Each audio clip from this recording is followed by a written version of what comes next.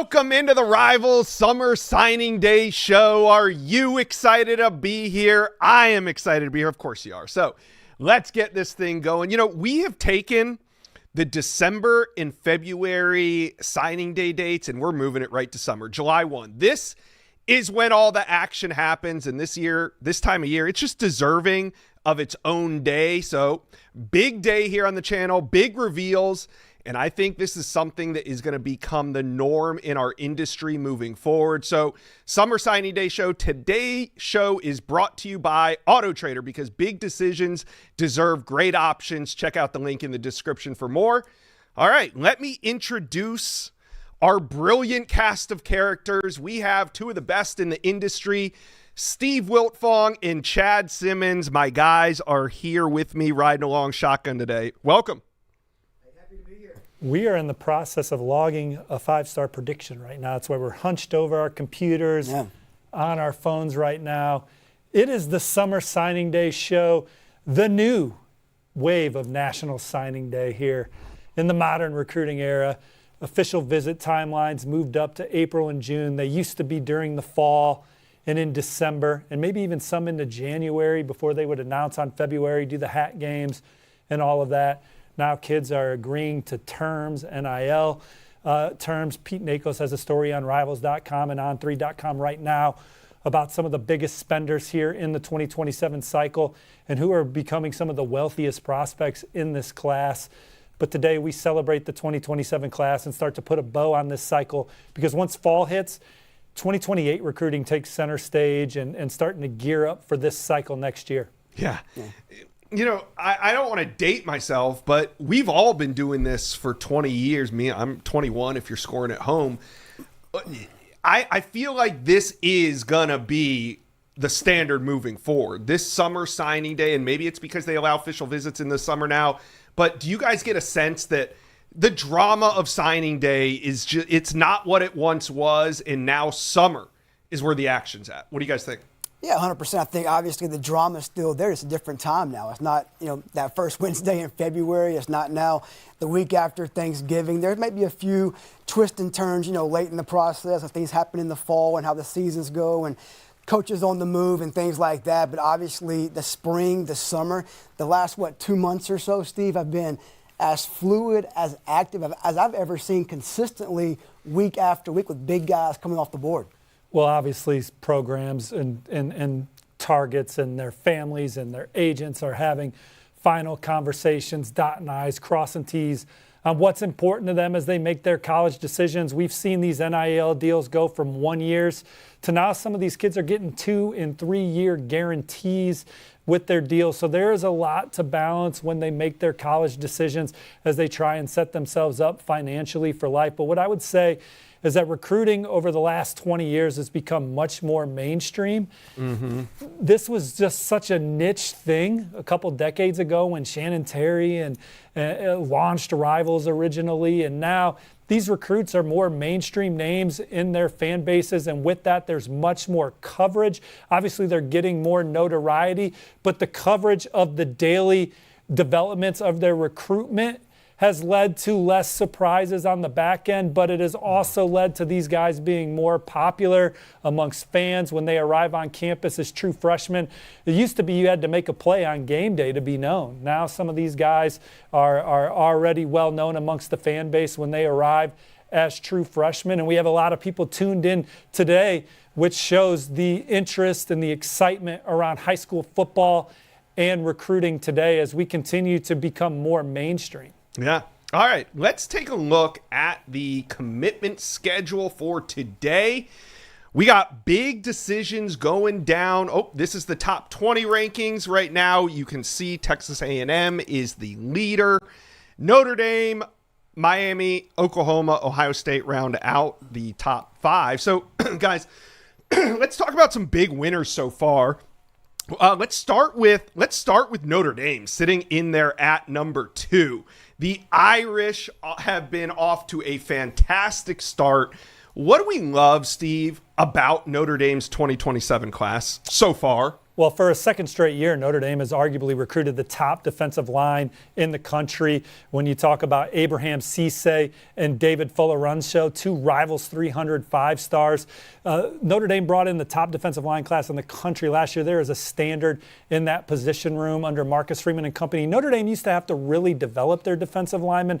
These guys are coming in with high expectations. Anytime you talk about Notre Dame, you always know that foundationally they're going to be terrific on the offensive line, arguably the top offensive line in the country with Olu Babola, 5-star, Albert Simeon, a 5-star, headlining that list. And when you talk about Marcus Freeman and Notre Dame, they played in the national title game 2 years ago. They have the number 2 recruiting class in the country this year, number 2 recruiting class in the country last year. I think the biggest thing that he's done since he's taken over the corner office is making sure Notre Dame's had a difference maker at quarterback, whether that was going to get the best guy they could get out of the transfer portal or landing C.J. Carr, who's going to be one of the Heisman favorites going into the season. So they got their quarterback in line. They got 4-star Champ Mons in the fold, who they really targeted this cycle. They got their point of attack players, and they've recruited the secondary at an outstanding level. They've been running back. You lately had 2 first-round draft picks at running back. No, it doesn't look like they're slowing down the way they've recruited that position in the last 2 cycles as well. So Notre Dame, they're going to be in the national title hunt for years to come on the heels of these last 2 recruiting classes. All right, we're going to talk big winners throughout this show, but before we get, and our first commitment is on deck. He's locked and loaded. We're going to get to him in about 5-6 minutes. So, Chad, before we do that, though, one of the programs that we have been talking non-stop about on this channel has been the Miami Hurricanes, and they've made a splash in the hometown area. They've gone national and made some big flips already. Miami's 2027 class, what do you love about it? Yeah, that's where I was going, was Flip City. 305. Yeah, Miami, that's what we love. What Jaden Bryant, elite rush edge from Irmo High School in South Carolina, flips from LSU to Miami. Dante Wright, we knew he was flipping from Georgia to Oregon. He goes from Georgia to Miami. A.I. King Hall, one-time Oregon commit as well, an elite cornerback out of Southern Alabama. Flips from Oregon to Miami, and they want more. I mean, they're still involved with a guy like DJ Jacobs, right. Ohio State commit, 5-star edge. Miami's going to compete with the best players in the country, whether they're committed or uncommitted. To me, that's what stands out the most. I think they have, 4 flips right now. They love to add one more. Yeah. Pound for pound, the number 1 recruiting class in the country. When you look at the Rivals industry ratings, average ranking per commit, this Miami class is number 1. Ohio State's number 2. Notre Dame number 3. A&M with the number 1 overall class sits at number 4. How about Miami closing on Izzy Abrams, one of the top quarterbacks in the country out of Chicagoland? They were probably running number 4 in his recruitment before he took his visit to Coral Gables this summer and instantly jumped in the fold. The coordinators at Miami are 2 of the best in college football. The cohesion in the building. Obviously, Mario Cristobal sets the tone at the top as an ace recruiter. Their general manager, Dennis Smith, is as involved in recruiting as anybody in the country. And they also they pour into those 5-stars in those blue chippers. But then you also talk about a guy like Andre Hippolyte, who is in the Rivals 300. But Miami recruited him like a 5-star target, a local guy that would not be surprised if we see him be All-American type player for them in the secondary on the back end, one of the next local greats out of South Florida. They love this linebacker class with freak athlete A.J. Randall beating Ohio State and Oregon for him. So Miami, coming off playing in the national title game, has maybe the most talented recruiting class in the country. Per the Rivals average ranking per commit, they do indeed. Yeah, and we're going to talk more about Miami throughout today, but we're going to see them sprinkled into some of these big flips, some of these flip rumors. And remember, this show, it's not just about commitments. These guys over here are cooking. They got some intel. Actually, right now, I think you guys broke some news as we were getting onto the show. Now, we're going to get to the first commitment in 3 to 5 minutes. Why don't you guys tell us, though, about the breaking news, the new predictions that both of you dropped right before the show began? We've been grinding on this one for a few days, going around from Texas A&M to Michigan to South Carolina, talking about 5-star cornerback Joshua Dobson up at Huff High School outside of Charlotte, North Carolina. Took the OVs. A lot of buzz has been around this spring, kind of A&M setting that pace for Dobson. They had some confidence there in Aggie land. They could land him in this class. But after he did not commit on that OV earlier in June, stayed true, went up to Ann Arbor for his OV, finished up in Columbia, South Carolina. They wanted that last OV. They got the last OV. He's been going there since he was in middle school. We've locked predictions now for Shane Beamer and that staff at South Carolina to land elite cornerback Joshua Dobson and beat Michigan and Texas A&M. Still, schools are reaching out. There's still communication going on, but all signs point to now A&M and Michigan looking up and chasing South Carolina for Joshua Dobson. No program recruited Joshua Dobson longer than South Carolina. The relationships with Shane Beamer, Torian Gray. Getting the last official visit was big. They got Joshua Dobson around the athletic director. He had questions about Shane Beamer and if he was going to be at South Carolina for the long haul. These recruits love Coach Beamer. He is very involved, hands-on with these recruits. These families get to know Coach Beamer. The love he has for South Carolina, it is contagious, and when they get on their visits, they get that family feel, and they feel at home. This is certainly a modern recruiting win if South Carolina is able to pull it off. I'm told they had by far the highest NIL offer on the table. They're competing against Michigan and Texas A&M. You know, the way Texas A&M's recruiting and playing. They made the college football playoff last year. They hosted a home game. That was a year after they were one game away for playing for the SEC championship. And then Michigan, obviously the tradition, the all-time winningest program, what they offer on and off the field. Took a visit there in the spring, took a summer official visit. Those were two programs that gave him a lot to think about. But right now, we like where South Carolina stands because of the last visit, the financial opportunity, being able to stay close to home, being around friends and family, the familiarity with the guys in the locker room, being the hometown hero type, and his belief in Torian Gray that he can get the best out of him as well, and believing that Shane Beamer is going to be there for a while. South Carolina trending for Joshua Dobson, going into the biggest decision of the day, can be watched later on this channel. Yeah, let's show the schedule for today's show. Now, the one name that's not on here is Joshua Dobson, and he will be committing on this channel, not on this show, but we will have a standalone show with Joshua Dobson, the five-star corner out of North Carolina, at 6 p.m. Eastern time. That's going to go down at his school.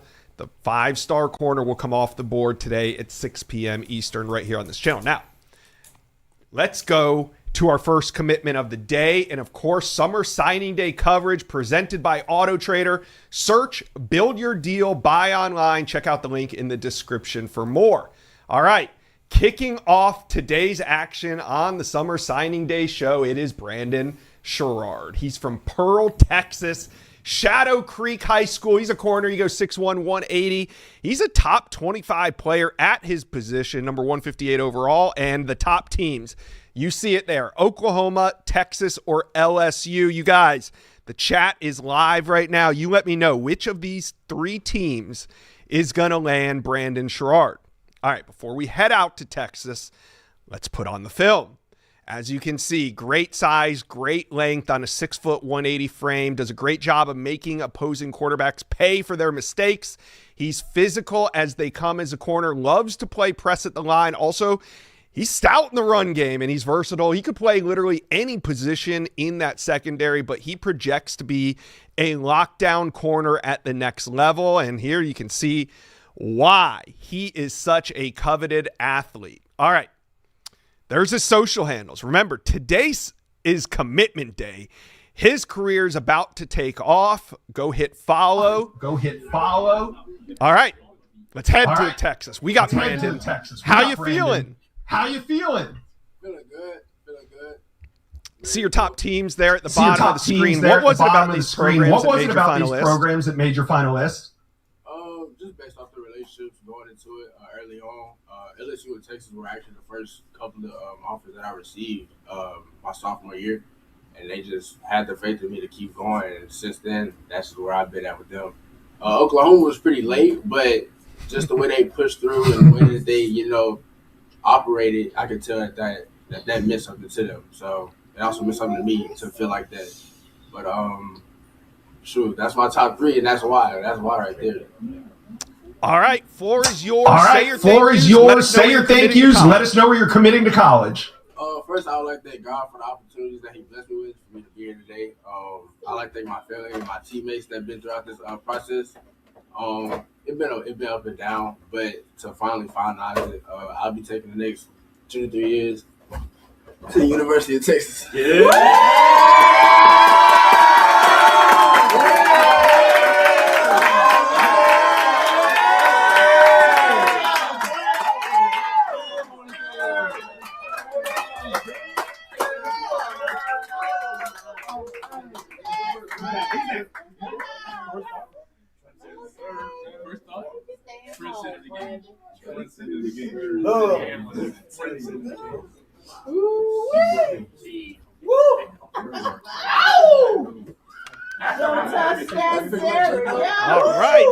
All right, there it is. Texas Longhorns. Brandon, why Texas? Brandon, why Texas? Texas. Welcome, baby. Just based off the relationship that I have with the coaches and the players that surrounded me, that's just the fit that I feel like that I can get better at and that I can keep going and go to the next level. All right. Well, congratulations. And hook 'em. Brandon Sherrard is now a Texas commitment. That's a big one. Wow, what an opening commitment. Brandon Sherrard, he's headed to Austin. Steve, how did they win this recruitment? Well, I think just the consistency that they had recruiting him, he alluded to that. Where they're at as a program, the in-state pull, knowing what Texas offers on and off the football field. The excitement around this is a national title contender, and this is a secondary that is really coming together for Texas this cycle as he joins the number one corner in the land, John Meredith, Montre Jackson, another four-star from in-state. Texas doing a good job keeping the best DBs in-state, beating Oklahoma. There was some confidence around the Sooners when he took his OV to Norman, and then he took his OV to LSU, and it looked like LSU was making a move, but Texas getting that last trip, getting him on campus. This is a big pickup for them. Coming out of Shadow Creek, this is one of the top programs in-state. He fits the culture that Texas is looking to have, the winning mindset, doing all the little things that you ask of your football players to keep your team competitive day in and day out over the course of the season. He's got leadership qualities, and he's obviously a heck of a football player, very smooth in coverage, a playmaker in the secondary, instinctive, that change of direction, burst, and ball skills. Love this pickup for Texas as they push for a top 5 recruiting class here at the end of 2027. Yeah, Chad, what do you like about him as a defensive back prospect? Obviously athletic, obviously can turn, he can run, obviously him playing press coverage there, tracks the football, makes a play on the ball, obviously can play physical as well. I think a perfect fit for Texas and SEC football coming out of Texas right there. Yeah, really a nice pickup. And if you look at some of these recent commitments, just on the channel for Texas, at the DB position, last week we had Montre Jackson make his commitment live right here. Junior Tuopo, the top safety, committed. Now they have Brandon Sherrard. Of course, they've also landed the number 2 ranked corner in the land, John Meredith. Is this one of the best DB class, maybe the best DB class in America? What do you guys think? Well, Junior Tuopo is a sneaky good recruiting win for Texas because of who they beat. The Indiana Hoosiers absolutely coveted him, the defending national champs. Oregon made a big push for him, and obviously Alabama and Auburn wanted him to stay home. So Texas closing that one, Chad. You talk about the rest of the guys in the secondary with John Meredith and company. It's one of the best. Obviously A&M's DB class is special, but Junior Tuopo, he's a guy that we're not talking about enough with this Texas class. Yeah, super athlete, versatile, free safety, play in the box, be a star guy, can do a lot for sure. All right, let's talk a little bit more Texas. Steve, you recently dropped a major prediction in favor of the Longhorns. Tell us all about it. Yeah, colleague Sam Spiegelman and I like where Texas stands for 5-star offensive lineman Ishmael Kamara. Now, during the spring, considered a heavy Oregon lead. Even early in the summer, Ducks look like the one to beat. But right now, the momentum we are hearing is with Texas. So are our colleagues at Inside Texas, Eric Nalen, Justin Wells, and those guys that do a fantastic job covering the program for the diehard fans.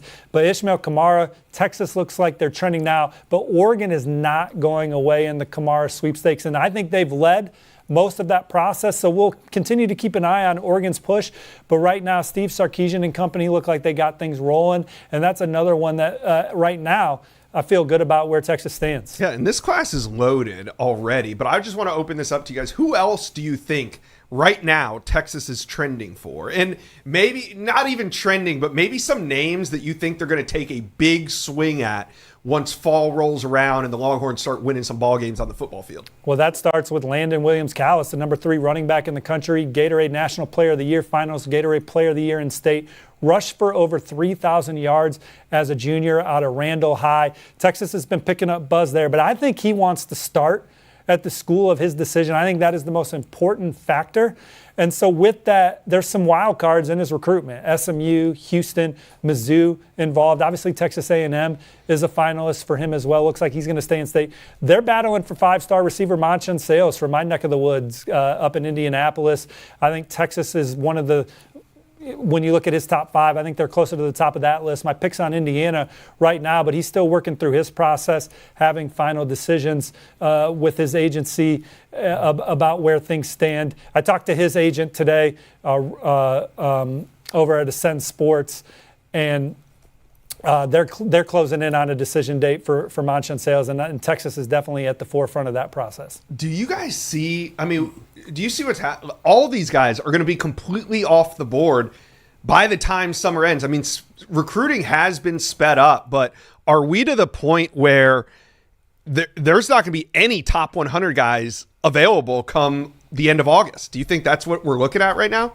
That's become the norm, I feel like. Now even more sooner than what it has been the last few years. Usually it's been, right around now, mid to late June, things kind of take off, pick up. You got 10, 15, 20 guys a day, it seems like, between like June 20 and like July 4th, July 10. Now, guys are committing in late April, early May, went through mid-May, now all throughout June. We're on the first day of July, and it seems like 90% of the blue chip guys this cycle are already locked in and committed. We have, like you said, 10, 11 more today, a few the rest of this week. Then we'll have guys like DGG next month, Sales announcing his decision probably in them early to mid-July. Those guys are coming off the board sooner and sooner. Before you know it, it'll be like July 1, and these guys are already done for weeks. Yeah. That's the way the college coaches wanted it. They originally put in the early signing period under the premise that it was going to allow the recruits that had made up their minds and didn't want to be bothered anymore by college coaches, that they could sign their letters of intent and go through January and not have to worry about being recruited. And on the flip side, schools then wouldn't have to worry about a prospect being flipped on them, and they didn't have to babysit their recruits. But then when they moved up added the early signing period, then they moved up the official visits, and you could start taking them in April and in June instead of, you had to wait till your senior year started, so you couldn't start taking them till the fall. And most people had their own football games, so they really couldn't take them till December and January. So that's why things were pushed back. But now you get them on campus in the spring and summer for their officials, and hell, these kids are taking officials 2-3 times beforehand. There's no unofficial anymore. Right. And There's so no they've made visits multiple times. These kids are emerging early. Huddle's the greatest invention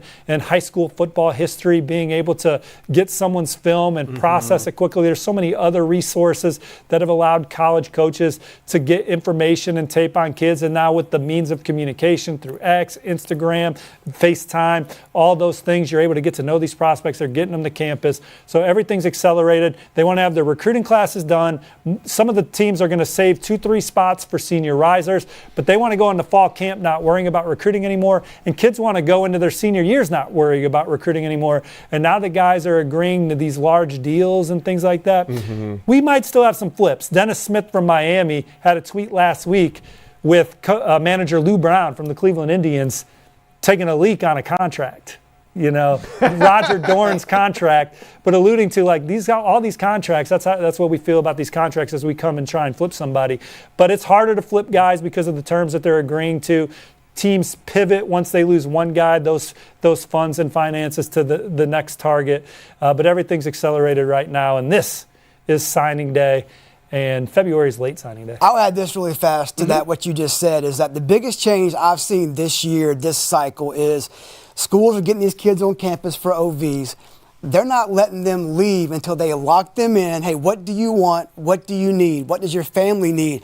What's it going to take to get you to commit today, lock in, shut things down? Don't go to Alabama next. Don't go to Georgia the week after. Don't make it to Notre Dame on June 19th. They're taking these 1 or 2 OVs, shutting it down and committing April, May, into early June. Signing and bonuses. being done. Signing bonuses. They're signing early. And if you see a flip, there might be some hurdles and hoops to jump through behind the scenes where schools are paying back the other school. Buyouts. There's all kinds of things going on behind the scenes that's new to the sport. It makes sense that the coaches would do this the way that they are now and land these early commitments because they're trying to fill out a roster. They're trying to fill out a 2027 signing day class. And in the past, you used to, now you can walk off campus with a contract in hand. It used to, you'd walk off campus with good vibes, the vibes are really high at this school. I think I'm going to end up there. But now you can literally walk off campus with a contract in hand and it's done.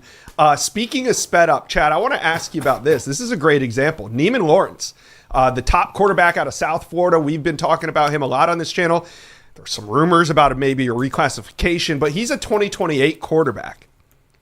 And he made his commitment last Friday to Texas. What are they getting? What are the Longhorns getting in Neiman Lawrence? Well, I mean, if you hear his interview, hear him talk, you think you're getting a grown man in a young man's body. I mean, deep, Barry White-like voice, super mature for his age. He said he is not going to reclassify. Again, Texas going down to South Florida, landed Dia Bell this past cycle going now. He plays now Lawrence at American Heritage, where Dia Bell came from, and one of the top programs in the South Florida area. I just think maturity, big arm, can make any throw. He's a natural leader, loves to work. He competes and trains with guys in the NFL level, collegiate level, guys like Dia Bell. He's around top talent every day. He's worked with Teddy Bridgewater, his head coach last year at Miami Northwestern. So he'll be ready to compete. But right now the plan is 2 more years of high school football, American Heritage. A guy that's going to come in, ready to work, ready to lead. They'll get a winner. All right, guys, guess what? We're ready for our next live commitment. And as always, today's Summer Signing Day show is brought to you by Autotrader. If car shopping feels like a whole thing, buying your car online on Autotrader makes it easier. Search, compare, build your deal. And yes, you can still test drive. Really, start online, head to your local dealer for the drive, then finish the deal wherever works for you. Your info stays with you, so you're never starting over. Car buying doesn't have to be a whole thing. Check out the link in the description for more. All right, let's get into another live commitment. Up next, we have edge Marquise Evans. Now, he is from the state of Alabama, and you can see here the top teams. They are Florida, Tennessee, South Carolina, Auburn, and Miami. So, you guys, we got a top 50 player at his position, number 346 overall. Let me know, where do you guys think MJ Evans is headed? All right. Before we go to him, let's put on the film. At 6'5", coming off the edge, he is a quarterback's nightmare. Just look at him running him down. Opposing defensive coordinators must know where MJ is lining up at all times. He's a disruptor both in the pass game and the run game. Excellent size and frame. Can't wait to see what he develops into on the next level. All right. Let's show his social handles here. You guys go hit follow. His career is about to take off. All right, let's head out to Birmingham, Alabama, where we have Marquise Evans. Ready to go, Marquise. How you feeling, big dog? I'm good. What about you? I'm doing great here, ready for another live commitment. So we see your top teams there at the bottom of the screen. What was it about these programs that made your final list? The main things that stood out to me about all of them, everybody was genuine with what they've been saying to me. Everybody been real since they came down and seen me. And so that's the main thing for me. I always say relationships is the main thing. All right. Well, MJ, the floor is yours. Say your thank yous and let us know where you plan on committing to college. Well, first, I just want to give a thanks to all the coaches who have reached out to me these past few years, spent their time on me. I want to give a thanks to my family, a thanks to my coach, Coach Abrams. He got me here.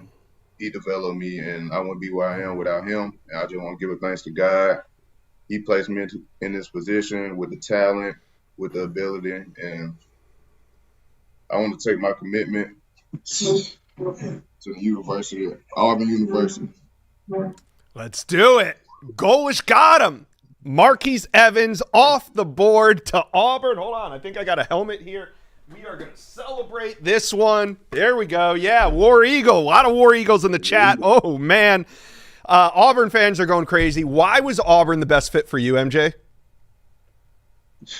Auburn was the best fit for me because it's really Coach Golish. He came in. I believe in what he's doing. I think he's going to change the program around. And since the day he came and saw me in January, he kept it real, kept a great relationship, and he tells you what you need to hear. That's the thing about his genuineness. I got guys in my position, like my position coaches, they know what they're talking about. They done seen it, they done it, and that just matters to me the most. Yeah. We've had a lot of big commitments here on this channel. Myson Johnson Cook committed here. We've had some big ones. What do you think of the class now that you're a part of it that Auburn's putting together? Honestly, I think I'm surrounded by some dogs, and that's just great for me, honestly. Just knowing that I can go into class and have to compete every single day is great. All right. Have you had a chance to tell Alex Golish you're coming? And if you did, what was his reaction? I have had a chance. He was very excited.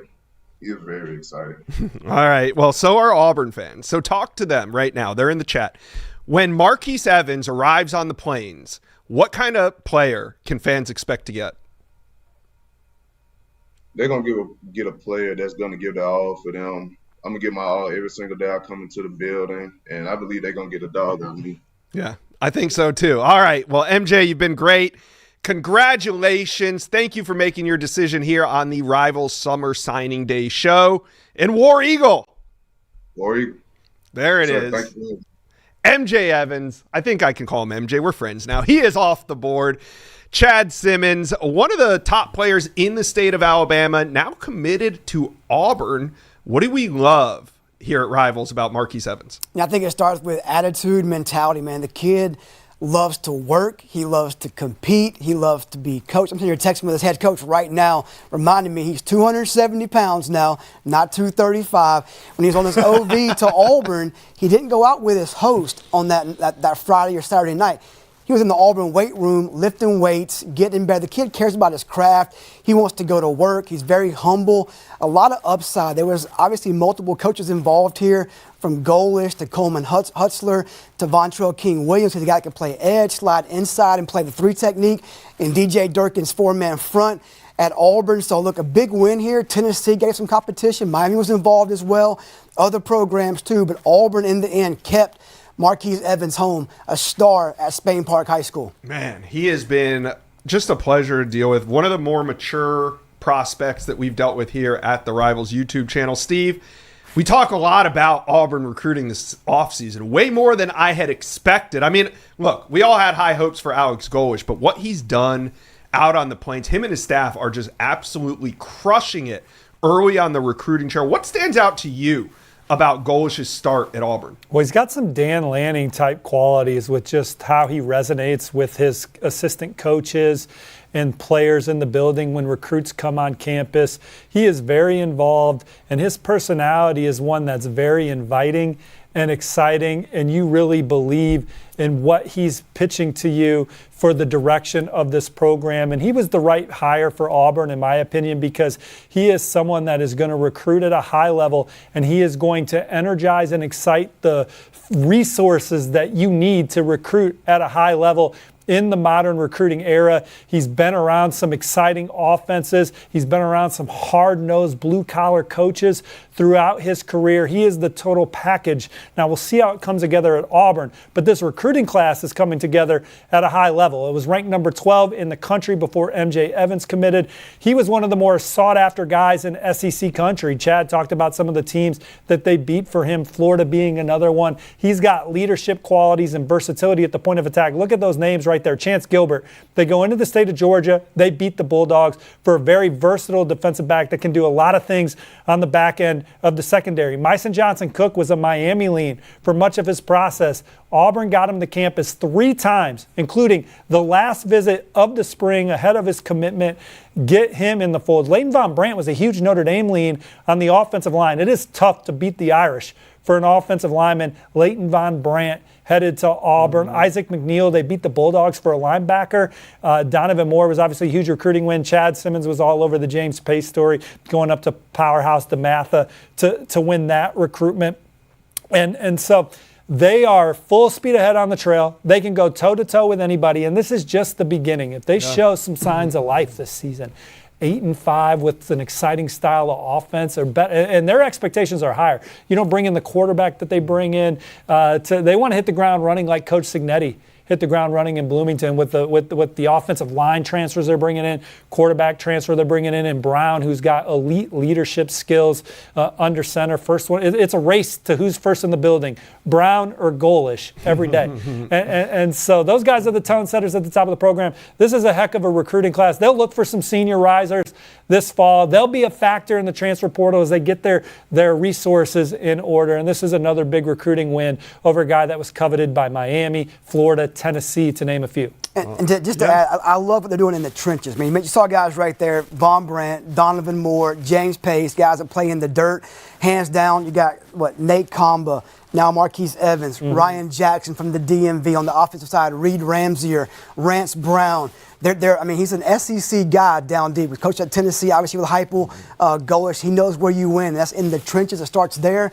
I love what they're doing in this class in the trenches there. Chad, they flipped Gary Chapman from Wake Forest, where if he was taller, be a blue chipper is what people say. You've seen Gary Chapman a lot out of Brookwood. What's your assessment of Gary Chapman? Super athlete, guy can throw it. Multiple coaches went to see him throw this spring, Steve, and they came back saying, man, they were surprised by the arm strength, the accuracy. Obviously, he's an athlete, mobility, extend play. So he'll be fun to watch as they kind of work with him, kind of groom him and mold him into an athletic quarterback in that kind of offense under Golish. Hey, guys, what do we think the ceiling is on this class? Because obviously Auburn on the field last season wasn't great performance-wise. So do they, I don't want to call this a rebuilding year because Alec Golish has hit the ground running, but do they maybe get a pass in year one because there's so much hope and excitement around this program? I mean, are they going to be able to add to this class regardless of what happens this season? What do you guys think? I think they're about done, but part of the reason why Auburn struggled last year is because Coach Hugh Freeze lost his fastball, kind of like Jimbo Fisher lost his fastball. The offense was easy to prepare for and easy to stop, and so it was tough sledding for Auburn. Now, they grinded through a lot of ball games. They were in games in the fourth quarter, but if you're struggling to stay on script offensively and get first downs, it's tough sledding in the SEC. I think Alex Golish, we've seen him put up yards and stay on script offensively at Tennessee. He knows what it looks like in the SEC to be explosive, and so I think that we are going to see a more exciting Auburn attack. We'll see if that leads to more wins, but it's going to be a more fun style of play, which recruits are going to see in 22, because we're turning the page of 2028 now for Auburn. They're going to have visitors on campus every weekend for home games. That's the kind of program they're going to have, similar to Texas A&M. They're not going to waste weekends at Auburn and say, we're only going to bring in guys for 3 Saturdays. They're going to bring in dudes every weekend to watch them play, and I think it's going to be a more exciting brand of ball. There's a new excitement, around this program. I mean, he's come in a whole new energy, changed the culture, not just him, but the staff from top to bottom, the personnel group. They have changed the culture overnight.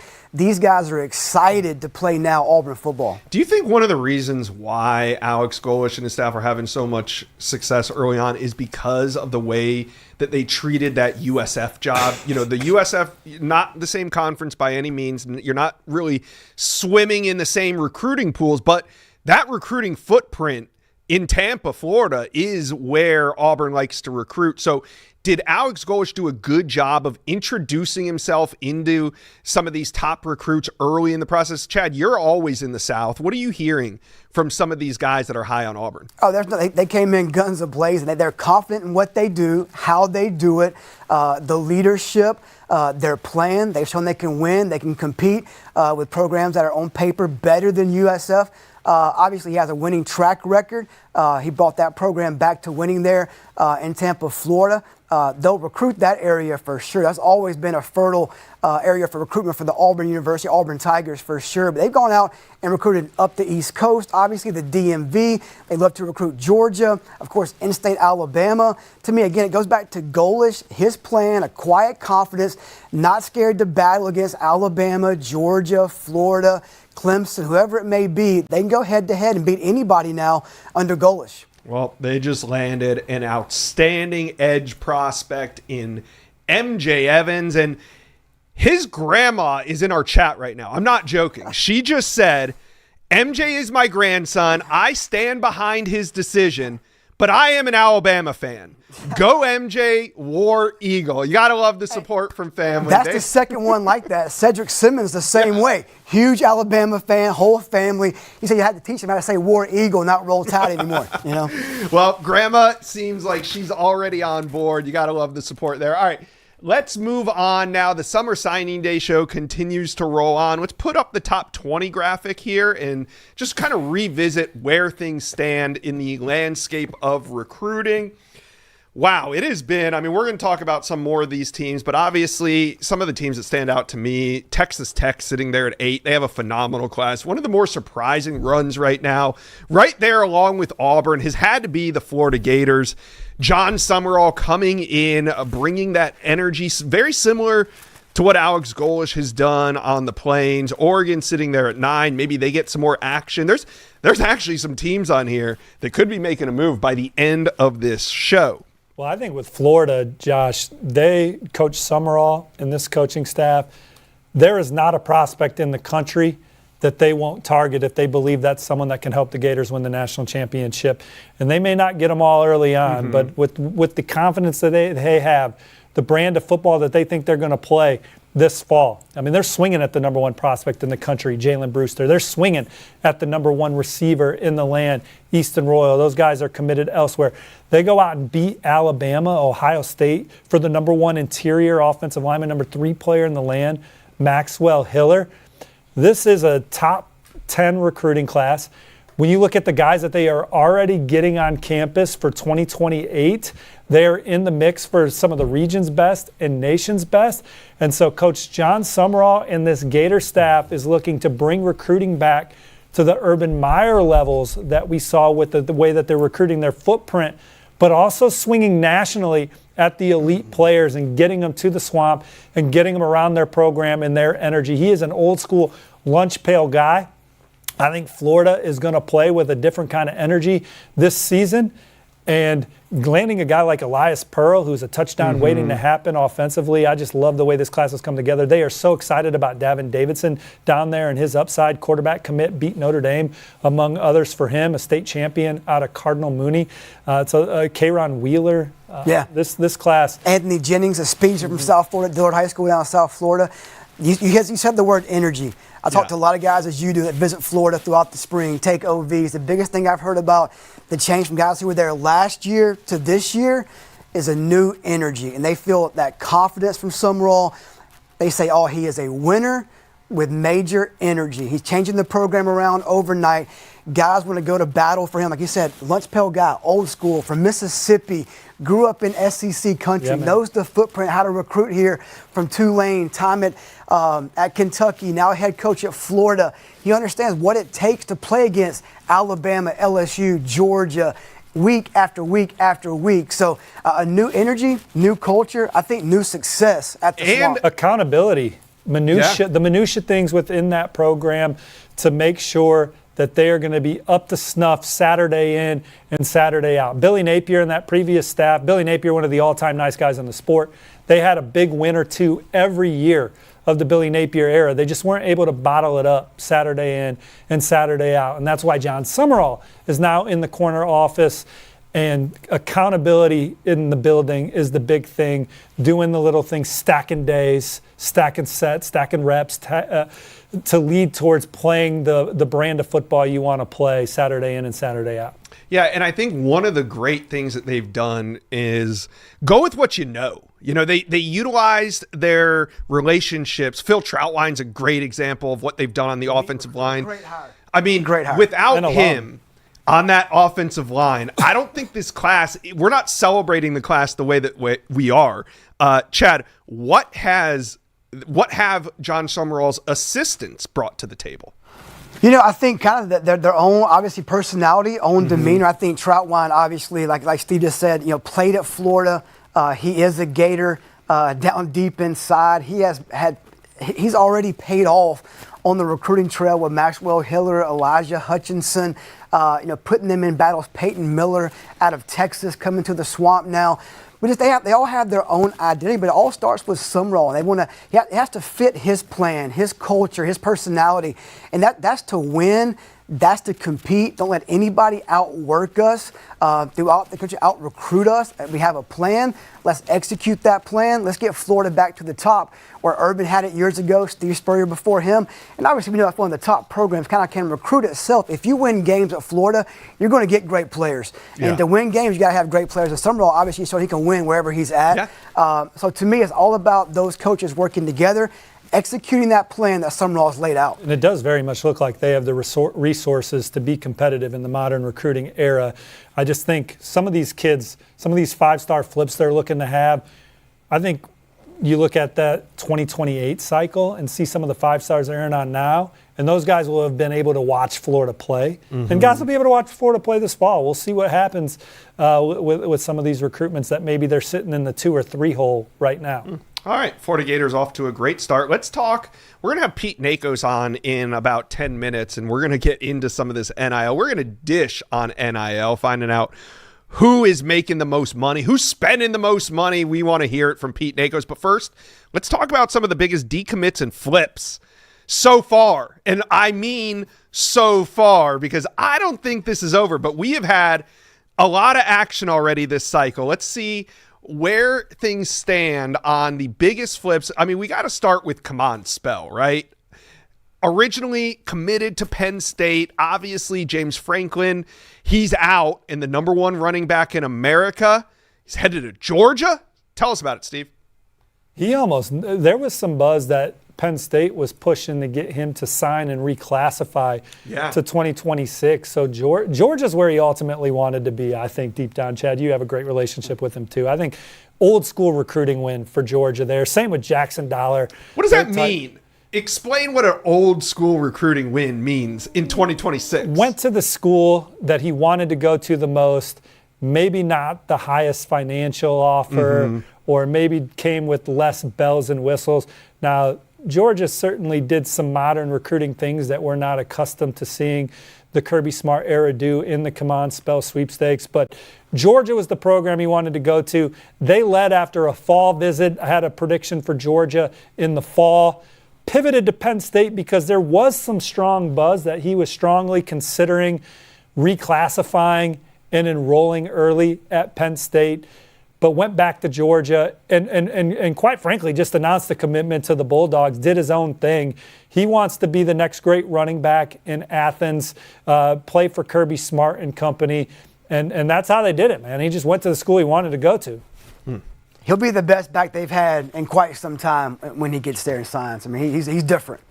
All right. Now, if you see at the bottom of this graphic here, you see defensive lineman Ben Jarvis Shoemaker. This was one of the craziest flips of the cycle. Yes, he's a 4-star recruit, and he was committed to Ole Miss. He put out we'll call it Monday night. He puts out a message saying that he is shutting down his recruitment. Shutting down your recruitment usually means like I'm turning my phone off. I'm no longer even taking phone calls anymore. The next morning, Ben Jarvis Shoemaker flips his commitment to Colorado. Okay, that's a bit of a stunner because the night before he put out a message that he is shutting it down. All right, flips to Colorado. Well, no less than 6 hours later, Tuesday evening, Ben Jarvis Shoemaker announces he is flipping his commitment back to Ole Miss. Yes. On Monday, Ben Jarvis Shoemaker puts out a note that he is shutting it down. And on Tuesday, Ben Jarvis Shoemaker goes out and makes 2 commitments. So, boys, even though we say NIL kind of calms the waters, recruiting is still recruiting. And it's just a reminder that we got 17 and 18-year-old making massive decisions, and things can still change on a dime. This was a great example of that. I mean, before he locked things down the first time with Ole Miss, that what you said Monday night, he was recruiting guys like Mitchell Turner to commit, Antonio Berry, Caden Moss, 3 in-state targets, which they did a great job of landing 2 of those guys, and Mitchell Turner and Antonio Berry. Moss went to Ohio State before he then re-upped with Ole Miss. But that was wild. I mean, we even really classify that as a flip and flip back. I don't know, but yeah, I mean, recruiting's still recruiting. Look, I don't know if that was just some weird gamesmanship like, all right, Colorado, we're going to have you announce that you're solid with Ole Miss only to flip to us tomorrow. But then, dude, there's modern recruiting. It ain't that easy to flip these days. No. And so, rocking with Ole Miss. There was a time where I thought Tennessee was the favorite, and then he jumped in with Ole Miss. So I thought that I don't know if you had a different read on it, Chad, but I thought right before he committed to Ole Miss, I thought Tennessee was actually the leader. So I don't know if Ole Miss made some exciting opportunities for him to quickly jump in the fold for the Rebels. When he originally committed to Ole Miss, that came as just kind of an abrupt surprise to me because I know Tennessee was in there deep. That D-line's kind of coming together, too. Mitchell Turner, Shoemaker. Keep an eye on Antoine Jackson. That's on Friday. Schools like Alabama, Missouri, Tennessee been involved there, but Ole Miss looking in a good spot there for Antoine Jackson as well. All right, let's bring up that graphic one more time. What other flips really surprised you? I mean, Dante Wright, people were penciling him into that Oregon class, and then he flips to Miami. Jaden Bryant, I think, was a bit of a shocker. Cooper Hackett, maybe not so much, but you guys see the list here. What stands out to you? What was the biggest surprise? I mean, it's hard for us. We don't want to be surprised. So, like, if we're surprised, don't be too cool. You guys can be surprised too. But for me, the surprise was definitely A.I. King Hall. For me, that was probably on that sheet. You know, I think we all anticipated Dante Wright not ending up at Georgia at some point. Obviously, Keyshawn Bowman committed to Oregon super early in the process. But for me, King Hall went to Oregon the first time, fell in love, committed from Dothan, Alabama.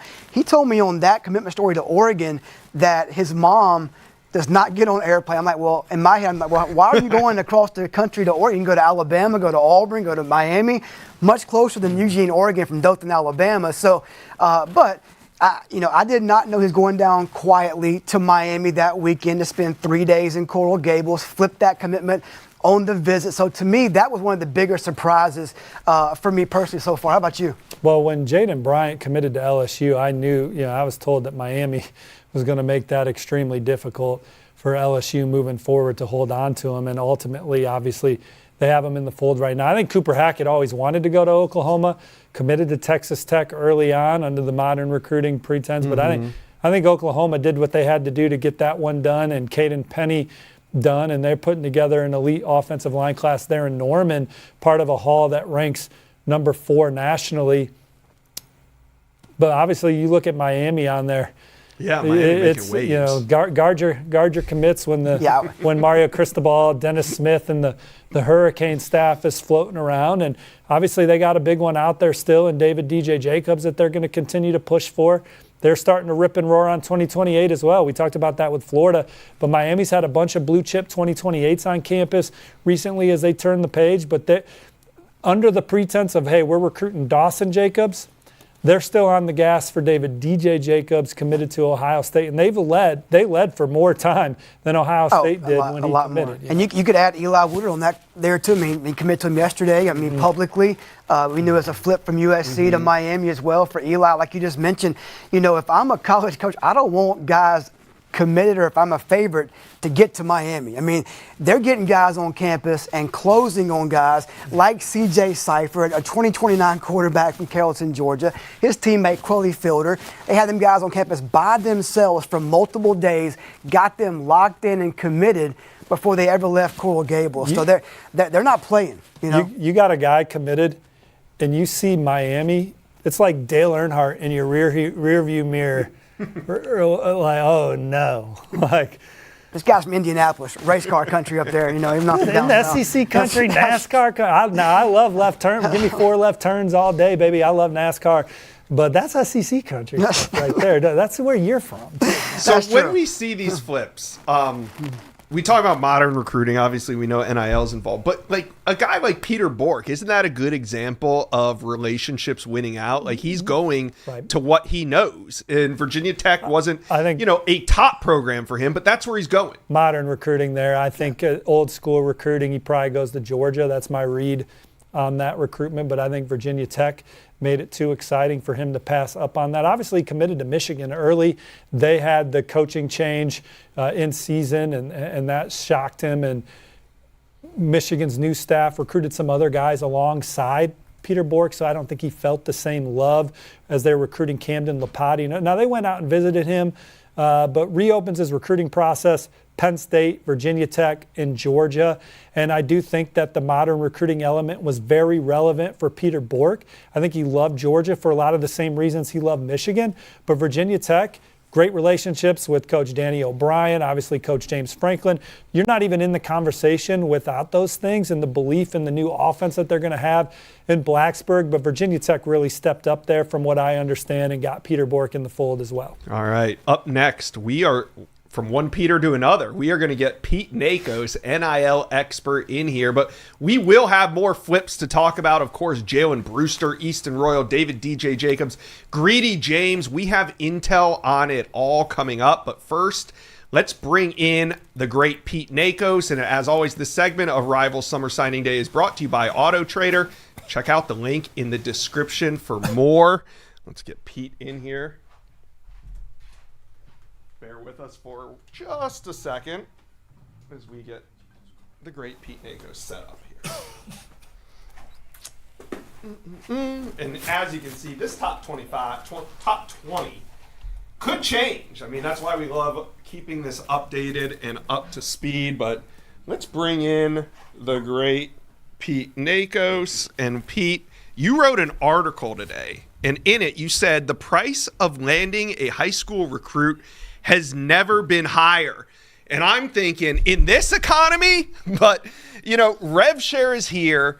And a lot of people, I think, were of the assumption that with rev share would come maybe a quasi salary cap.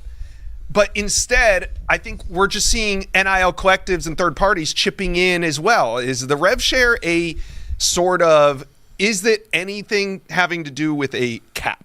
What's going on, Josh? Happy to be here. Happy Summer Signing Day. Let's talk money. Revenue sharing is here in college sports, and it's starting to, kind of show the effects in recruiting. I think the one thing that you need to know right off the bat when we talk rev share and how it's impacting high school sports is the bottom of payments has risen, right? More programs than ever before have more money to spend. So with that, the price for a low 4-star, for example, like that floor is now around $300,000 to $350,000, and the top of the sport is still, outspending the mid to lower part of the sport, but the mid to lower part of the Power 4, has more money to spend. So with that, it's harder for a SEC powerhouse now to just casually get a lower 4-star than it probably was 2 years ago. Yeah, I think we're seeing.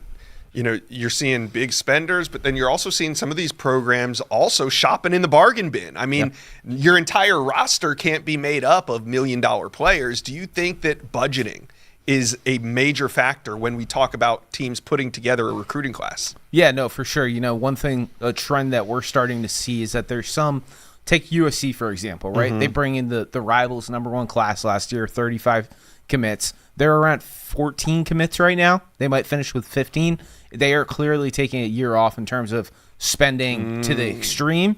The way they view it, General Manager Chad Bowden views it is, okay, let's just keep the guys that we have in 2027 locked in. Let's make sure that we can, bring in the right guys, bring in the right talent, make sure they're locked in.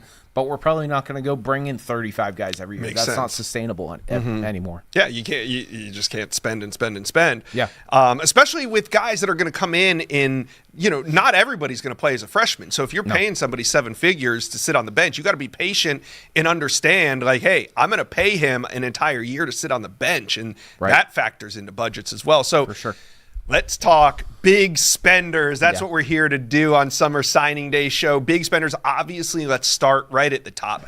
Texas A&M. Is there a limit to what they are willing to spend? I think they have 5 or 6 5-star recruits, and there could be more to come. They said it's 6 5-star recruits as of this morning. Maybe that changes today. Yeah. Maybe it doesn't. I know Steve and Chad put in picks for South Carolina for Joshua Dobson. You know, you talk to general managers across the sport right now, and in the consensus is that A&M is spending over $10 million on this 27 cycle. I mean, that is one of the top classes in the sport right now In history. and in the history of the recruiting rankings industry. I think the couple things you need to talk about, though, when you talk about A&M, they are not afraid to spend when they need to.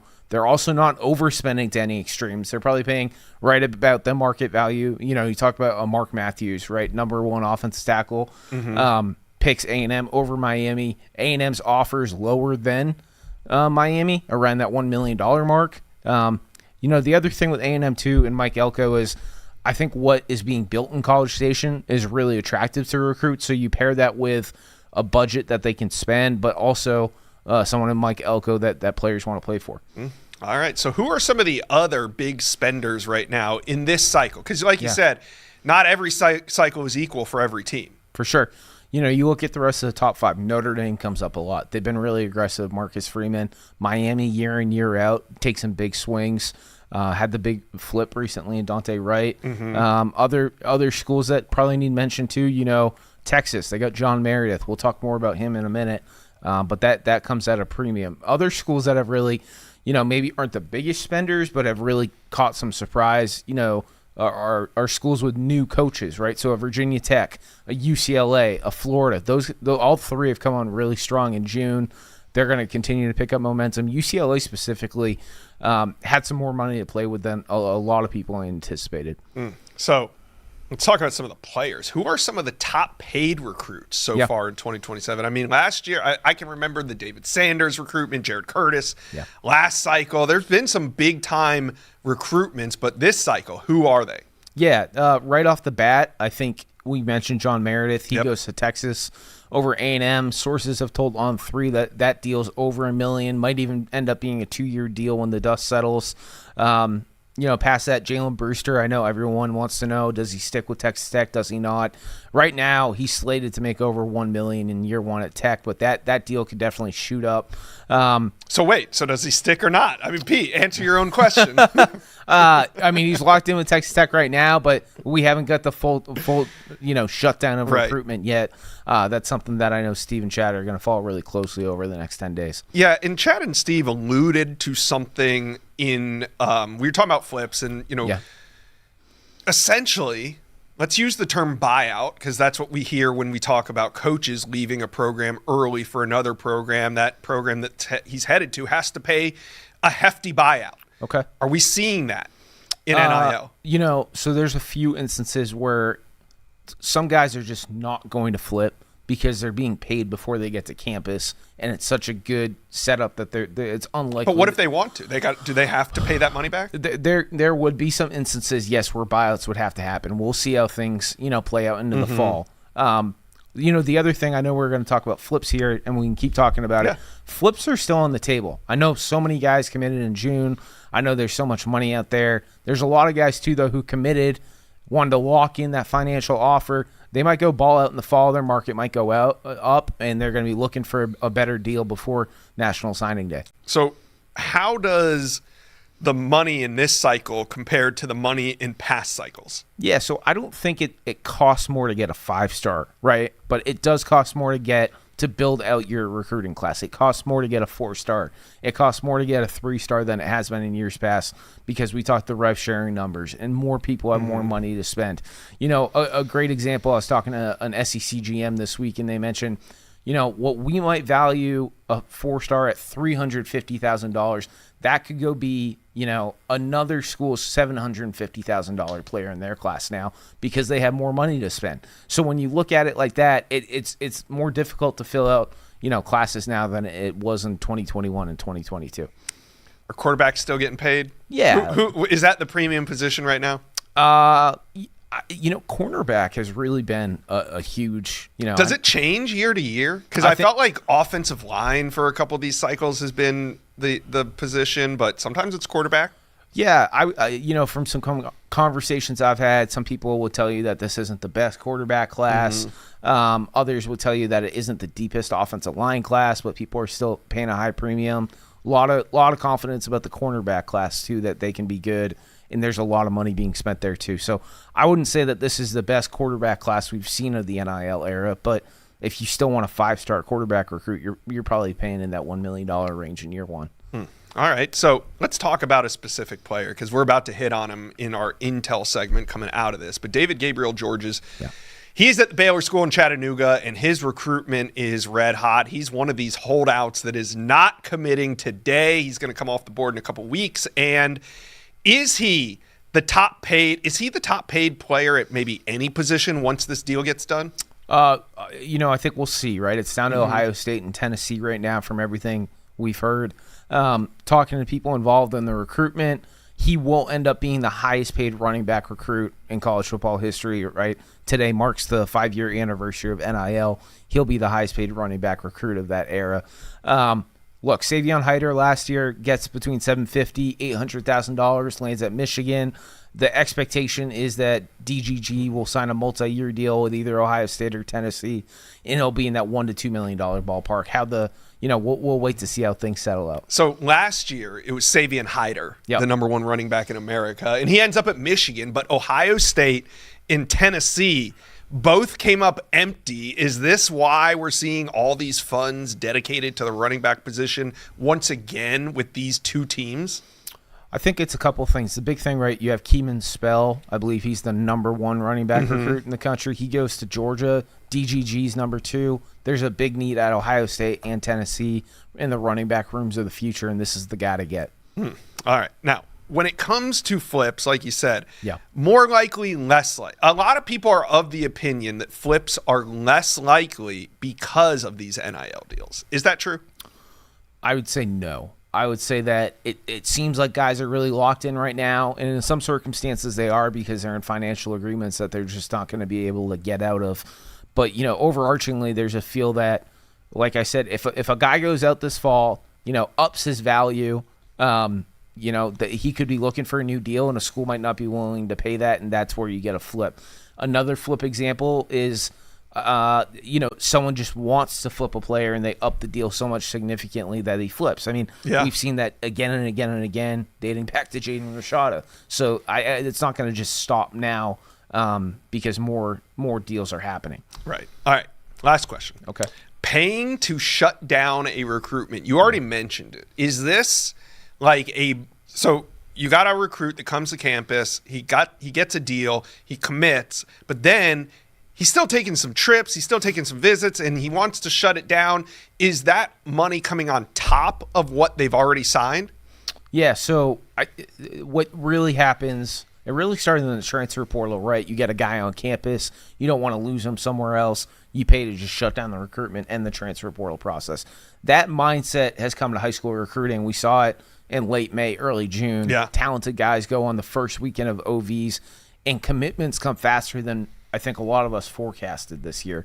And that's because players have the leverage to get the most out of a school, and they're saying, hey, you want to pay me now? I'll shut down the OV schedule. I'll be locked in with the Georgia Bulldogs or whoever it be. And that's something that's happened. And that is, I think, something that we're all adjusting to. I think there's some who thought there would be more commitments going on right now than there are. And the bigger reason is some schools have been happy to say, hey, here's 50 more K to shut down the OV schedule, lock in with us. Now, what about paying for a visit? We know that official visits are paid for. We know that now unofficial visits are essentially paid for. But there's always rumors, he's getting 5K, he's getting 10K just to go take a visit. Does that happen? And is that price range the right number? I'd say that's the right number. I'd say unofficial visits, guys were getting paid this spring to go on unofficials. A big thing, too, is top, I don't know, take a 150, 200 ranked player. It's rare that they're going to go work out on a campus in some instances, and they're not being paid to go work out for that program. That's something that multiple GMs told me. Had an SEC school tell me that they think they spent $70,000 in June just on workouts. Wow. That's pretty crazy. I mean, the money flying around is just all over the place. So We will talk to you soon. Pete, thank you. You bet. And we will be back here in a second. Guys, take a look at these live commitments. Here's the schedule. We will have Kylan Bobo up in about 45 minutes. He'll be our next commitment. Kylan Bobo, one of the top running backs in America, still out there. He's going to be making his commitment live. Guys, let's get into some intel on some flip targets. And, of course, buy a car online on Autotrader, real local dealers, real easy, really. Check out the link in this description for more. Now, flip rumors. Let's get to them. Let's start with Jalen Brewster, and I know this is a big one because, Steve, you spoke to his family today. I did indeed. And they would not completely close the door on anything happening now. The priority for Jalen Brewster right now is getting healthy, rehabbing, and having a great senior season per his father, Robert. He said, right now we're still committed to tech. Right now we're focused on rehabbing, getting back, working out, and getting ready for the season. That's all we're focused in on right now. There's a lot of confidence around Lubbock that they're going to keep Jalen Brewster in the fold. His father, Robert, continues to rave about the family atmosphere. Joey McGuire creating an environment where they know that he cares about his players. This is a program that made it to the college football playoff. They had a top 10 offense, top 10 defense, had a terrific recruiting class last year. Pound for pound, one of the top recruiting classes in the country this year when looking at average ranking per commit. And then certainly a top 10 class from top to bottom. As it is, they see a program that is really on the rise. But that visit to LSU was a huge needle mover. Called Lane Kiffin and Ed Orgeron legendary coaches. So they're still getting to know those guys in Baton Rouge. But I know talking to people that spent time with Jalen Brewster on his official visit to LSU, there's been a lot of confidence around that program that they could ultimately flip Jalen Brewster. Now I feel like there was confidence around Florida they could flip Jalen Brewster as well. I think that has died down a little bit, Chad.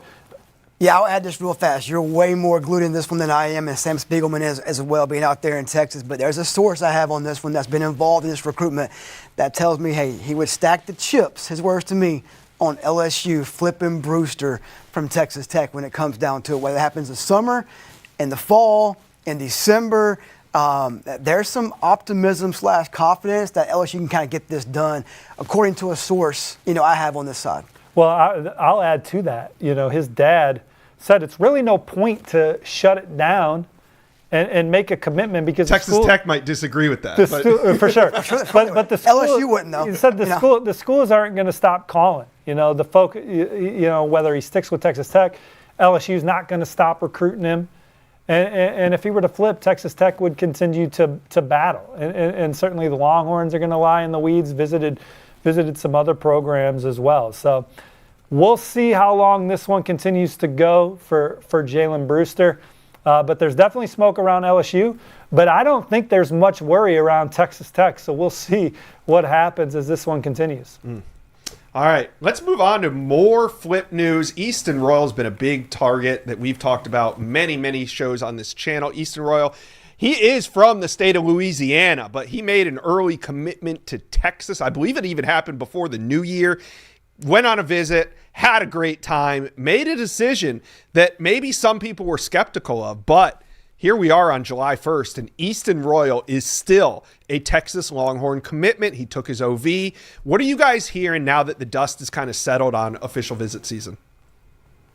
Well, I think when he committed to Texas, I actually kind of thought that would be it. Most kids that commit to Texas of this magnitude don't really flip or look around on the Longhorns. I think that around LSU, ever since Lane Kiffin's been hired, and he was one of the first recruits that Lane Kiffin reached out to, telling him that the offense is going to basically look like a video game. I forget the exact quote that he gave us. Maybe it was at the Under Armour All-America game.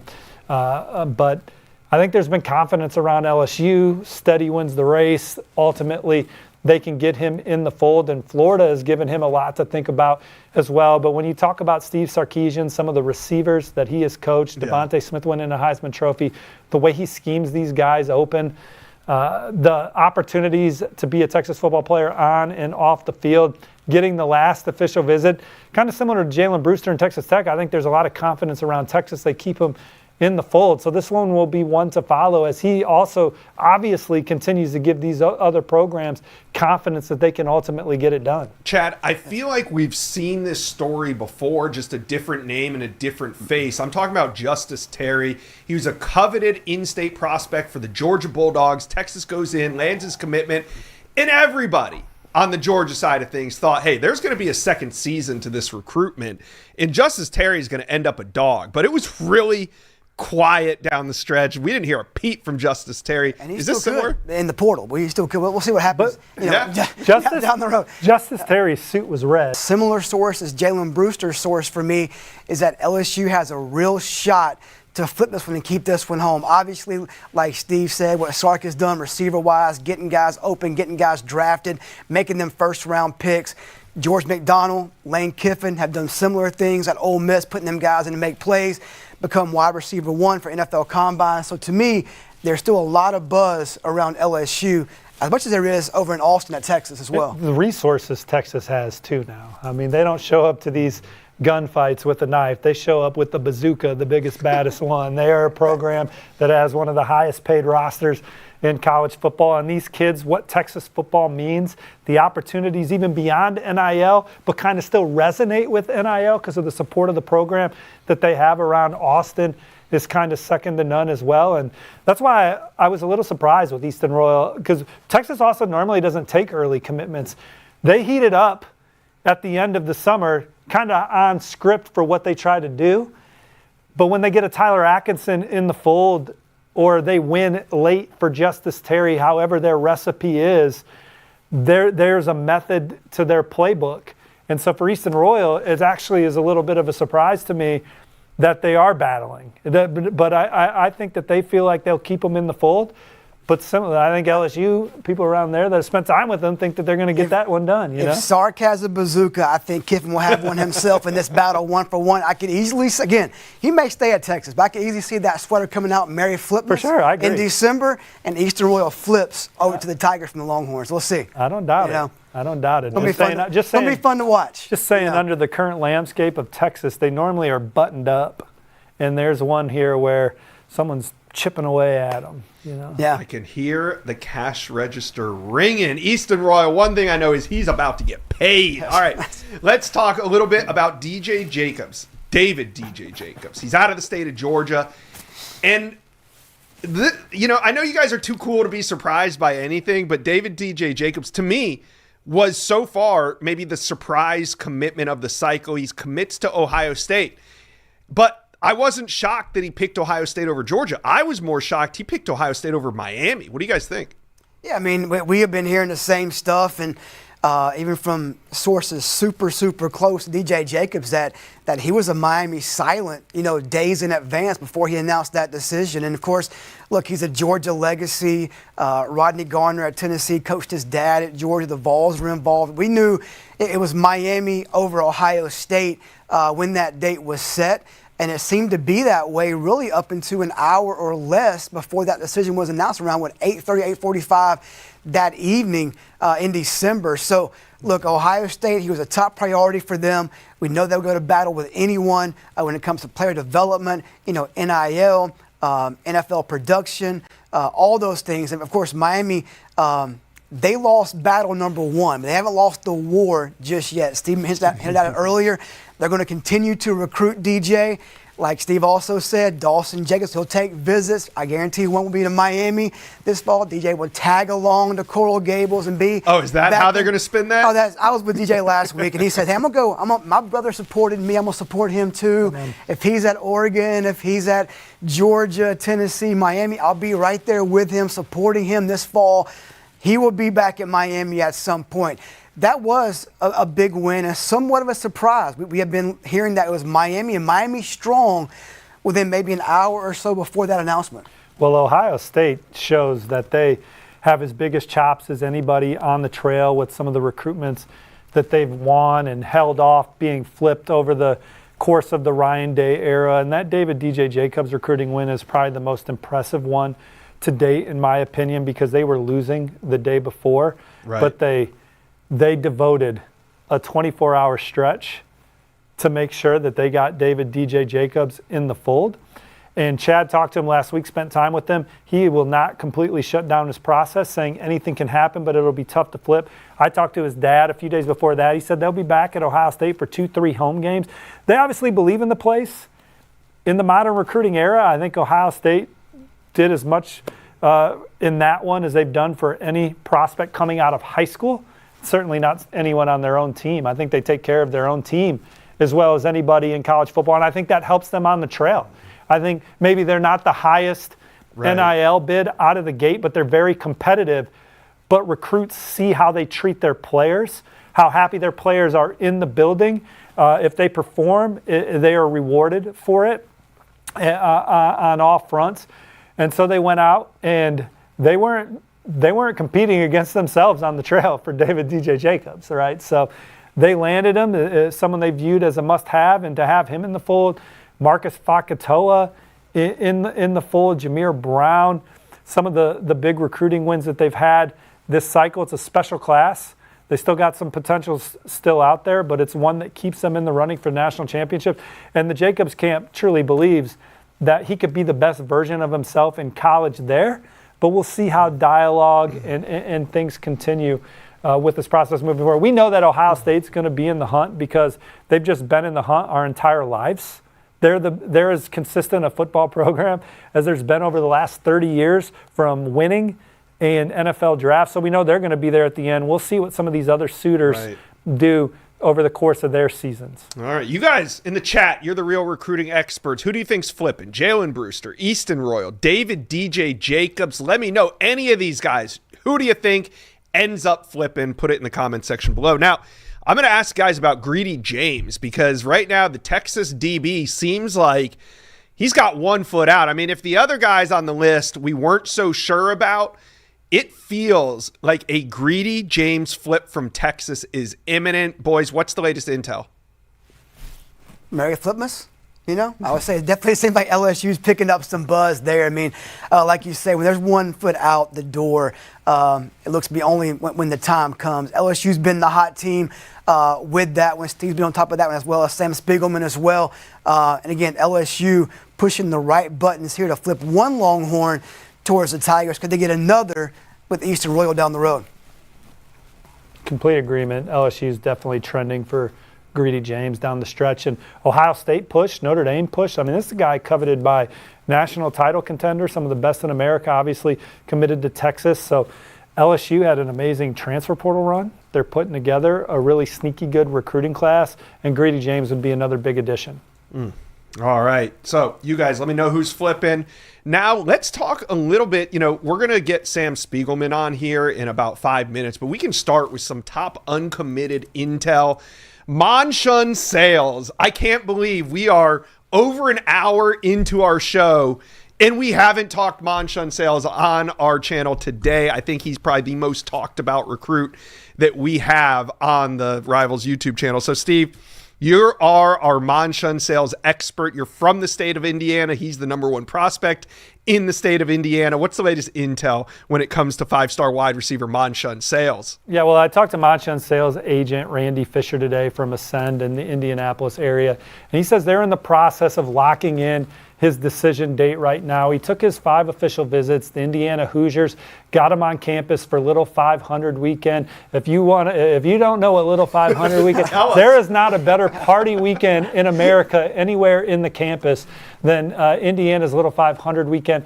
He was there when they celebrated the national championship. He took a couple visits in the spring just to get some one-on-one time with the staff and knows a lot of players within the program. He's from the same high school as Omar Cooper, who develops into a first-round draft pick under Kurt Cignetti, Mike Shanahan and company. If Kurt Cignetti and Mike Shanahan and company don't end up in Bloomington, Omar Cooper doesn't go in the first round. His former teammate Davian Chandler's got a chance to be a breakout wide receiver at Indiana this fall as they replace guys like Omar Cooper. Several people on the roster, guys like Casimir Hicks, the comfort level there, the track record of development. And I think in the modern recruiting era, we've seen Indiana flex in the transfer portal, landing guys like Josh Hoover, being big spenders on guys that they think can help them win the national championship. Monchon Sales is someone that this IU staff views as a can't-miss player that can keep this program competing for all the marbles year in and year out. So that's why I like Indiana, but it is not a slam dunk for the Hoosiers. He is looking at some terrific programs. The Texas Longhorns are certainly emerging as a program to watch. He took a great visit there in the spring. They got the last official visit. What Sarkisian and company have done historically with wide receivers, the way they scheme them into their offense, just the feel that he had around Texas's program, the resources that they have. Texas is a program to watch. Ohio State historically, Alabama. Those are two programs that have always been in the mix for Monchon Sales. LSU has tried to make a late charge, but the decision date's coming soon. He is going to come off the board here in July, but after today, we'll be talking a lot more about Monchon Sales and David Gabriel Georges, because everybody else is going to be committed and locked in and preparing for fall camp at their schools. Monchon Sales and his camp at Ascend, his family, they are dotting I's, crossing T's, having final conversations with schools. I wouldn't be surprised if he even named the top 2 or 3, trimming the list down a little bit more as we build up to his commitment, which is certainly going to be one of the more anticipated commitments this cycle. And he's an awesome football player, man. Plays on both sides of the ball, played safety as a junior, will come down and fill an alley. This is a program that before him and some of the other guys got there, they were a bottom feeder in one of the toughest conferences in Indianapolis. They've helped put this program into state title contention. That's the kind of recruit you want to recruit. Someone that helped build up a program, was very integral, doesn't come off the field, does the little things for his teammates and has pride for his city. So that's why he's an elite player. Doesn't hurt that you're 6'5" and can run a 21-second 200-meter dash. But he does it all, and it'll be interesting to see where he lands. But I think IU will do whatever they have to keep him home. All right. Now, you see here. All right. And a lot of people are waiting on Kalen Bobo. I am too. I can't wait, but he is set to commit in a half hour. So stick around. We will have Kalen Bobo. We are not late. 1 p.m. Central Time is his commitment time. And yes, I'm excited for it as well. But I wanted to ask you guys about Joshua Dobson because, yes, this is a commitment show. But in the first 5 minutes, we dropped some major news. And now we're an hour and a half into the show. So Joshua Dobson, he's going to commit on this channel. 2 hours after this show ends, at 6 p.m. Eastern, we are going to North Carolina for the number 6 player in America, and he's going to be committing right here. Make sure you guys are subscribed. But, guys, a week ago, where was your mind at when it came to Joshua Dobson's final destination compared to where it's at right now? I mean, for me, probably leaning slightly A&M at the time, maybe not as much as I was. Well, we knew South Carolina was coming. And Michigan, we knew both. I was going to say, but Michigan and South Carolina. Michigan was that last OV, right? Carolina last OV. Michigan got one before that. So it was, 3 weeks in a row, College Station, Ann Arbor, Columbia. Carolina got the last OV. So I would say a week ago, probably still give the edge to Texas A&M. Michigan was pushing hard, Carolina pushing hard. And there's always been, I've had a source close to this one say that there's always been a quiet level of confidence in Columbia that they've been in a better spot than most thought they were throughout the recruiting process, whether it was this month, 2 months ago, 6 months ago, or last year. They've been on Dobson since 8th grade. He's been there the most. They know the family the best. Michigan did a great job getting him there on campus for the first time back in April, opened his eyes to the Wolverines, the Big Ten program, got them an official visit a week after he was in College Station for Texas A&M's OV. They put themselves right in the thick of this race as well. But the buzz has been, over the last couple of days, growing and picking up momentum around the South Carolina program. Shane Beamer and that staff have gone all in for Joshua Dobson. We had Pete Nakos up here earlier. They had from what we're told, the strongest and biggest NIL bid for Joshua Dobson. We know Michigan went big, A&M went big, Carolina So we're told Much went bigger, much bigger. And that could be a factor. But he also has been tossed maybe the brand of being the face of Nike now for South Carolina. The ADs met with him the last 2 times he's been there. The ADs answered every question he's been asked about Beamer's, future in Columbia. Will the staff be there? Will they not be there? I think comfortability, playing time, Nike, NIL, a lot of things now favor South Carolina. But we can go again. I say A&M with Carolina on the push and Michigan not going away. All right. Thanks, guys. We're going to transition to another segment. And, of course, this segment of Rival Summer Signing Day show is brought to you by Autotrader. Check out the link in the description for more. Now, you can see the schedule here. This is on Central Time. So, Kalen Bobo set to commit in about 30 minutes. I want to bring on one of the top insiders in the state of Texas. Let's bring on Sam Spiegelman for more. Now, Sam, we are supposed to have Jaden Anding commit in this segment, but I think this is a great example of just the pressures of signing days, of recruiting in general. Jaden Anding from the state of Louisiana was set to commit. Last night, though, I spoke to his mother. There was some apprehension about details of his commitment, and they just weren't ready. I told her, hey, let's not push it. We got plenty of time on this channel. We will welcome Jaden anytime he wants to make his commitment. And I've literally been texting with her as the show is going on, and she apologized. They thought they'd be ready. I don't care. There's no reason to rush it. You have an entire offseason to do it. So Jaden Anding, not ready to pull the trigger. Lay it out for us. Who's in the mix for Anding? It's a 2-team race, Josh, and you hit it. They are getting close to a decision. They were scheduled to commit on July 1st, and I'm not ruling out a decision today, tomorrow, or sometime this week from speaking to his camp as well. They are heading closer and closer to a decision. I believe that a decision is made, and now it's about dotting the I's, crossing the T's, finishing this thing out. This is a 2-team race, and it has been LSU versus Ole Miss for much of the spring and much of the summer. He took official visits to both SEC programs. Of course, he has a legacy for LSU. His older brother, Aiden, signed with the Tigers 2 years ago and is a part of that secondary. But, of course, a couple of staff members from that LSU staff started to recruit him in Oxford, and he had a really great visit to Ole Miss a couple of weeks ago. I still like where LSU stands. Like I said, this is in the fourth quarter, the final hours. I still think they're in a great position to keep Jaden Anding home. When that decision could come, like I said, today, tomorrow, maybe this week. But I still like where the Tigers sit with one of the state's and one of the country's best safeties. All right. When it comes to LSU recruiting, and we'll see what happens with Anding, regardless, though, has there been a hotter team on the trail in the month of June? They are certainly in contention for that honor. I mean, they have been loading up from the high school ranks. I heard Steve mention it before, how much damage they did in the transfer portal. Well, once Lane Kiffin and Billy Glasscock, their general manager, got going on the recruiting trail, they have not slowed down. They have started. First of all, they went in-state to get 5-star Ahmad Hudson on the board. They got blue chipper Braylon Kalai, who announced his decision on the Rivals YouTube channel. And in the last month, they have been loading up not only in the state of Louisiana, but across the country. You see elite edge defenders like KJ Green and Chris Whitehead declare for the Tigers in the past month. They keep in-state running back blue chipper Trey Martin on board and add 2 more running backs around him in Brendan Lacey and Trey Segura, the number 7 running back in the country. And then they load up at wide receiver, which Lane Kiffin tends to do everywhere he's at. They love to get talented wide receivers and bolster that position group. Winning a competitive recruitment against Ole Miss for Cade Cooper, then flipping Gary Burney away from the Houston Cougars. That's an in-state guy that they really fell in love with this summer during camp workouts.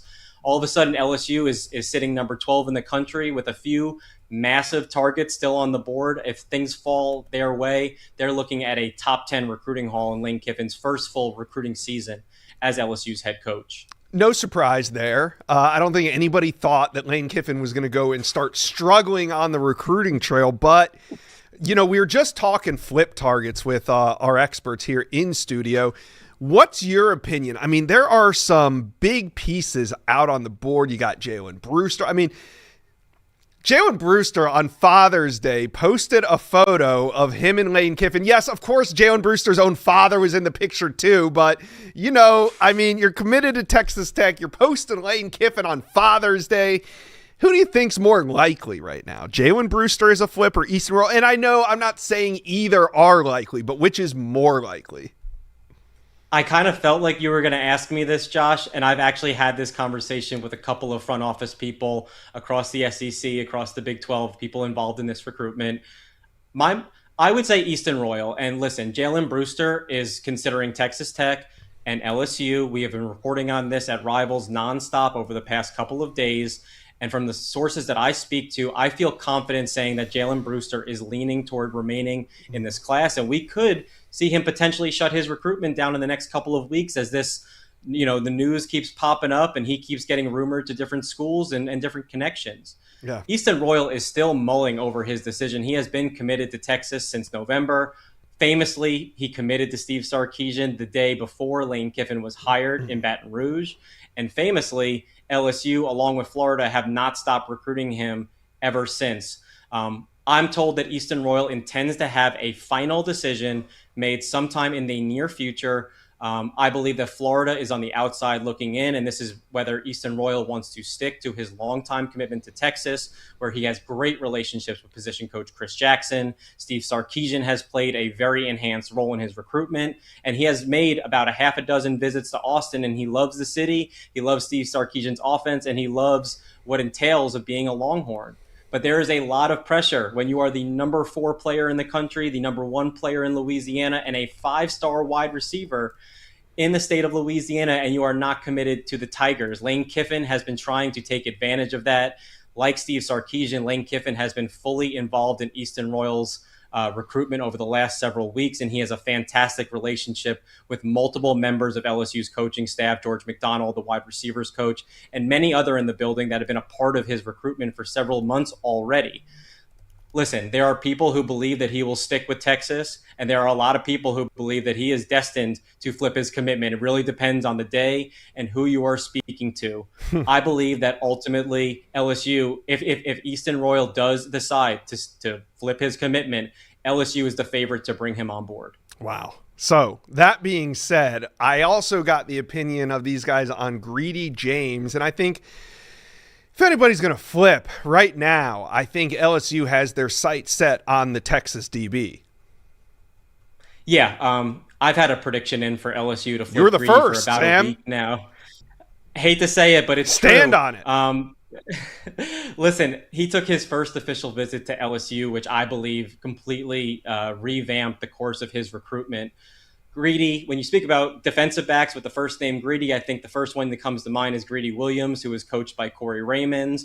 Greedy James, however, is also from Louisiana. He has family in South Louisiana. His whole family is from New Orleans. He was born in New Orleans. His family is full of LSU fans. And after making his way to Baton Rouge, to South Bend, and then back to Austin, I believed he loved the blueprint that Corey Raymond laid out for him, playing not only cornerback, playing some nickel, playing some safety, getting developed at multiple positions to play on the field at LSU in a stadium that his family has dreamed of seeing the 4-star defensive back play in for years. I think Texas and Notre Dame made this very difficult on Greedy James, but you have to credit Corey Raymond, who has continued to build that relationship since he visited over Easter weekend, and LSU is trending ahead of what should be an announcement this week. Yeah, pretty interesting stuff. Now, let's hit on, and Kylan Bobo's loading as we speak. We will be to him in about 10 minutes. Kylan Bobo will be the next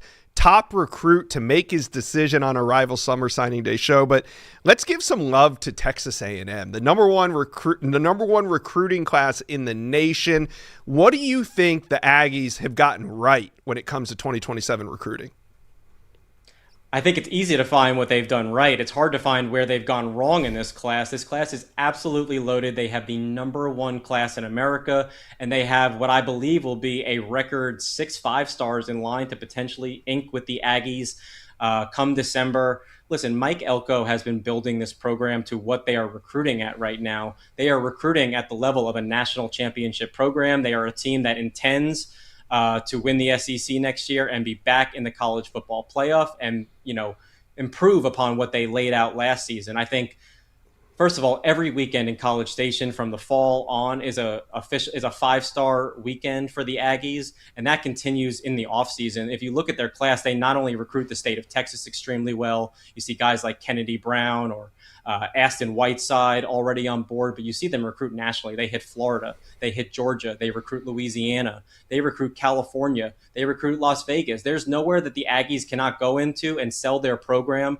Mike Elko is one of the most widely respected head coaches in America. I have spoken to kids, parents, agents, other coaches from rival schools that rave about what Mike Elko stands for and how he relates to these kids, and that kids want to play and suit up for Mike Elko and these Aggies. In the last month, they have added major commitments from guys like Caden Henderson, the number 1 linebacker in the country, explosive wide receiver Eric McFarland. They win a very tightly contested recruitment for in-state linebacker Aston Whiteside that was really coveted by Kentucky and their former defensive coordinator Jay Bateman. But overall, it's actually been a quiet month for A&M. The June fireworks haven't compared to what happened in the spring when they were able to land Kennedy Brown, the 5-star in-state offensive tackle, or win a very highly competitive recruitment for Jaden Upshaw, who they believe can be an instant impact player in College Station. Of course, guys like Jaquan Snell getting him to shut down his recruitment despite Texas, Oklahoma, and Miami recruiting him. Beating a lot of those same schools for 5-star offensive tackle Mark Matthews, winning a competitive recruitment for Zyron Forstall, another 5-star in this class. What Texas A&M is doing is catching the attention of players and coaches around the country. I think that the future is very bright in College Station. I don't think that they intend to slow down anytime soon, Josh. All right, let's talk a little Texas Tech. Why not get your opinion on Joey McGuire in the Red Raiders? I mean, we don't have to just talk about flip targets. They have put together, and the reason we sit here and we talk about flip targets and flip rumors is because Texas Tech went out and landed some of the most coveted players in America. Is this shaping up to be a historic class for the Red Raiders? They are pacing to have that. First of all, last cycle when they signed Felix Ojo and went out for LaDainian Guyton, they signed their best recruiting class in program history, and they are about to double down and make history yet again. They are coming off of a historic season, Josh, where they won their first Big 12 title. They made it to the college football playoff for the first time, and they believe that they are starting a bit of a dynasty in the Big 12. They don't want just one Big 12 title. They want to win it every single year, and they are comprising a roster full of talent that SEC, Big Ten, and other major programs across the country want their prospects, and they are building the roster to dominate the Big 12 and compete with the Texas A&Ms and Texases and Ohio States and Alabamas and LSUs in the college football playoff. You talked about Flip Watch because they have multiple 5-stars in line to sign with the Red Raiders. Again, Josh, this is something that 10 years ago would be unheard of in the West Texas.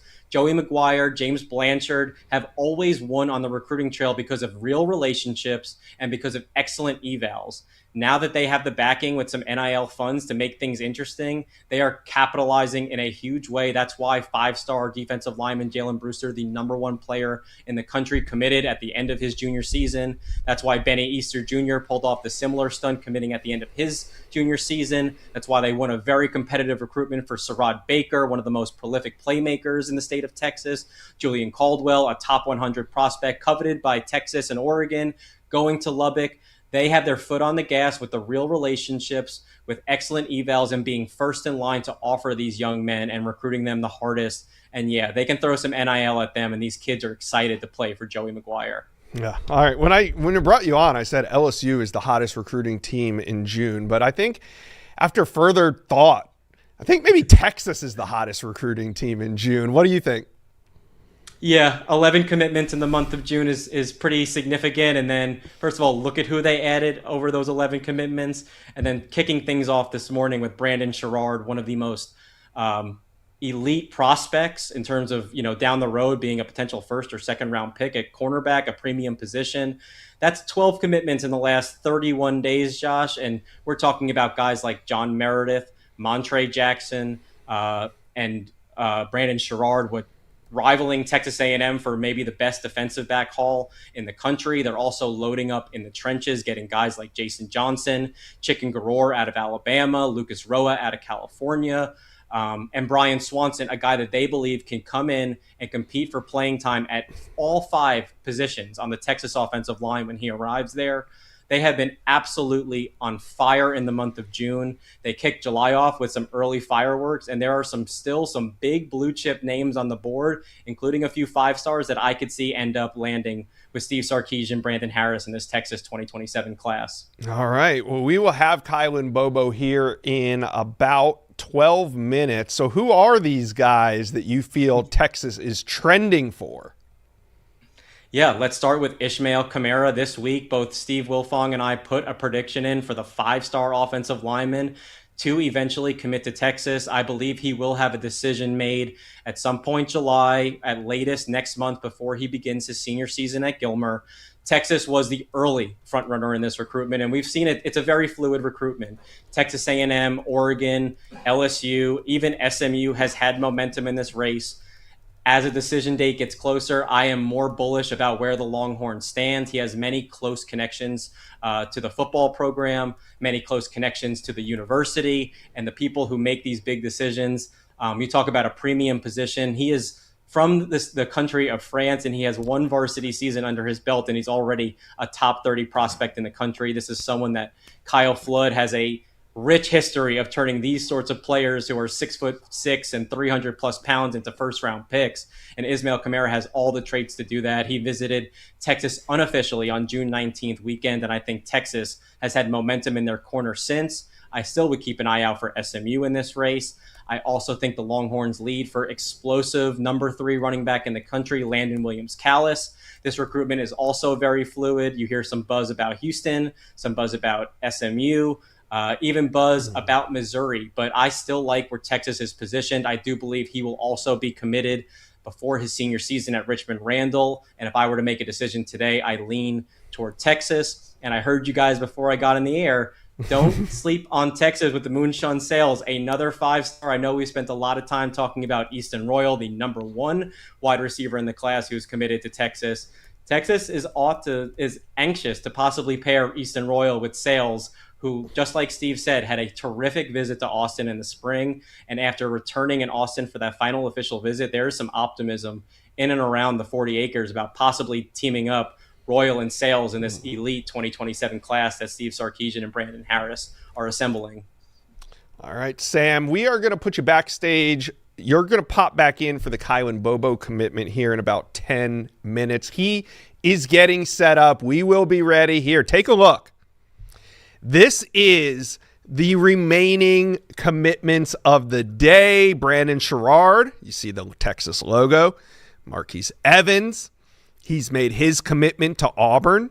And in about 10 minutes, we are going to bring in Kylan Bobo for his decision. You can see the finalists there. You guys get in the chat.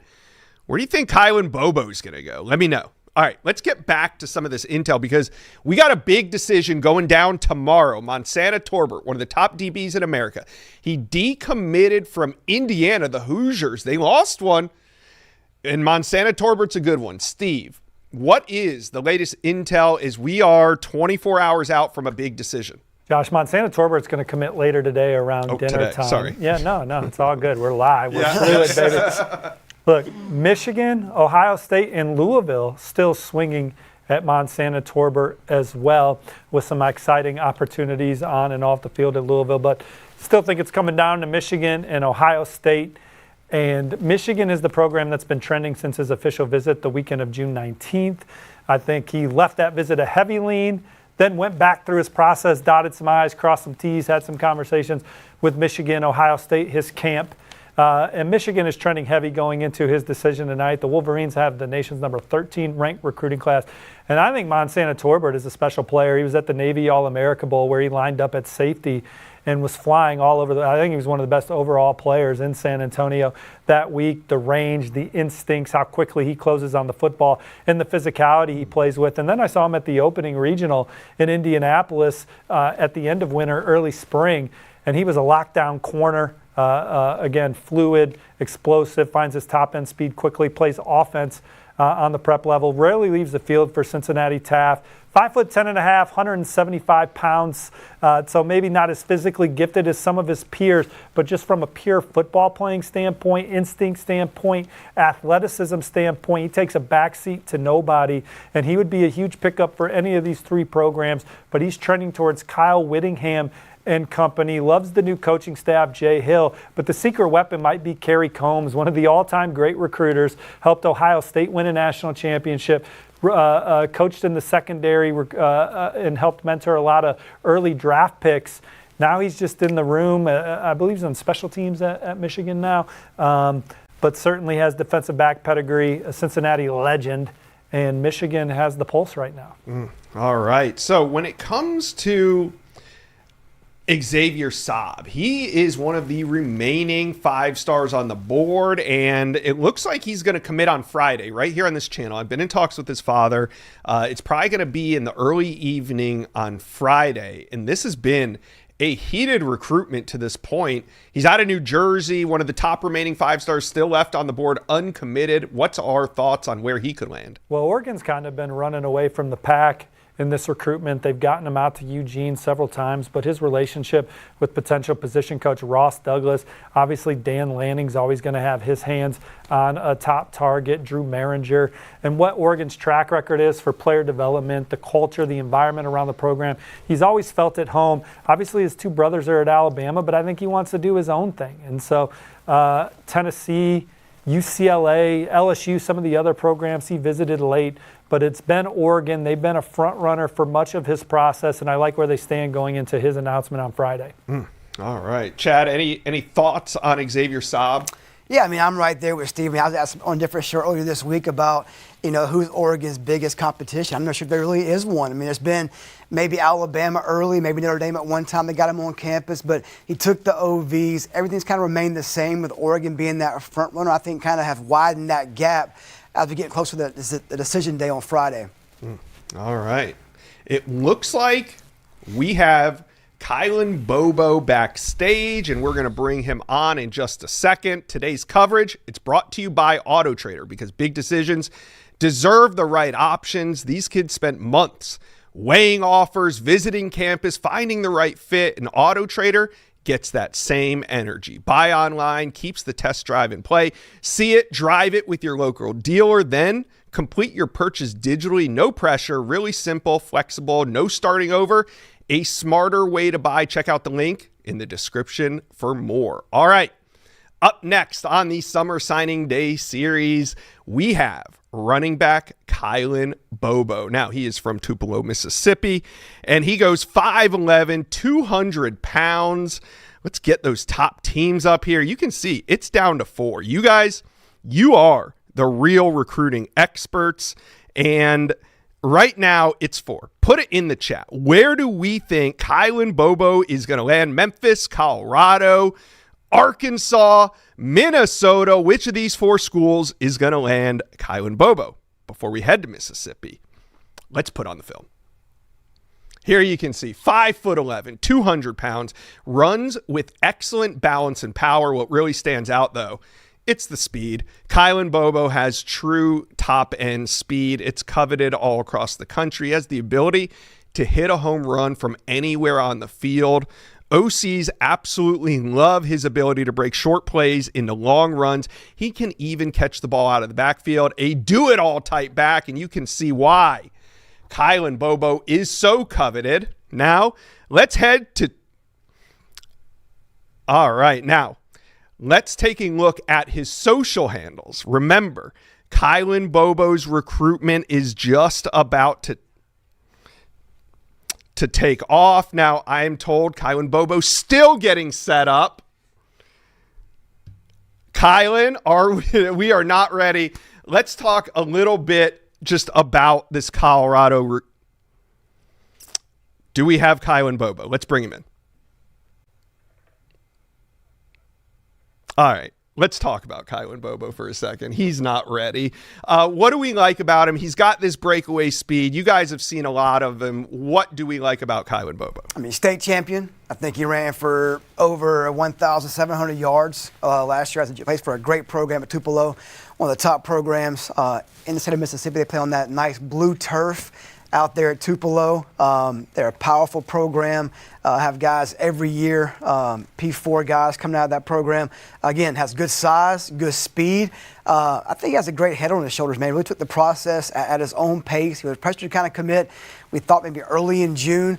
Took his time, took the rest of his OVs, made sure of that decision. So Bubba is obviously a playmaker on the field, was coveted by multiple top programs, and we're about to find out which one wins out. A breakout year for him as a junior, too. Averaged over 8 yards a carry, 28 touchdowns, can also catch the football, averaged over 15 yards per reception. Has a chance to be an every down back for the school of his choosing. Colorado obviously trending going into his announcement, and they have an interesting class headlined by four-star quarterback Andre Adams at Antioch High School, not far from where we sit right now. Yeah, not far at all. 615. He had a terrific junior season, a prolific passer, very efficient player, someone that Colorado can really build around, and someone that has a similar skill set to their current quarterback, Julian Lewis. Someone that sees the field well, makes quick decisions, accurate with the football. And talking to Andre Adams and his dad throughout the process, they thought that a lot of what Colorado does on offense,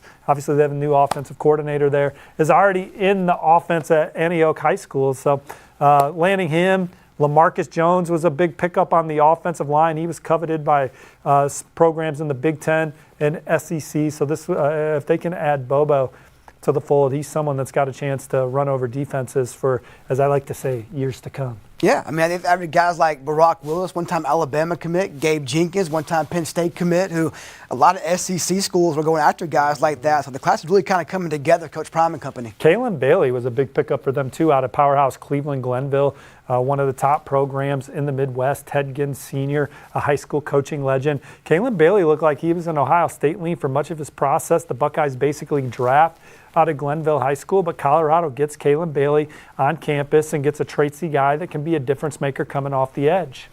All right, let's bring in Kylan Bobo. Tilt that camera down. How you feeling, big dog? I feel good. All right, what was it about these teams that made your final list? These teams on my final list, every one of them made me feel like home. Every one of them have good coaches, good hospitality and stuff like that. So I just and I appreciate all these schools giving me an opportunity to play at their school. Well, Kylan, you got a lot of fans in the chat waiting on your commitment. So the floor is yours. Say your thank yous and let us know where you're committing to college. First, I want to thank God, because without him, this wouldn't be possible. For the next 3 to 4 years, I'll be taking my talents too.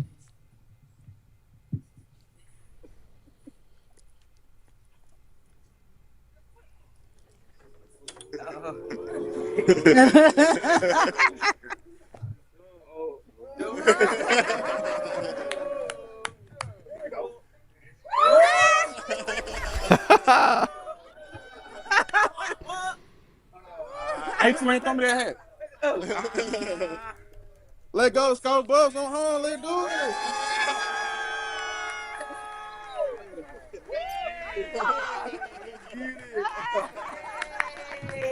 it. Go Bucks.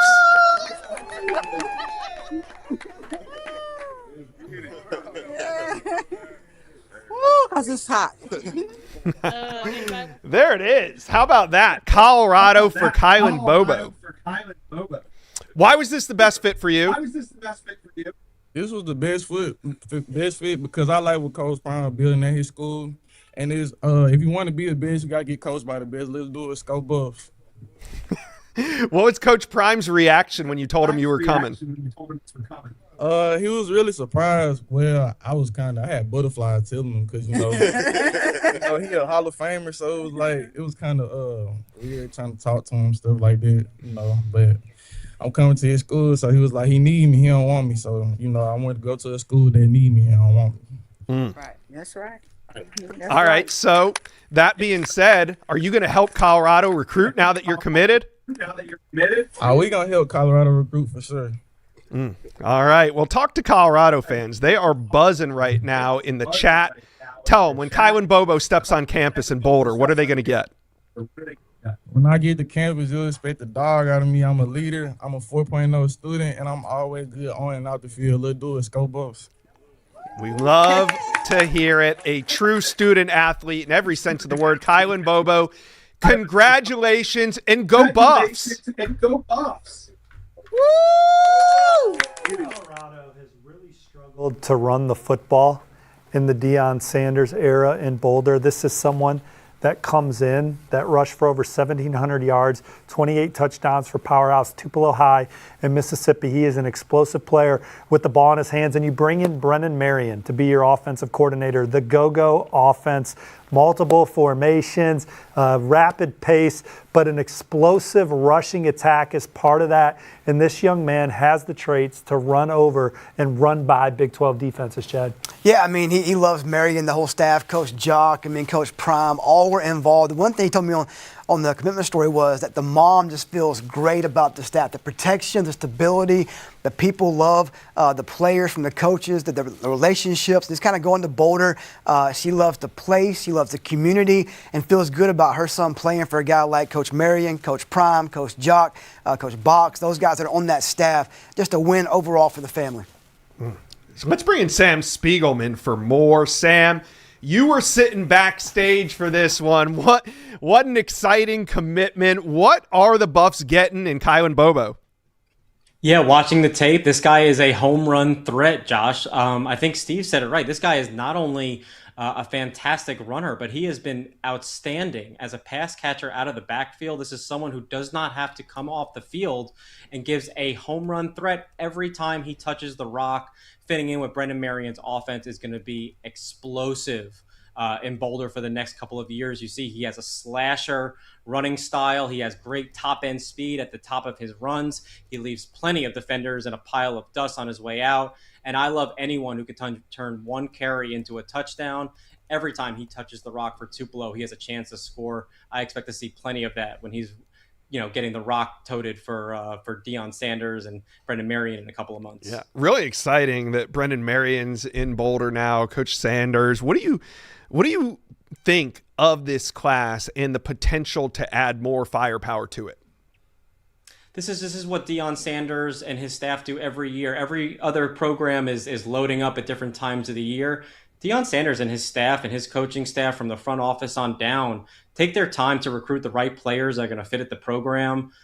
Julian Lewis, their new stud quarterback that's taking over this year. That wasn't an easy recruitment to win, but they stayed at it and they sold not only Julian, but the entire family over the course of his recruitment. And that's what they're doing here. As we're talking about Texas A&M entrenched as a number one class or Texas ascending into the top 5, Colorado is really just beginning to dive in. These official visits have been imperative for them to gain momentum. We see that they started to load up on some quality guys, and now they're beginning to add even more after a lot of these families, these prospects, these targets have gotten to experience Boulder. Many kids can only hear about it and imagine what it's like. And then you get to sit down with Deion Sanders, see what he's already built in Boulder and what they plan to keep building in this next chapter of the Colorado Buffs. It's very exciting. They have talent on both sides of the ball. They have blue chippers that were formerly committed to SEC and Big Ten schools. Yeah. They are just beginning to catch pace, and I think they're on pace for a very busy July.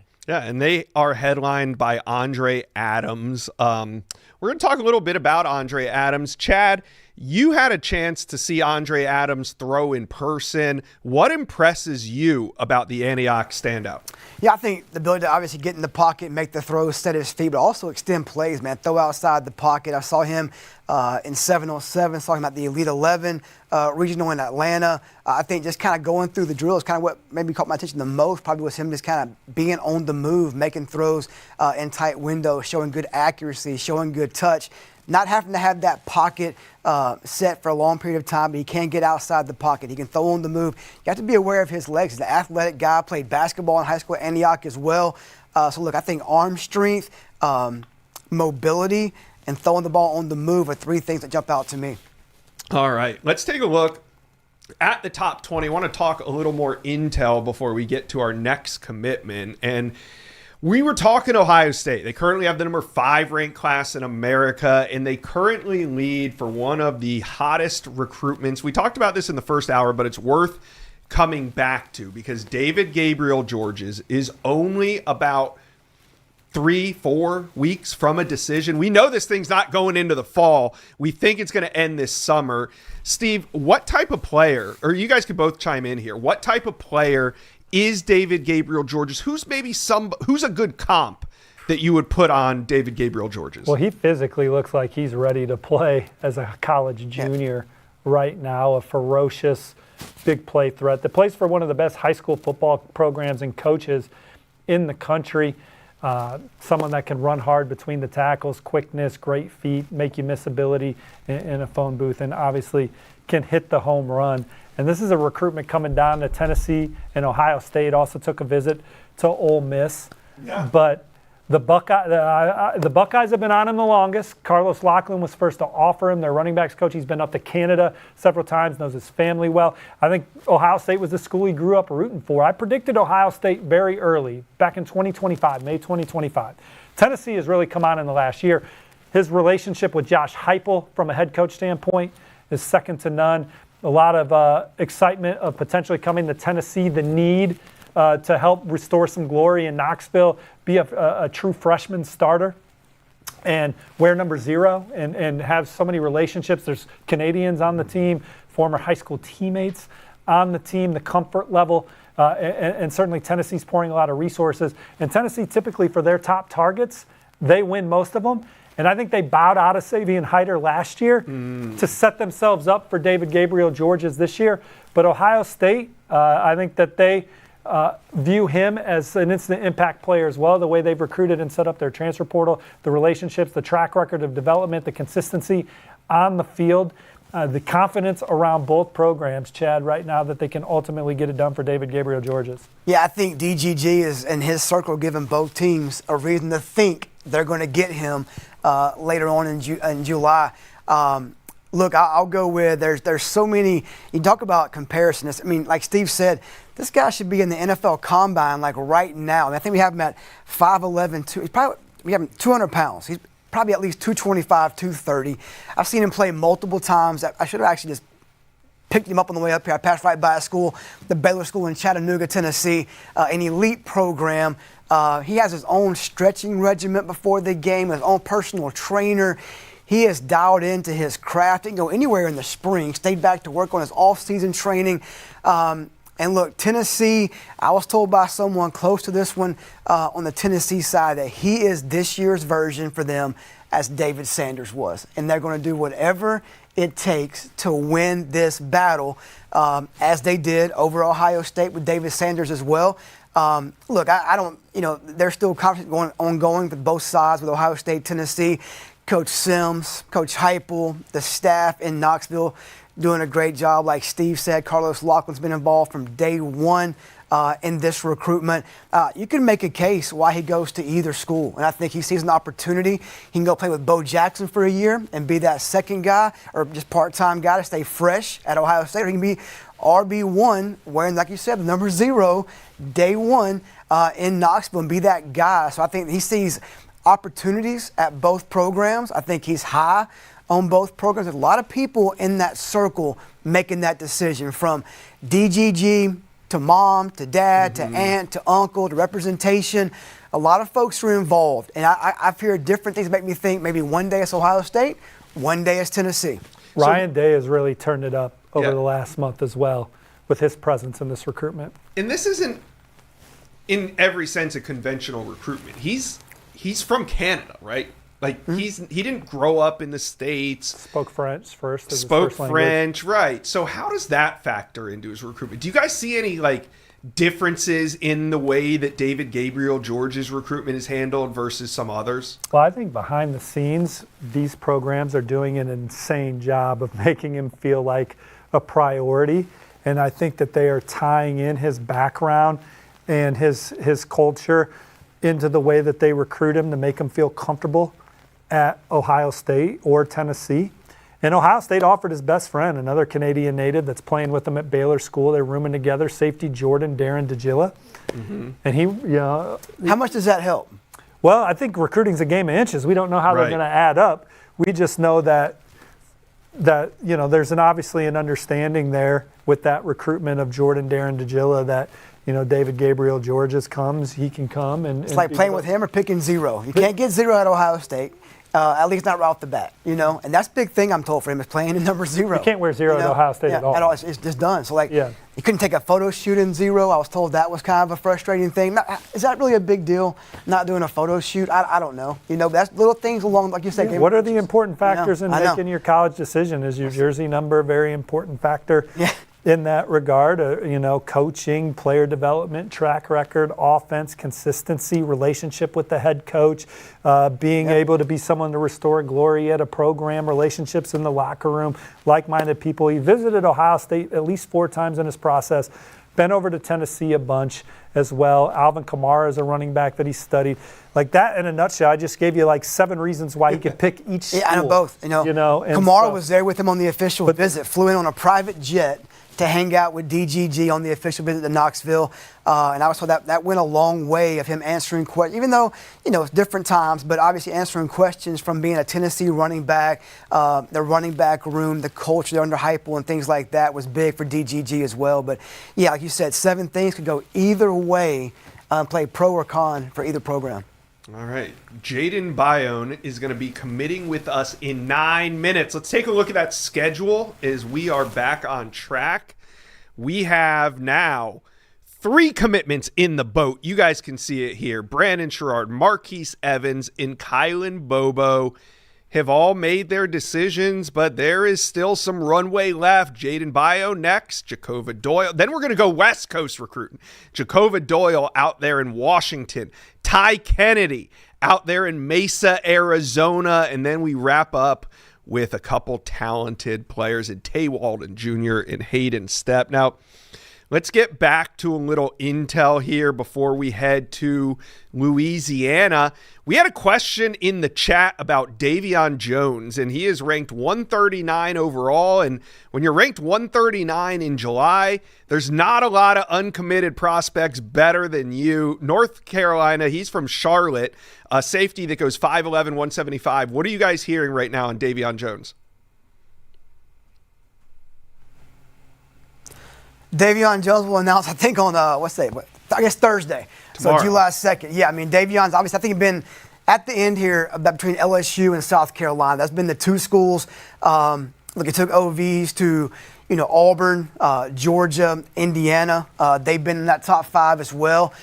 With Davion, though, I think, South Carolina got the last visit. They've been around since middle school, a lot like Joshua Dobson, who was a teammate of his at Huff High School in Cornelius, North Carolina. And then LSU's had some real, confidence there since their visit in the spring, then again in the OV earlier in June. And this was kind of coming down, I think, now both teams still swinging, still in communication. A little bit more buzz now around South Carolina than maybe 2 days ago it was LSU.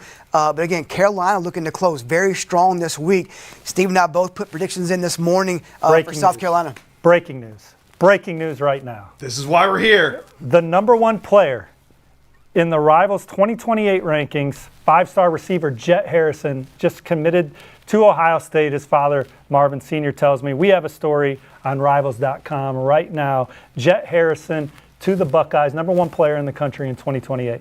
6'2", 175 out of St. Joseph's Prep in Philadelphia. Steve said his father is Marvin Harrison. You may know his brother as well, Marvin Harrison Jr. Get to know Jet Harrison, Ohio State fans. And, this is perfect. We were just talking about how sped up recruiting has become. And today, where we're celebrating the 2027 class, the number 1 player in the 2028 class is off the board, Chad Simmons. He's out of Philadelphia, Pennsylvania. What do we love about Jet Harrison? I remember being on the phone with you, I think, when I was at his high school, seeing him about 3 weeks ago. Yeah, 3 weeks ago. Yeah, I mean, obviously, you just said the last name and, the dad, the brother, an elite player, beyond his years, maturity-wise, one of the best route runners. In my time around him that day at his school, and even talking with his coach as well, just about how you see how he carries himself professionally, so humble. His coach said one of his biggest strengths is being humble, going through the process. His dad, a legend in the NFL, his brother, a star at Ohio State, first-round NFL draft pick. Now it's his turn. He just kind of laid in the weeds, kind of put the work in. Obviously, he has the talent. He has the natural size, the ball skills, but he works like he has none of that. Like he's still trying to earn that 4-star, that 5-star status that he wants to be. Look, he's been an Ohio State lean from the beginning. He tripped out to schools like Miami and Oregon in the spring, but he's an elite player that checks all the boxes. That is why he is our number one player in the 2028 Rivals 300. Steve, how did they win this recruiting battle? Sorry. Or was he just always destined to be an Ohio State Buckeye? No Brian Hartline, no problem? Is that kind of Ohio State's motto at wide receiver position now? So he considered Oregon, Miami, Ohio State, and USC programs where they thought that they maximized their wide receivers, developed them, put them in positions to be successful. But obviously they know what Ohio State's about. Ryan Day's offense, the way they scheme wide receivers, the history of pass catchers. And that goes beyond Brian Hartline. They've had some of the all-time great wide receivers in college football over the last couple decades. But being around that program, the way the players are like-minded, the way that they push each other, the way the program is player-led, the consistency in the NFL draft, the consistency, the level of play, being in all the big games and being in all the right conversations. He visited a couple times in the spring and got some individual time with the coaching staff. And he locks in his commitment early because I don't think he wanted to go through a process. Talking to Marv Sr., it's like he's getting phone calls. He doesn't know how these coaches got their number. Wow. Obviously fortunate to be in that position, but son of an NFL Hall of Famer, little brother of a first-round draft pick, Biletnikoff winner. The recruiting process wasn't going to be something that he was going to be enamored with. He just wants to go to a place that's going to help him develop for the ultimate goal of being playing for a long time on Sundays. And they view Ohio State as the place to get the best out of them, to be around like-minded players and be pushed. So does this help? Does this hurt? Does this do anything when we talk about Manshawn Sales? Because the 5-star wide receiver, maybe on the outside, Ohio State, maybe on the outside looking in of that recruitment, but could this spark something? Could this be an exciting commitment where a guy like Manshawn Sales says, I want to go play with Jet Harrison. He's a year younger than me, but I want him on my team. Sorry, I'm over here still working. What was the question? Do you think this helps, hurts? What does it do for Manshawn Sales? I mean, if you're Manshawn Sales, you're looking at the schools you're looking at. You're trying to compete at the highest level. You're doing your own thing. You're betting on yourself. And right. So all these programs are recruiting great players, and you're picking a school with the anticipation of being a starter and ultimately being drafted high. And so you're betting on yourself with all of these programs. Jet Harrison is certainly someone that, there's a standard at these schools. All right. So let's take one last look at the schedule because we are ready for our next commitment. We're going to head there in a matter of moments. But who's been hanging out since the show began? We kicked things off with Brandon Sherrard committing to Texas. Marquise Evans, the elite edge, he's headed to Auburn from Birmingham, Alabama, and then Kylan Bobo from Mississippi just came off the board. He's headed to Colorado, and now up next on our Summer Signing Day show, we are headed down to Alexandria, Louisiana. We got defensive lineman Jaden Bayon ready to go from, like I said, Alexandria High School in Louisiana. He goes 6'3.5", 295 pounds. He's a top 50 player at his position, number 13 in the state of Louisiana. You guys see the top teams here. Where do you think he's headed? Will it be Kentucky, Syracuse, Mississippi State, TCU, Oklahoma State? You guys, you're the real recruiting experts. Let me know where we think Jaden Bayon is going to head. Before we head down to Louisiana, though, let's put on the film. 6'3.5", 295 pounds. He is a dancing bear in the trenches, athletic, great first step off the ball. We love his ability to clog up run lanes, but also create havoc in the backfield as a pass rusher. Every team in America needs an anchor like this on their defensive line. Great combo of physicality and athleticism, and you can tell why he is such a coveted prospect. Now let's head to actually, let's put on his social handles. We got to make sure you guys are following Jaden. There it is. Go ahead, hit follow. Today's commitment day. Let's head to Alexandria, Louisiana. We have Jaden Bion standing by. How you feeling, big dog? Feeling good. How you? I'm great. Today is your big day, man. You nervous? Oh, sir. Okay. We see your top teams at the bottom of the screen. What was it about these programs that made your final list? Really, our relationship, real, the coaching and stuff. I was just like the way they carry things, why they get the family basically of the team. So I like about all the field out there. All right. Well, you got your family there. You got your friends all around. The floor is yours. Say your thank yous and let us know where you plan on committing to college. Yeah. First and foremost, I like to say thank you to God. Thanks to all y'all for coming out to see me today, supporting me. But with that being said, I'll be taking my talent for the next 3 to 4 years to the university.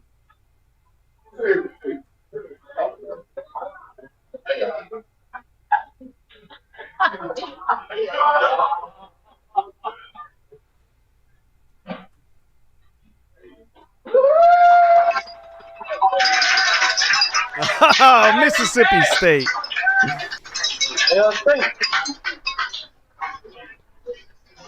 There it is. That's a big one. Mississippi State lands Jaden Bion.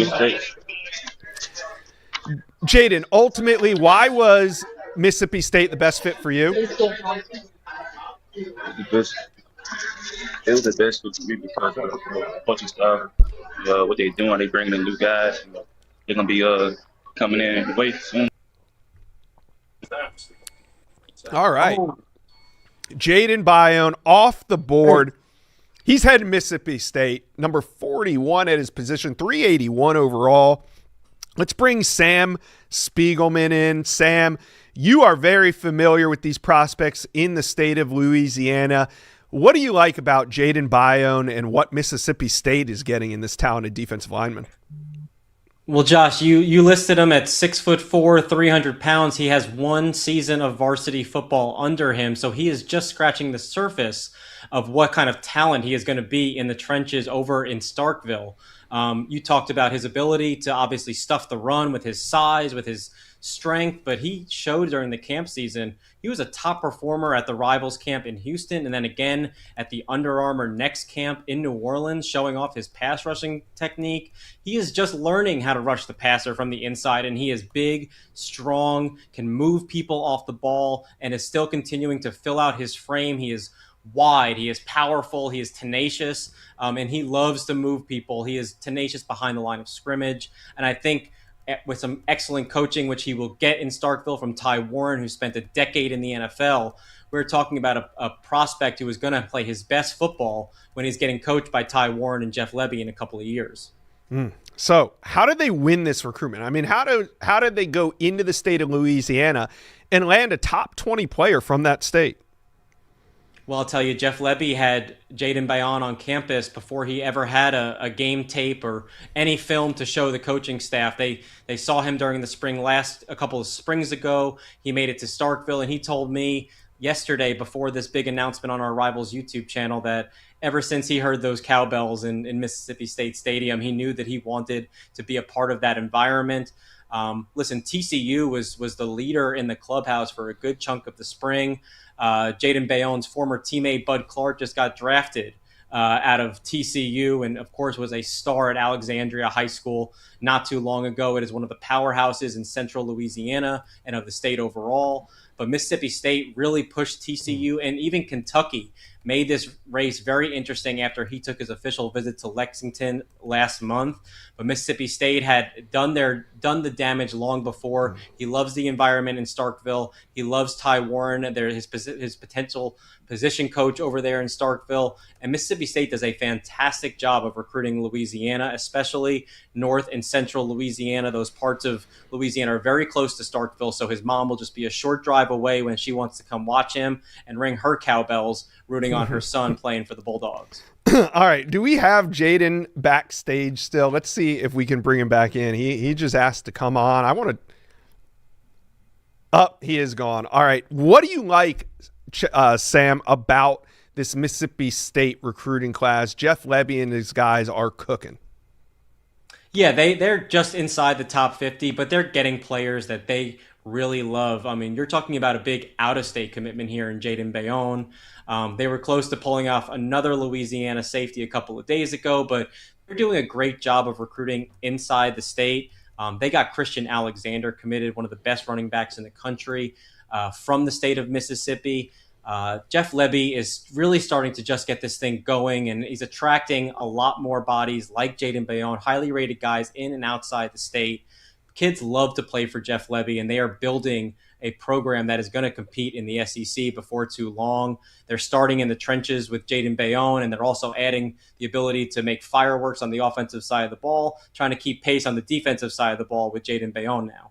Yeah. Great pickup, and every commit today made their choice. Time to make yours. Autotrader, buy online, your car, your way. Check out the link in the description for more. Sam Spiegelman, thanks for dropping by Summer Signing Day show. We appreciate you. Thanks for having me, Josh. All right, there it is. We have another major commitment on the channel. Jaden Bayonne is off the board. One of the top uncommitted players in America. He is leaving the state of Louisiana for Mississippi State. Good for him. Congratulations, and go Bulldogs. All right, let's bring it back. Let's see if we can get that top 20 up here. Just kind of see where things stand across the country.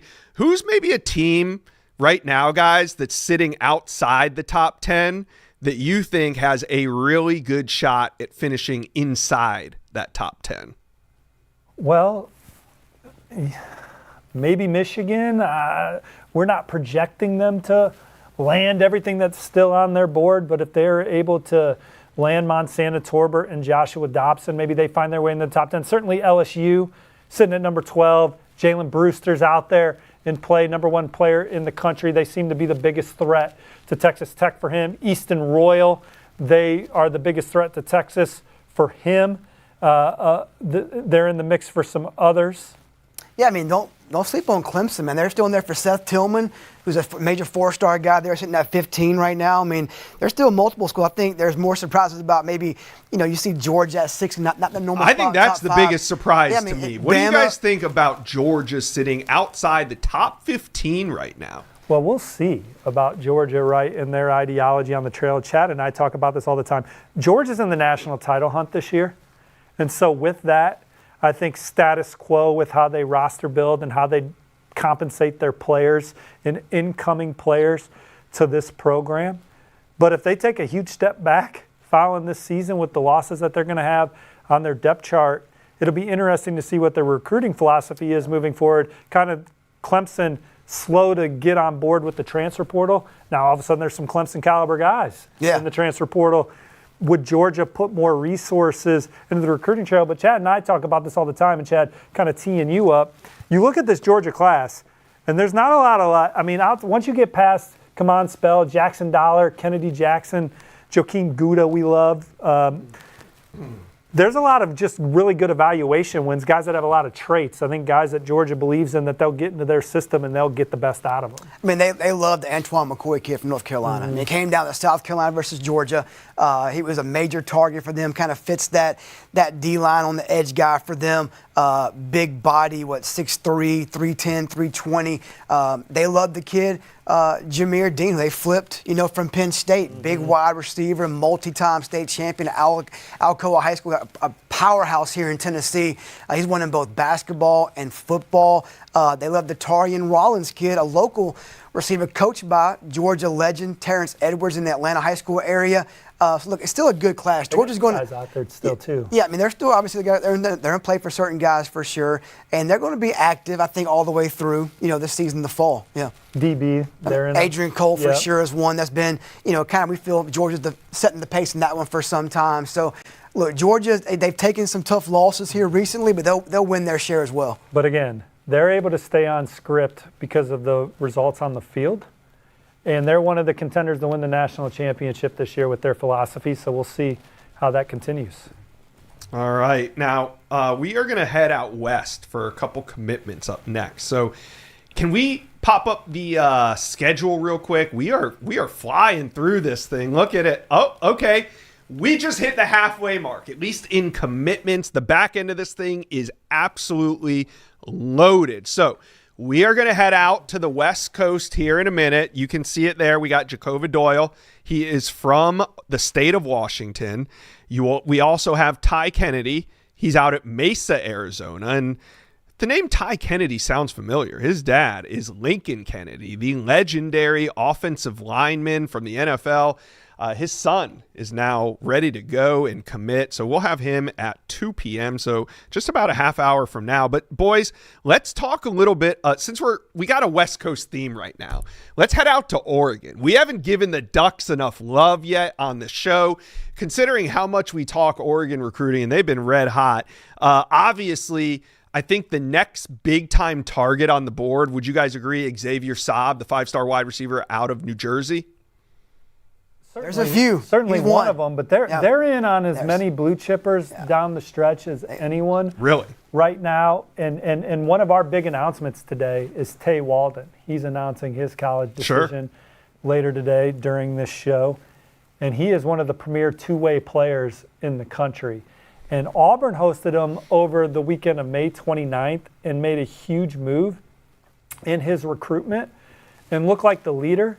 Took a return visit to Oregon the weekend of June 19th, and I think that changed everything. Oregon's vision, potentially playing him on offense. Again, Ross Douglas, their receivers coach, is becoming one of the elite young recruiters in the country. Again, Dan Lanning, Drew Maringer, this program. But then again, Chris Hampton, defense. He's the son of Eric Walden. He's an NFL pedigree guy, but a difference maker on both sides of the ball. You read Charles Power's scouting report on him on his page. I think he likes him more at wide receiver, but Oregon trending for Tay Walden going into his decision, trending for 5-star receiver Xavier Saab. They're trending for 4-star linebacker Brayton Feaster, who put up 50 reps of 185 at the opening finals recently. Sheesh. He's a terrific wrestler. Now, he's physically ready to go now. But Oregon over Georgia, Cal, I like them for him, and they're still recruiting 4-star defensive lineman Braden Parks from Chicagoland. They're battling Notre Dame. Notre Dame's probably still the favorite there, but Oregon more than a puncher's chance for Braden Parks. And then Ishmael Kamara, 5-star offensive tackle. Sam Spiegelman and I obviously predicted Texas recently for him, but Oregon has led the most for him, and they're going to continue to battle for Ishmael Kamara. And certainly Oregon, like Miami, you don't want to see them in your rearview mirror on the trail this season for senior risers or guys committed elsewhere. They've had 3 straight top 5 classes, in great shape for a 4th straight top 5 class with what's still out there for the Ducks. And you got to celebrate Will Mensel's commitment. He made it right here. Hayden Stepp. Hayden Stepp. Yeah. The final commit of today. Yeah. Also, Oregon's in a great spot there. Thanks for Las picking me Vegas. up, Chad. Las Vegas, Bishop Gorman. I want to tee up one time also. Yeah, so Hayden Stepp is going to make his decision final. Yeah. It'll be the last commitment of our day. I mean, you guys, where do we think these guys are headed? Put it in the chat. Now, I want to talk a little bit more about Oregon because Will Mensel, he made his decision right here on the Rivals YouTube channel. He's the Rivals #1 quarterback in America out of the state of Arizona. Guys, how did Oregon land the #1 quarterback in America the same year Will Stein leaves for Kentucky? Well, they got him on campus during the fall and offered him a scholarship. And Will Mensel was not a household recruiting name at that time. He was in the middle of having a breakout junior season, had an injury as a sophomore for Chandler High, so wasn't able to play to his potential. But one of the top dual threat quarterbacks in the country, still developing in his frame. The way he sees the field, the way he throws with the anticipation and accuracy separates him from most of his peers. Visited Oregon in the fall, returned twice. Afterwards, they had to hold off Auburn. Alex Golish and company offered him at USF. They were way ahead of the curve. Great relationships on the plains. But Oregon, the consistency of the program, the stage they play on, the success that quarterbacks have been having, the relationship with Dan Lanning, and just what Dan Lanning's all about. You want to talk about a guy who inside his own football facility, the endearment that he has, the trust that the players have in him, that he is looking out for their best interest, that resonates with the players, the recruits, everybody feels it, the coaching staff, the administration, and that's an environment that Will Mensa wanted to be in. So a huge recruiting win for them over Auburn, among others. All right. Now, when you look at their commit list, there were some priority targets out of state. Dakota Grant was one. Samaj Stanford was another. He made his decision right here on the Rivals YouTube channel. What stands out to you, Chad, about this class? I mean, we know Oregon always recruits nationally, and they've done that here to a T. Yeah, I mean, that's what they do. I mean, you have to. When you coach there, obviously, in Eugene, Oregon, there's not that foundation right there, like if you're Alabama or Georgia or Clemson down in the South, or even Ohio State, in the Midwest and the Columbus area and surrounding, Pennsylvania schools. So you have to go national, and getting a guy like Durant out of Michigan, Rashad Streets, an elite edge rusher out of North Carolina. You get Samaj Stanford out of Oklahoma. You go to get Zane Rowe out of Texas. I mean, the list goes on. Look, Lanning coached at Alabama. He coached at Georgia. He learned how to win. He put a great staff together. He has that aura about him of self-confidence. Man, he believes that Oregon's going to win a championship in the near future at Oregon. He's got the brand. I mean, they play well on the football field. They're in the playoffs. They got the Nike brand. They play strong in the NIL game. So, look, he's got a lot to sell. Just has to convince guys to move to Eugene, Oregon, whether it be across the country, up the coast from California. He does a great job at that. I don't see that thing slowing down anytime soon. Could be a huge day for Lanning in Oregon, or even a huge week for them the next few days. Huge month if they can flip it back on Ishkamar. Yeah, obviously more to come. Yeah. All right, let's stay out west. Talk a little USC. The Trojans, there's a different feel to their recruiting cycle this year. Last year, they loaded up early. This year, they loaded up early. And last year, they lost all of their commitments that they loaded up on early. This year, they're keeping them. And, right now, sitting at outside the top 10, where are they right now? They are currently at number 10 in the Rivals. Which is inside the top 10. It is inside the top 10. There you go. Steve, top of the class is just loaded. Honor File, Olave Johnson, Mekhi Brown, Quentin Hale. What do you love about what USC's doing right now? Well, number 10 class in the country on the heels of the number 1 class per the Rivals industry rankings, and that class had like 2 classes in one. So it was going to be a smaller class for USC this cycle. When you look at the average ranking per commit, which is my favorite metric on the Rivals, it's number 6. You love it. And so this is a very talented class, one that continues what they're trying to build, the standards in these position rooms. They retained some key players on the roster, had some transfer portal wins. It's college football playoff or bust this year for USC. And then this freshman class and this incoming class could really be the foundation for competing for championships for years to come. Honor File Olave Johnson was the number 1 player on several boards. Another terrific two-way player that could be a difference maker on offense, but has some traits in the secondary to be special. Chad, obviously you covered Mekhi Brown closely, 6'6", 235 pounds. USC had an amazing defensive line class last fall with guys like Luke Wafel. Now you bring Mekhi Brown in behind. You beat Oregon for Danny Lang. The wide receivers in this class, Roy Oliver and Quentin Hale, were big pickups. And then beating Notre Dame and Washington for Gavin Williams was another big win for USC, part of another terrific class. Yeah.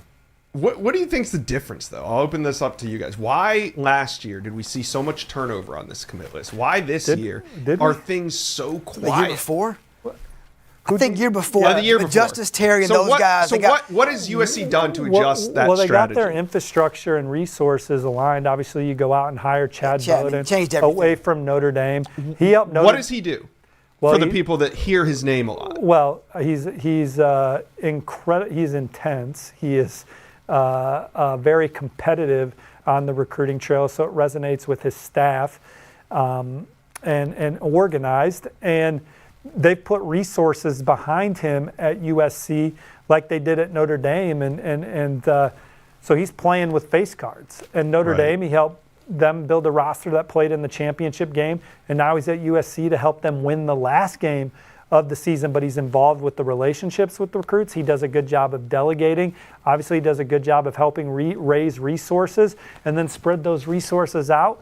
He's a terrific ambassador for your program, knows your coaching staff inside and out, and how to communicate that with recruits and their families that, hey, this is the program that's going to bring the best out of you on the field because we have these guys coaching you. And then USC, they're building amazing facilities. They're going to be second to none right now. When I was out there in the summer, you had to have a hard hat to walk around on campus. But they're building elite facilities. And Chad knows how to communicate all of that and highlight their strengths and does a great job of building trust with recruits, agents, families. And obviously, it's a special place out there in Los Angeles. Lincoln Riley is involved in their recruiting. They got a terrific staff. They have terrific coaches on their staff. And so, again, make or break, they should be in the playoff this year. That's the standard for USC this year. And then they've recruited at a championship caliber in these last two classes. All right. Now, the headliner of this class, at least in terms of rankings, is Honor Olave Johnson. And he's listed as the #1 athlete in America. And it's always interesting with these players listed as athletes because eventually they got to settle in at one position. Well, unless you're Travis Hunter and you can play multiple. But Honor Olave Johnson, what's the word? Where do you guys think he ends up? Which side of the ball? Or does he play both? I think he could play both. He could. I think offensively, though, seeing him, that man, he's scary with the ball in his hand, whether it be as a running back, as a receiver, special teams return guy. I've been around him a lot. Obviously, he plays a great free safety, picks passes off, can move around in the secondary. I mean, obviously, our guys like Greg Biggins, I've seen him a million times out there on the West Coast, can break him down to a T. But I love him. If I had to pick and project where he's best at, I think offensively, just a playmaker, fast, instincts, can be used in a lot of different ways from the passing game, running game, jet sweep. I think to me he's a mismatch all over the field. And while I agree with that, I think he's going to start out in the secondary for USC, playing behind those terrific defensive linemen and linebackers that they have in the fold. All right, so let's bring on Brandon Huffman, one of our West Coast analysts, and I want to talk a little bit about UCLA. Brandon Huffman, welcome in. Summer signing day. How do you feel about our summer signing day series? Is this the new trend in recruiting? I love it. It feels like the new trend. It feels like it gives us something to look forward to during those May and June slogs through camps and showcases and official visit recaps. It's like the old days, except instead of it being snowy in February, it's sunny outside. I mean, are we all, we put this show on July 1. Do you think we need to move it up 2 months next year? I mean, the recruiting speed is unbelievable these days. Yeah, I mean, I think when we first started brainstorming about this, you had so many guys that were in play to announce on July 1st, and it seemed like May 15th, when that first real big batch of visits started happening, guys started coming off the board. So maybe early May might have to be the spring signing day show, because those calendars keep moving up and getting sooner and sooner, that you get to July and it almost feels like when they made the move to the December signing period, how February used to feel. All right. So now that we're on the West Coast, I want to, we'll stick with USC here for a moment. Jacoby Doyle is backstage. They're trying to get his connection made. When we go out to these high schools, Brandon, more than anybody, when we go out to these high schools, you never know what type of internet connection you're going to get. So we'll see what Jacoby Doyle does. We'll try to get him set up, but we got a minute here. So let's talk about USC recruiting. What's the biggest change you've seen when it comes to the Trojans?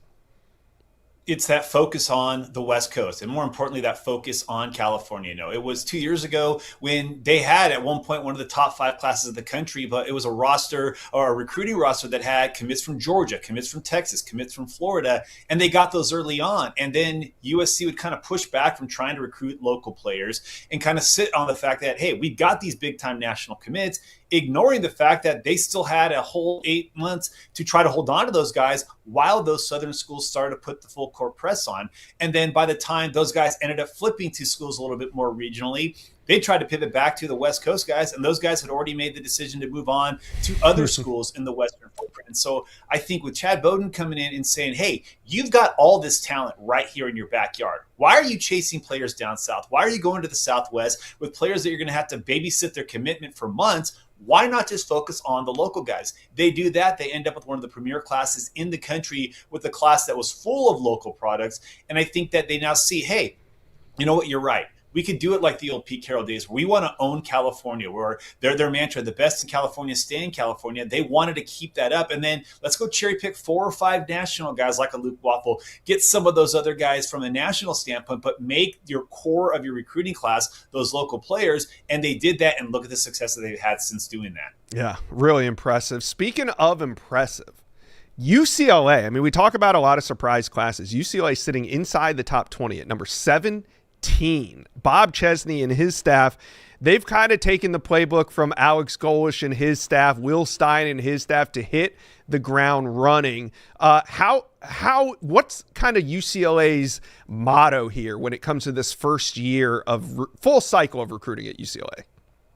Well, I think the motto is to just try to go out and get those best players that you can get, but more importantly, to put the effort in, because there's a lot of UCLA fans that sat through the Chip Kelly years where there was this allergy to recruiting that Chip Kelly had, and Deshaun Foster tried to overcome that, but he got a late start with the 25 class with his late hire. The 26 class, there was some momentum before he got fired, but Bob Chesney comes in with a staff of assistants that largely was East Coast based, but he hired a in-house staff, guys that were in the recruiting department that had major California ties all up and down the state, really all around the West region. And he utilized those ties so they could recruit some nationally, but then also make UCLA a school that was appealing to the local products. The first couple of schools they went to were the Modern Days, the St. John Boscos of the world, getting out in front of the recruiting cycle in January and getting and making themselves visible to all the local schools. And now you look at this class, they've got commits from Modern Day, they've got commits from Sierra Canyon, schools, they got a commit from De La Salle, schools that they need to continue to recruit. And there's just a renewed energy and excitement. And Bob Chesney and his staff have said that, you know what, UCLA, this is the best place in the world to play football and go to school. And they're recruiting as such rather than just saying, hey, I don't want to put the effort in. Let's go see what the portal brings out, like Chip Kelly used to do. And I think that you're seeing what UCLA is capable of, a top 20 to top 25 class every year, just based on where they're located and the talent pool in their backyard. All right. So it seems like UCLA, I mean, they just flipped a big one from Cal, and we'll talk about Miles Baker here in a minute, but is this a new, well, I shouldn't say new, but is this a renewed recruiting rivalry? Oh, there's no question. I mean, and it goes back to a couple of years ago when UCLA made the move to the Big Ten and Cal sued, and now UCLA is paying what is called calimony as part of their exit. And guess who opens the season against each other in Berkeley? UCLA against Cal. Bob Chesney, Tosh Lupoy in their first game on the field. But there's been some battles that have been going on between those two schools over the last 6-7 months. Miles Baker was the latest. Obviously, they were both going toe-to-toe for Dane Weber. Even Eli Woodard, who neither school got, he went to Miami. But there's been a number of UCLA and Cal recruiting battles. UCLA trying to recruit players in Northern California. Cal trying to come down to Southern California to get players to go north. And you're seeing the battle between those two schools. And while they may now be, separated by different conferences, they're in the same state. They opened the season against each other. And so, you're seeing kind of this new renewed rivalry that I think UCLA fans and Cal fans to an extent, they won't admit it. Cal will still say Stanford is their rival. UCLA will still say USC is the rival. But there is this rivalry, the big brother, little brother that has been going on for years. And you're seeing it play out on the recruiting trail. And I think this is going to be something you're going to see over the next couple of years with Chesney and Lupoy each in charge of those schools. Well, the Miles Baker flip kind of surprised me. Miles Baker committed to Cal on this channel. It was a while ago. I mean, it was like 3 months, which is like a year in recruiting time. How were they able to flip Miles Baker? That's a big one. It is. And the way it all played out was even more remarkable because the visit when he took it to UCLA in mid-June was kind of a surprise that he was even going to take that visit. He had made that commitment, like you said, 3 months ago at the end of March, and it seemed like Cal had built that momentum and was able to hold on to him. Then he takes the visit to UCLA, but then there was still the visit that he had to Cal coming up. It was going to be a midweek visit. And on that visit, there was a lot of speculation and talk that he had reaffirmed his commitment to Cal, but there was still a looming visit to LSU where his good friend Havon Finney had signed with LSU in 2026. 6. And so LSU seemed like they were going to be the biggest threat, but he goes to Berkeley. The feeling is he's going to shut things down. Well, on that Sunday, that last Sunday before the dead period started, he was back in Westwood, a short drive from where he is in the San Fernando Valley, went back there, and then 9 days later flips to UCLA. So what looked like a sure thing to Cal when he committed there, then what looked like a sure thing to Cal when he took that midweek visit, ultimately ended up with the victory for UCLA. So again, that shows you the vigor and the enthusiasm and the energy that Bob Chesney and his staff, that even though this guy was committed to Cal once and then reaffirmed the commitment the second time, they weren't giving up. And that's something that feels so foreign to those that have followed UCLA recruiting under Chip Kelly and even to an extent under Deshaun Foster. Yeah, and there was high hopes for both those guys. But what do you think Bob Chesney and his staff have kind of taken and ran with? Why are they having success as soon as they hit the ground running when the others didn't?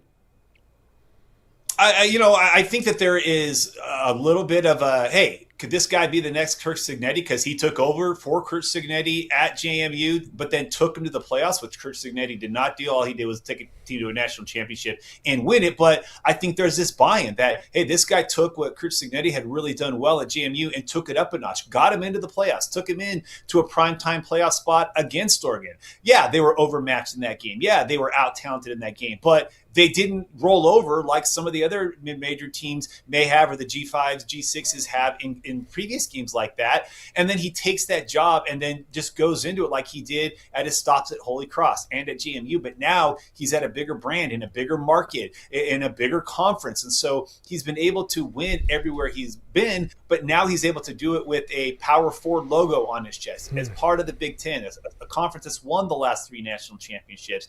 And so I think he's now shown, like, this is what you're capable of doing when you get to recruit to a bigger name school, to a bigger logo on the front of your shirt. And so I think there was that. And then just more importantly, the effort he put in locally, going to all of those high schools, the amount of schools that UCLA hit in those last 2 to 3 weeks of January before the dead period started was unheard of. In years past, Chip Kelly would go to schools that hadn't had a Division I recruit in 30 years just because they were the most proximate to Westwood. Not to go try and find anybody. They were very intentional under Bob Chesney and his staff, going to Mater Dei, to St. John Bosco, to Santa Margarita, the defending state champions, to the schools that have been in the top 20, top 25 nationally, that are cranking out double-digit players every year. They were up and down the West Coast. There was one day he was in Colorado, Arizona, and in California all in the same day at marquee schools to just get FaceTime with those coaches. And I think doing that showed that this is not your mother's UCLA that had been existing for the last 10 years. This is much more like the Jim Mora years where they were finishing with top 5, top 10 recruiting classes yearly.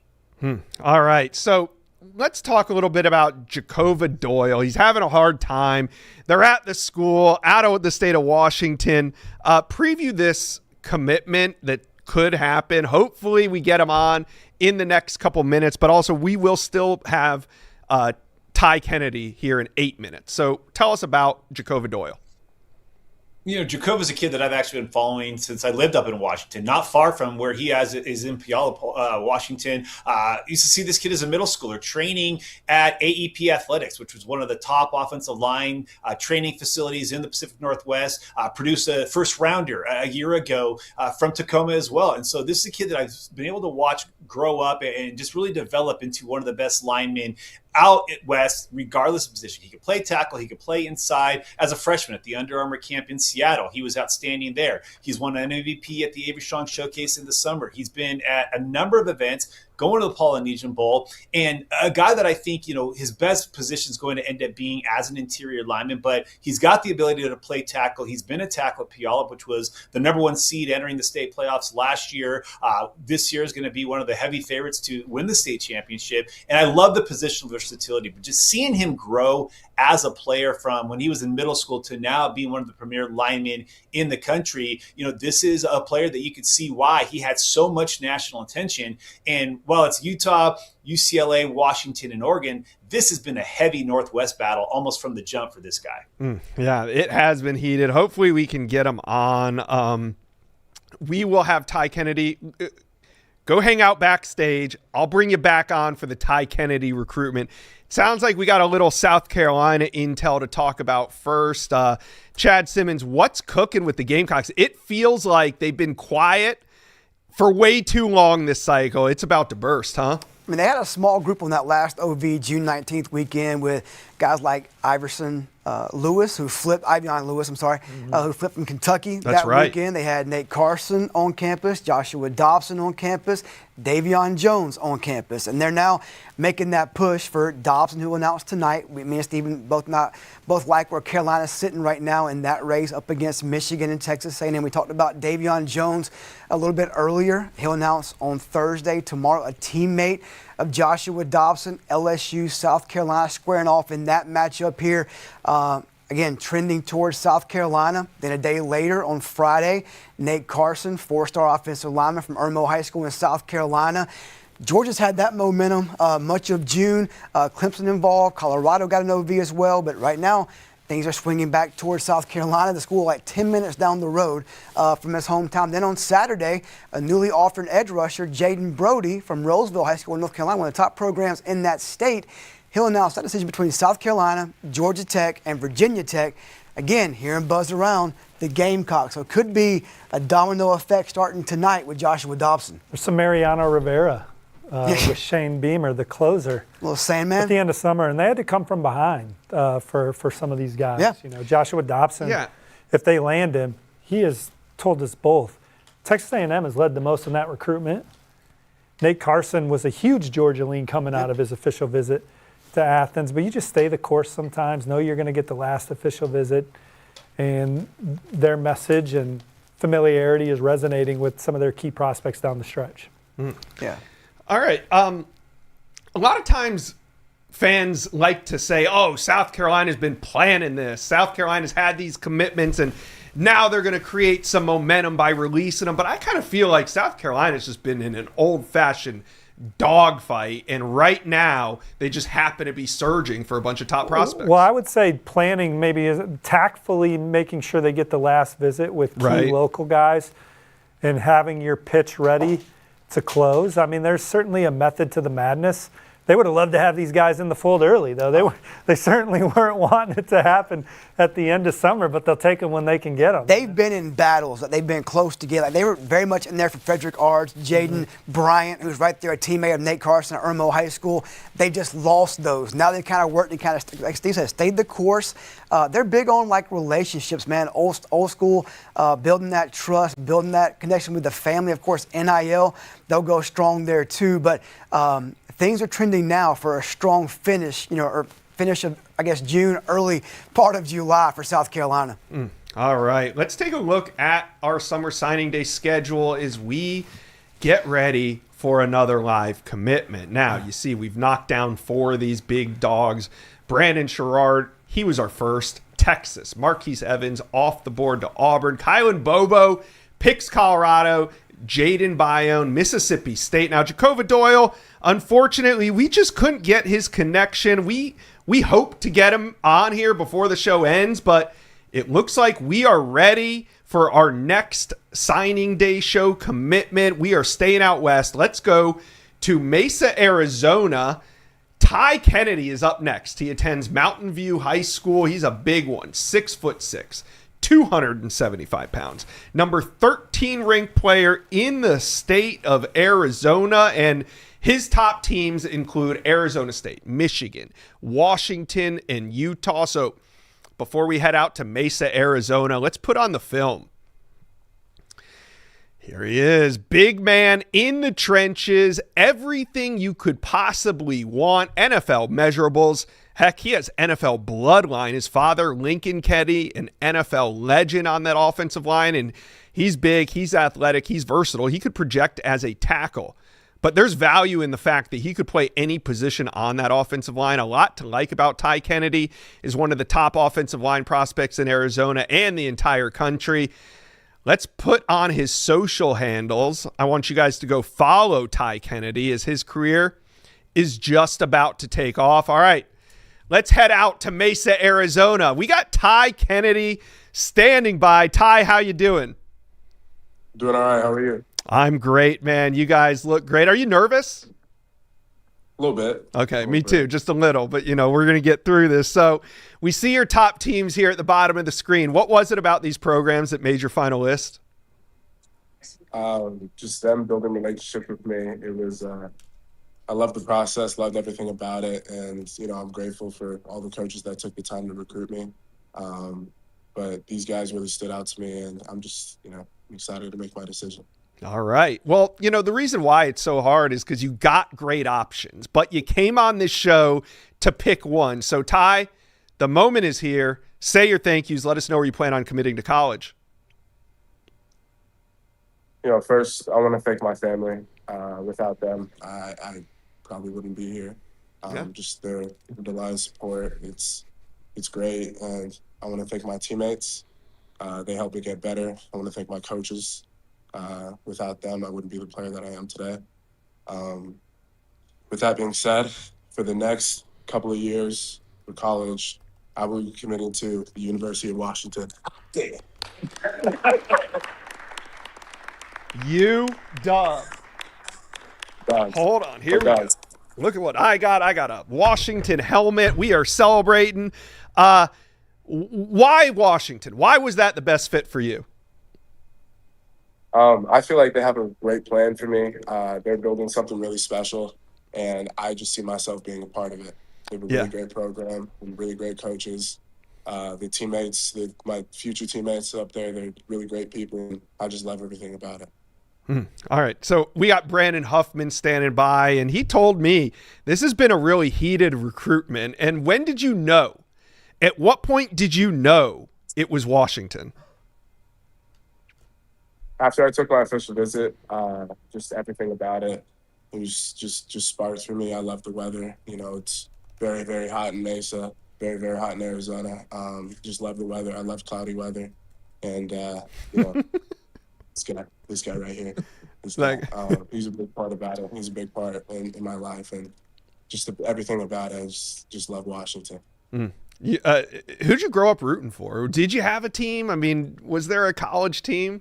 Yeah, UW. All right. If I rooted for anything else, he would probably wouldn't like me. For sure. I wouldn't like him much. All right. Well, talk to the fans. They love this. When Ty Kennedy steps on campus, what type of player are they getting? I'm a hard worker. I'm very dedicated to football. I'm a great student, and I would do everything in my power to help this program grow. And, I'm excited to step on campus, excited to be there. All right. Ty Kennedy, thank you for making your decision here on the Rivals YouTube channel. Congratulations and go Washington. Thank you. Ty Kennedy off the board. We got another major commitment here on the Rivals YouTube channel. Make sure you guys hit subscribe. Let's bring on Brandon Huffman, West Coast analyst. Brandon, like you said, it wasn't always Washington, was it? How did the Huskies win it? No.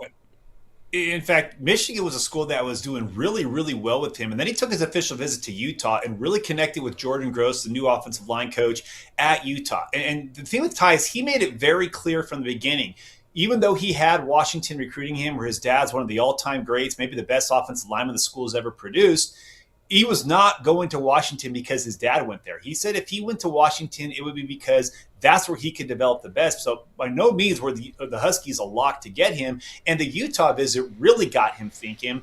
But then once he took that visit to Washington, you could tell the tone had changed and that he felt like that was the best place. And he said that, even with his commitment to Washington, there was a little bit of a love-hate thing with the legacy. On one hand, he hates the fact that people think he's only going there because of his dad, but he loves the fact that he does get to continue that legacy there. And he had some cool pictures from the photo shoot. We always see these photos of parents in the photo shoots, but there was a picture of him and his dad wearing his old number 75, wearing the more modern version of the Husky uniform, but putting a helmet on his head as if he's passing on the name to his son as he starts his own career. And I think that this is just one of those cases where Michael Switzer, the offensive line coach, and Michael Brewster, the assistant offensive line coach and head coach Jed Fish, just did a great job in telling Ty, this is the place for you, not because of who you are, not because of your last name, but because of who you are as a recruit, and we want you here, and that ultimately won them off to get him. All right, so what do you love about Washington's 2027 class right now? Shaping up to be a good one. Yeah, you know, it's funny because here they are in the state of Washington where they've done a great job of recruiting locally, but then they've also done a really good job in the state of Arizona now with the addition of Ty Kennedy. He goes along with Zarek Sedney, who's a receiver at a Desert Edge in the same school their quarterback, Blake Roscoff, is from. They also came into Arizona to get a 4-star running back in Jeremy Adeyanju. They got a 4-star receiver in Dante Tyson. So Jed Fish using his time in the state of Arizona, he was the coach at the University of Arizona, to do a really good job in this state. But then it's also, hey, we want to recruit our backyard. They have a commitment from the number one player in the state in Braylon Pope. They have the number one defensive player in the state, Tavita Nonu, who's already committed. We'll find out what Jacoba Doyle is going to do here at some point later today. Hopefully. But they've done really good. Yeah, hopefully we may get to see it here too. But they've done a great job in the state, and then they've done really well in California. You know, we talked about Bob Chesney recruiting Southern California hard. Well, they went down to St. John Bosco, and they've got a trio of commitments there at a school that you really want to recruit. And then they've done some national recruiting, gone down into Texas to get a 4-star receiver. So I really like how they have focused almost exclusively on the West Coast. They made Washington a priority. They go back to some roots in Arizona, but then they're actually picking a few guys nationally as well. Went down southeast to get back east to get a 4-star edge rusher. So they're kind of still utilizing the fact this is a team that played for a national title 2.5 years ago. We all watched them on television with a Heisman finalist. And while that was a previous coaching staff, the Washington name is still a name that's known to some of these national recruits, and they're capitalizing on that as well. Yeah, absolutely. All right. Speaking of Washington, let's just try to go out to see what Jacoba Doyle is up to. We're going to go to Puyallup, Washington, and he's 6'2.5", 275 pounds. He's got a Final Four that includes Washington, Oregon, Utah, and UCLA. We're going to find out. Hopefully this connection is there. Which of these 4 schools do you think is going to land Jacoba Doyle? Now, before we head out to Washington, let's put on the film. All right, here we are. We got Jacoba Doyle, and he is a road grader. You can see great size, great ability. He's got great feet. Dare I call him a dancing bear? Now, he can do it all. He can play tackle. He can play guard. He can play center. I think he projects to be a massive interior offensive lineman on the next level. Great player, even better student. Now, let's go. Actually, let's put on his social handles. We want you guys to follow Jacoba Doyle. His career is just about to take off. Hit follow. Now let's go out to Washington. We got Jacoba standing by. Can you hear me? Yes, sir. All right. We got a connection of some sort. How you feeling? Good. Very good. Very excited. All right. Why don't you go ahead? The floor is yours and make your commitment. First and foremost, I want to thank my Lord and Savior Jesus Christ for the opportunity. Keep life, give me where I'm at today, and to my parents and to my thank you guys for all the endless sacrifices you guys have made for me and always believing me and always supported me.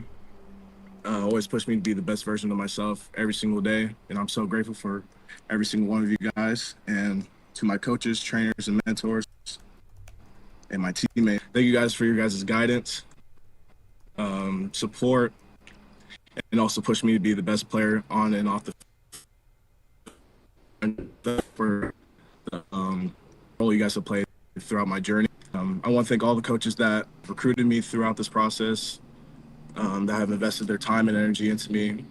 And I just thank you guys for believing in me. And I'm so thankful for all the relationships I've built throughout this process. And I just want to thank everyone coming out today, taking the time to, come watch my commitment. I know it's a little early morning, early lunch, but I just want to thank you guys for coming out. It means a lot. With that being said, I'm honored and blessed to announce I'll be continuing my athletic and my academic career at the University of Washington. Yeah.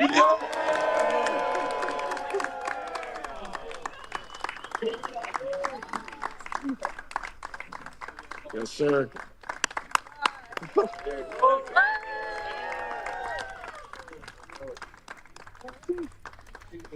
That's over. Why are you glad that's over? Were you nervous? The Yeah, the speech part got me. Okay. Well, why was Washington the best fit for you? I just think because of the relationships I had with the coaching staff and the teammates, or the players, I should say. I feel like a better relationship than all my other schools. But yeah, I feel like the education is, one of the best in the country. So yeah. All right, Jacova Doyle, man, I'm glad we could get you on. Washington fans wanted to hear from you, so talk to them. When you step on campus, what type of player are fans getting? I'm a very dedicated player. I'm always hardworking. Also a leader too, and humble kid. So you won't hear much from me on the internet. Hey, we appreciate that, but we appreciate hearing from you on our signing day show. Jacova Doyle, I'm glad we could get you in, get you committed. Congratulations, and go Huskies. Yes, sir. Thank you. Let's bring back in Brandon Huffman, and we go back to back. Not exactly the order that we thought it would go in, but Jacova Doyle comes off the board. He seems like a great kid. You spent a lot of time around him. What type of player is he?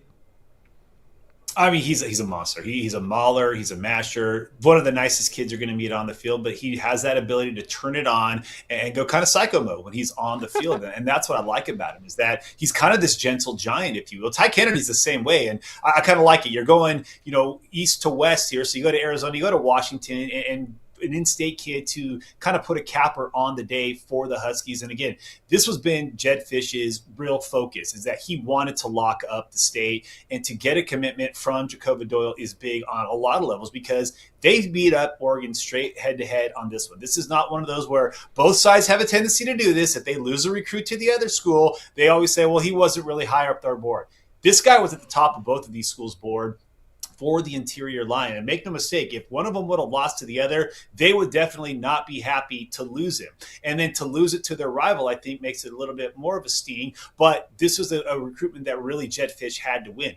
Oregon really had the advantage for a couple of years. He's very close with Dave Yulee, trained with him at AEP Athletics. Dave Yulee is the starting right guard for the Ducks. And Oregon, you would see him at events wearing Oregon gloves. Washington had offered him back when Brendan Carroll was the offensive line coach. And so the new staff had to come in. The new offensive line coach, Michael Switzer, had to come in and really kind of start from scratch in building this relationship, and had to play catch up. And they were able to do that. And again, another one of those players that after the official visit to Oregon, you start to think maybe Oregon is going back into Washington to take him. But then he took that visit to Washington on that final weekend, and the Huskies got it done. And more importantly, they are able to keep an in-state offensive lineman, which they have been really trying to do over the last couple of years. They're able to keep him home. Second year in a row, they go to Puyallup High School. They signed his teammate, Adion Yang, a year ago, and now they get Doyle, who is going to be a huge addition to the Huskies. Don't be surprised if you see him playing a number of spots for Washington. But Michael Switzer, Michael Brewster, again, did an outstanding job in building that relationship and now keeping him close to home. All right. Take us out of here with who else Washington is still trending for. Well, there's still a couple of guys that, potentially could be in play down the line. Ty Totolo, who's a top 10 player in the state of Washington, who the Huskies have been recruiting for quite some time. He's had kind of a little bit of a weird recruitment, but a guy that I know is still on their radar that they wouldn't mind adding as an in-state prospect. I just kind of want to see how his senior season goes before they really close the book on the 2027 class. But I really like what this class has done. They've got quarterbacks. They've got plenty of really good receivers. They've got an outstanding running back in Jeremy Adianju. They've got a great secondary led by a player like Maurice Williams, who's another in-state player, and now their offensive line class just getting bolstered. So really, at this point, they're going to be very, very picky if they want to add one or two spots. This is not a program that really recruits the portal that heavy. Jed Fish has made it very clear he wants to recruit the heavy lifting from high school, and that's why this class is already at a pretty good size now, and now that we're just going to be picky with one or two more spots for the 2027 class come fall. All right. Thank you, Brandon Huffman, for joining us on the Summer Signing Day show. And today's coverage is brought to you by Autotrader, because big decisions deserve the right options. These kids spent months weighing offers, visiting campus, finding the right fit. Autotrader gets that same energy. Buy online, keeps test drives in play. See it, drive it with your local dealer, then complete your purchase digitally. No pressure. Really simple, flexible, and no starting over. A smarter way to buy. Check out the link in the description for more. All right, guys, we are winding down, but we have two major commitments left. Let's preview a little bit. Let's talk about one of the teams that we haven't mentioned yet, Oklahoma. The Sooners loaded up early, I believe, for a while there. They did have the number 1 class in America, and they are still hot. Steve, Oklahoma recruiting, what do you love about this 2027 class? Well, 26 commits right now for Brent Venables and company. They're hoping to land defensive lineman Uhila Wolfgram later as they battle BYU for one of their most coveted targets at the point of attack. But coming off a playoff appearance, a home playoff game, Brent Venables and this staff have built so much excitement around Oklahoma football right now. General Manager Jim Nagy has certainly made an impact since coming to Norman. And this is a recruiting class that is loaded on the offensive line, led by 5-star Caden Penny and Cooper Hackett. Gabriel Osborne, a top 50 cornerback commit with special traits in the secondary. Seneca Driver is the number 1 tight end in the Rivals 300. Cooper Witten, who had as dominant a season on both sides of the ball, one of the most coveted linebackers in the country, number 2 linebacker per the Rivals 300. And Bodie Sparrow, one of their most recent commits, an excellent multi-purpose player, impacts the game in all 3 facets, going to come in and play safety at Oklahoma, choosing the Sooners over BYU. Those are all top 100 recruits in the fold for Brent Venables and company. And Chad, I really like their quarterback, Jamison Roberts, who they have committed, and Kildred Ben, a running back out of the Lone Star State, number 6 running back in the country. They held off Oregon and Florida to keep him in the fold. But Jamison Roberts, someone that had a terrific season for Saraland down in your territory. One of the top programs in the South, man, down in Southern Alabama outside of Mobile. Him and Jalen Scott right down the road at Williamson High School as well. So that's a, Roberts had, I think, close to 5,000 yards total offense last year, around 55, 60 touchdowns. Took him to the state championship game. A dual threat guy, a guy with a good body, good frame, good arm, can make plays outside the pocket. Jalen Scott, saw him multiple times over the last couple of years. Physical, big hitter, ball skills. Went to Mississippi, got D lineman Devin Robertson out of Oak Grove, a top program in Mississippi as well. So they're not just going in the Midwest or the Midland area out there, Oklahoma and Texas and all that. They're going into the South to go against SEC programs to land talent as well. Is there anything left here for Oklahoma to accomplish in 2027? I mean, it seems like this class is almost filled to the brim here. Well, Uhila Wolfgram is one they're waiting on, going to announce his commitment, I believe, tomorrow. Greg Biggins has some intel on the Rivals website right now. You can go read as it comes down to Oklahoma and BYU. My prediction's on the Sooners right now, but BYU is making me sweat it out. But Oklahoma held off BYU for Bodie Sparrow and look to do the same here. Jamison Roberts, Chad, Oklahoma hosted several quarterbacks during the fall. He kind of emerged as QB1. They offered him a scholarship, got him in the fold early. They can kind of turn the page to 2028. You've been around Brent Venables a lot from his time at Clemson. What makes him dynamic in your mind?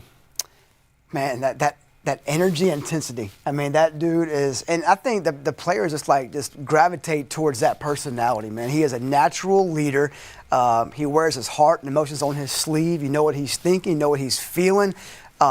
He's a guy that people want to play for. It's all about defense, obviously being a DC for a long time at Clemson, recruited obviously the state of Georgia where I live. Some of the best went to play for him.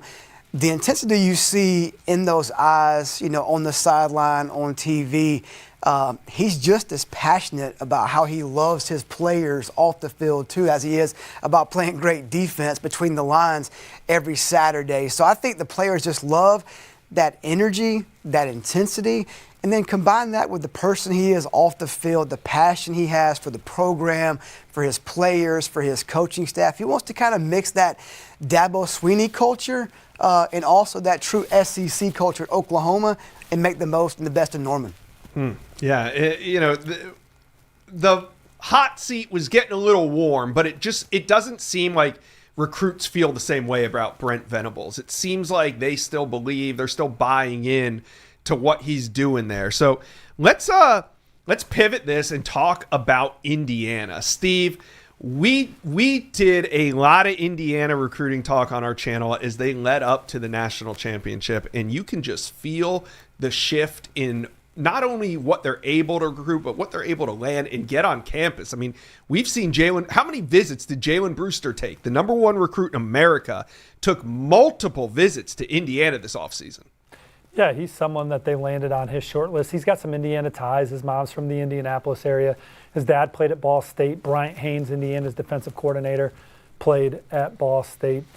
Indiana's resonating more, obviously, with some of their top targets, Monshon Sales being the biggest fish still out there. My prediction is on Indiana for the 5-star receiver, number one player in the state as they try and hold off the Texas Longhorns, Alabama, Ohio State, LSU rounding out that top 5. I expect a decision date out soon for Monshon Sales, and him and his agency, Randy Fisher and company, having final conversations with these football programs down the stretch as they dot I's and cross T's on that one. Indiana's been lights out in the portal. They landed most of their top targets in the portal, retained the guys that they wanted on their roster, keeping them out of the portal. They're going to be in the national title discussion this year with guys like Josh Hoover in the program. But you look at this recruiting class pushing towards top 25 status, but really talented when you just look at the average ranking per commit. They have just 16 commits. But Chad, it starts with Jalathan Mayfield, recruited by Miami, some of the premier programs in the SEC, but Indiana gets it done. It was really an official visit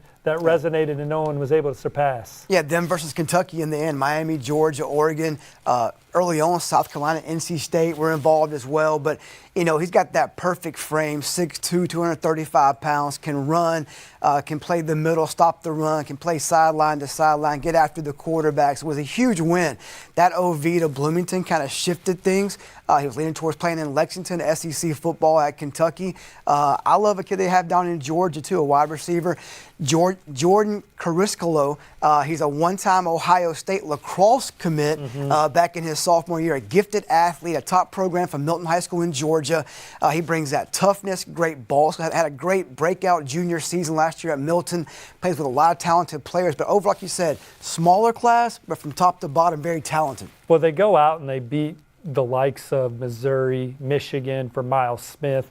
They beat Ohio State for Ronaldo Perez. Those are two 4-star defensive linemen with high upside traits that could be championship caliber players for Indiana. Brady Scott is a safety that they loved out of Tabor Academy in Massachusetts. I think they really came down to them in Iowa to beat Iowa for a safety. Brady Scott got him to campus numerous times. Mason McDermott was a coveted offensive lineman from in-state that stays home. Same with receiver Brandon Sharp from state champion Brownsburg. Quarterback Jamison Purcell was someone that quarterbacks coach Tino Sinceri targeted early. They get him in the fold. And Ramir Harris Dupree was a wild one down the stretch from North Carolina. Missouri tried to flip the script there, but he's in the fold for Indiana and has a lot of traits in the secondary.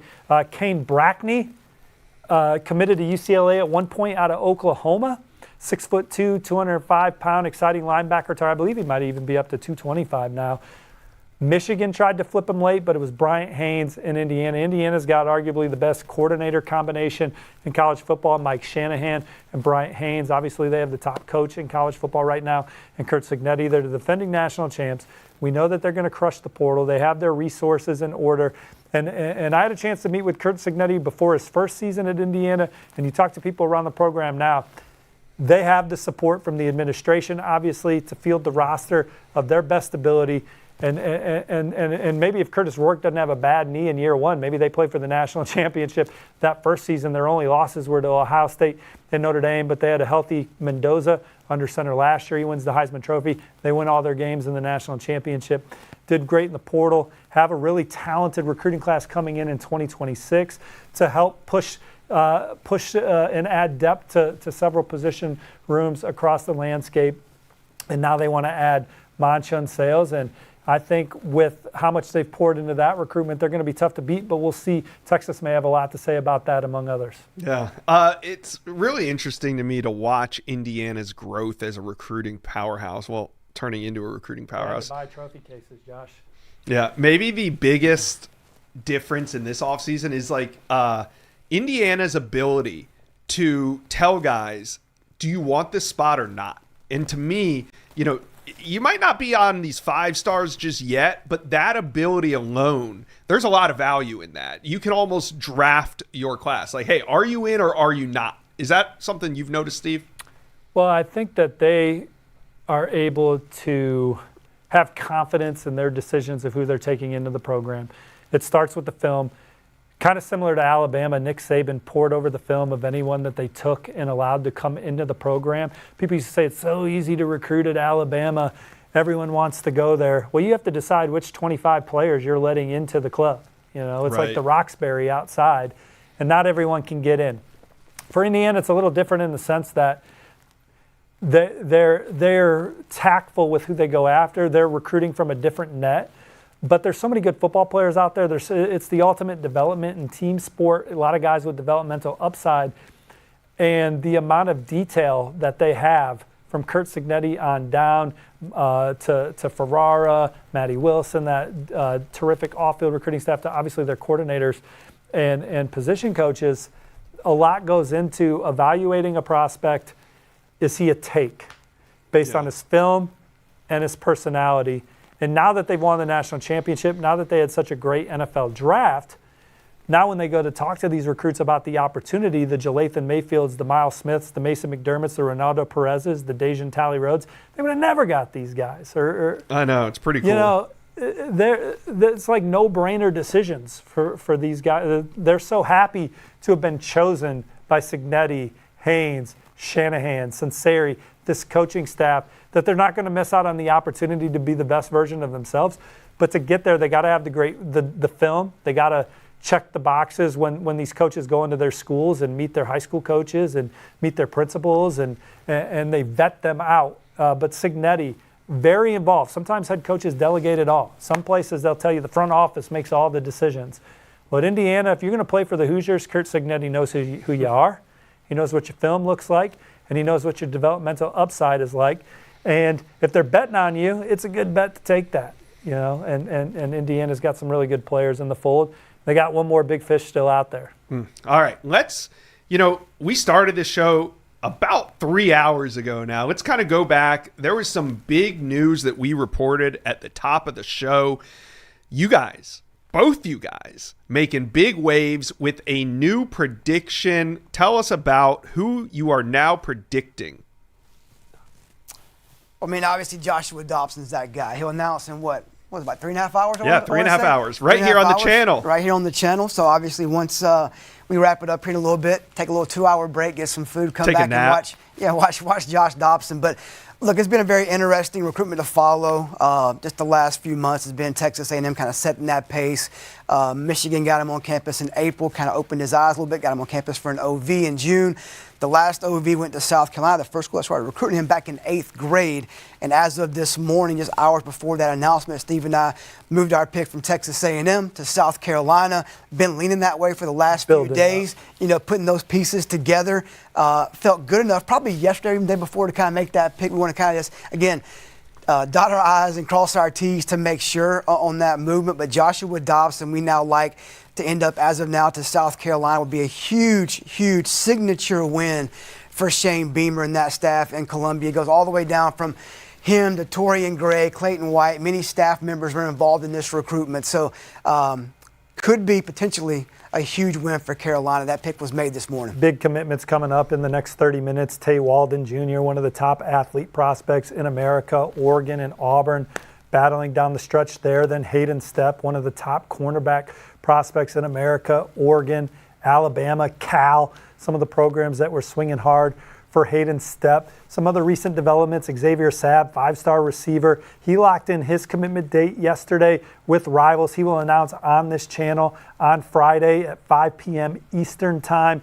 Oregon, the heavy Rivals prediction machine favorite for Xavier Sabb. Sam Spiegelman and I recently predicted 5-star offensive lineman Ishmael Kamara to Texas. But Texas, they're still going to have to, Oregon's in the rearview mirror, and the Ducks have led for a long time in that recruitment. I mean, I feel good about Texas right now. And probably one of the biggest stories of the day, 5-star defensive lineman Jalen Brewster. I talked to his father earlier today. There's been a lot of smoke about LSU really rising. At one point, I thought Florida was the biggest threat to Texas Tech. He committed to the Red Raiders during the fall. But now it's LSU emerging late. Does he even make a final decision? Because his dad said, no matter what he decides, whether it's stick with Texas Tech or if he were to flip to LSU or anywhere else, programs are going to keep calling. Games are going to be played this fall. He's working on his own health, trying to come back and have a great senior season. I feel like around Lubbock, you talk to sources, they feel good about keeping him. But around Baton Rouge, they feel good about flipping them. Chad, you talked about that earlier. Yeah, I mean, it's going to be interesting. I think that, like you said, the dad says, why shut it down? They're not going to give up on a player like that. No, I mean, he's an elite player.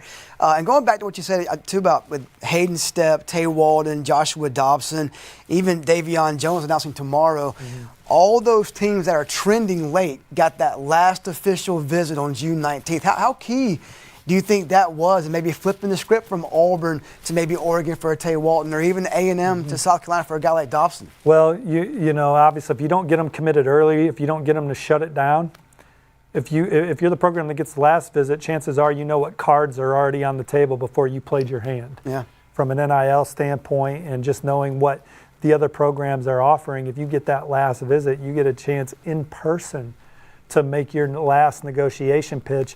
Everyone else, when they come home, it's FaceTime or whatever. You're not in person anymore. With Tay Walden, I was told that the last day they could be out on the road for the spring evaluation period, Oregon met with him for about 6 or 7 hours. Saw him practice that day in the spring, hung around, met with his people. I was told if it's not Auburn, it's going to be Oregon. Well, people think that these recruitments, that these schools are just, making financial decisions and these young men are jumping into the fold because of those.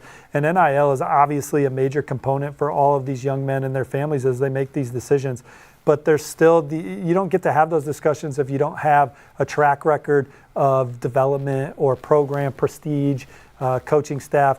Relationships still matter. Get you in the door, get you at the table. 100%. And nobody builds relationships better. There's a few programs that do as good a job. When you're talking about Oregon, you got Miami, Notre Dame, Texas A&M. Those are kind of the programs just right from the jump. When you say Ohio State, which programs do the best job of just building relationships and being relentless and consistent? Oregon, Miami, Notre Dame, Ohio State, Texas A&M, those immediately come to mind. Texas A&M doesn't waste weekends. They get these guys. You look at A&M's number 1 ranked class, the Kamari Dorseys, the Caden Hendersons, the Mark Matthews. They got those guys to campus over and over and over. No free weekends, no weekends off. And Dorsey went nowhere else. They made sure if he visited anywhere, he was in College Station, not anywhere else. Absolutely. He already feels like he's part of the program. He does. But Dan Lanning, Oregon, they take nothing for granted. Yes, they have resources. A&M, these Ohio State, Notre Dame, these programs have resources, but they also create an environment that families believe in, that they're going to be watched over by coaches that actually give a darn about them. And so when they do get into the financial discussions at the end, there's already a trust there that I know I'm going to be successful there because they believe in me. Now I got to have these final conversations about maybe what's best for me fiscally, but you don't even get into that room without great relationships and great track records. All right, boys, we're ready for another one. And Rival Summer Day Signing Series brought to you by Autotrader in recruiting. It's all about options, and so is buying a car online with Autotrader. Start online. Let's drive. You can test drive with a local dealer, finish however it works for you. Really, get it delivered or pick it up, whatever works for your life. Autotrader makes it possible. Backed by a local dealer network every step of the way, just like today's commits. Your car, your choice, your way. Check out the link in the description for more. All right, up next on the Summer Signing Day show, we have Tay Walden. We're going to be heading to Tennessee for a top 100 recruit in America. Athlete Tay Walden Jr. goes 6'2", 175. He's from Collierville, Tennessee, and attends Collierville High School. Walden is the number 3 ranked athlete in America, number 70 ranked player overall, so inside that top 100. Top teams include Ole Miss, Oregon, LSU, Georgia, and Auburn. Now, before we head to West Tennessee, let's put on the film. 6'2" and 175 pounds, and he's a star on both sides of the football. Pick your poison. He's going to beat you deep on offense. He'll make you pay for a mistake on defense. The one thing about Tay Walden Jr., though, he's going to make a play. He's going to make an impact on the game, and he's a great teammate as well. Whoever gets Tay Walden Jr. is getting one heck of a football player and an even better person. All right, let's take a look at his social handles. You guys are going to want to follow Tay Walden Jr. It's just the beginning of something special. You see the handles. Go hit follow. All right. We got Tay standing by. My man, how you feeling? I'm good. How are you? I'm good. You know, all things considered, the show's been a little crazy, but, you know, we're here and we got you, Tay. So tell me, what was it about these programs that made your final list? Just, you know, the relationships I've built so far with each coaching staff, just push them towards the top. All right. Well, your family's all around you. You got some friends watching, and we got hundreds of people online awaiting your decision. Tay, the moment's here. Say your thank yous and let us know where you plan on committing to college. First off, I just want to thank God, you know, waking me up every day. You know, I want to thank my parents, my mom, my dad, pushing me my whole life, making me do stuff I want to do, get me here. I'm going to thank my sister. She keeps me competitive, keeps me going, you know. And, most importantly, I'm going to thank all my coaches from Little League until now, you know, just get me where I want to be. And with that being said, I'll be taking my talents to University of Oregon. Let's go.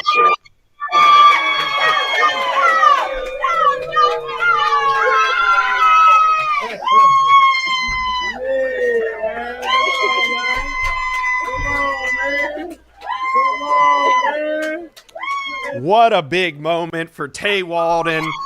Wow. Oregon is the pick. Tay. Oh, let's let him celebrate a little bit longer. I mean, hey, if you guys are still celebrating, y'all can celebrate. Why was Oregon the best fit for you?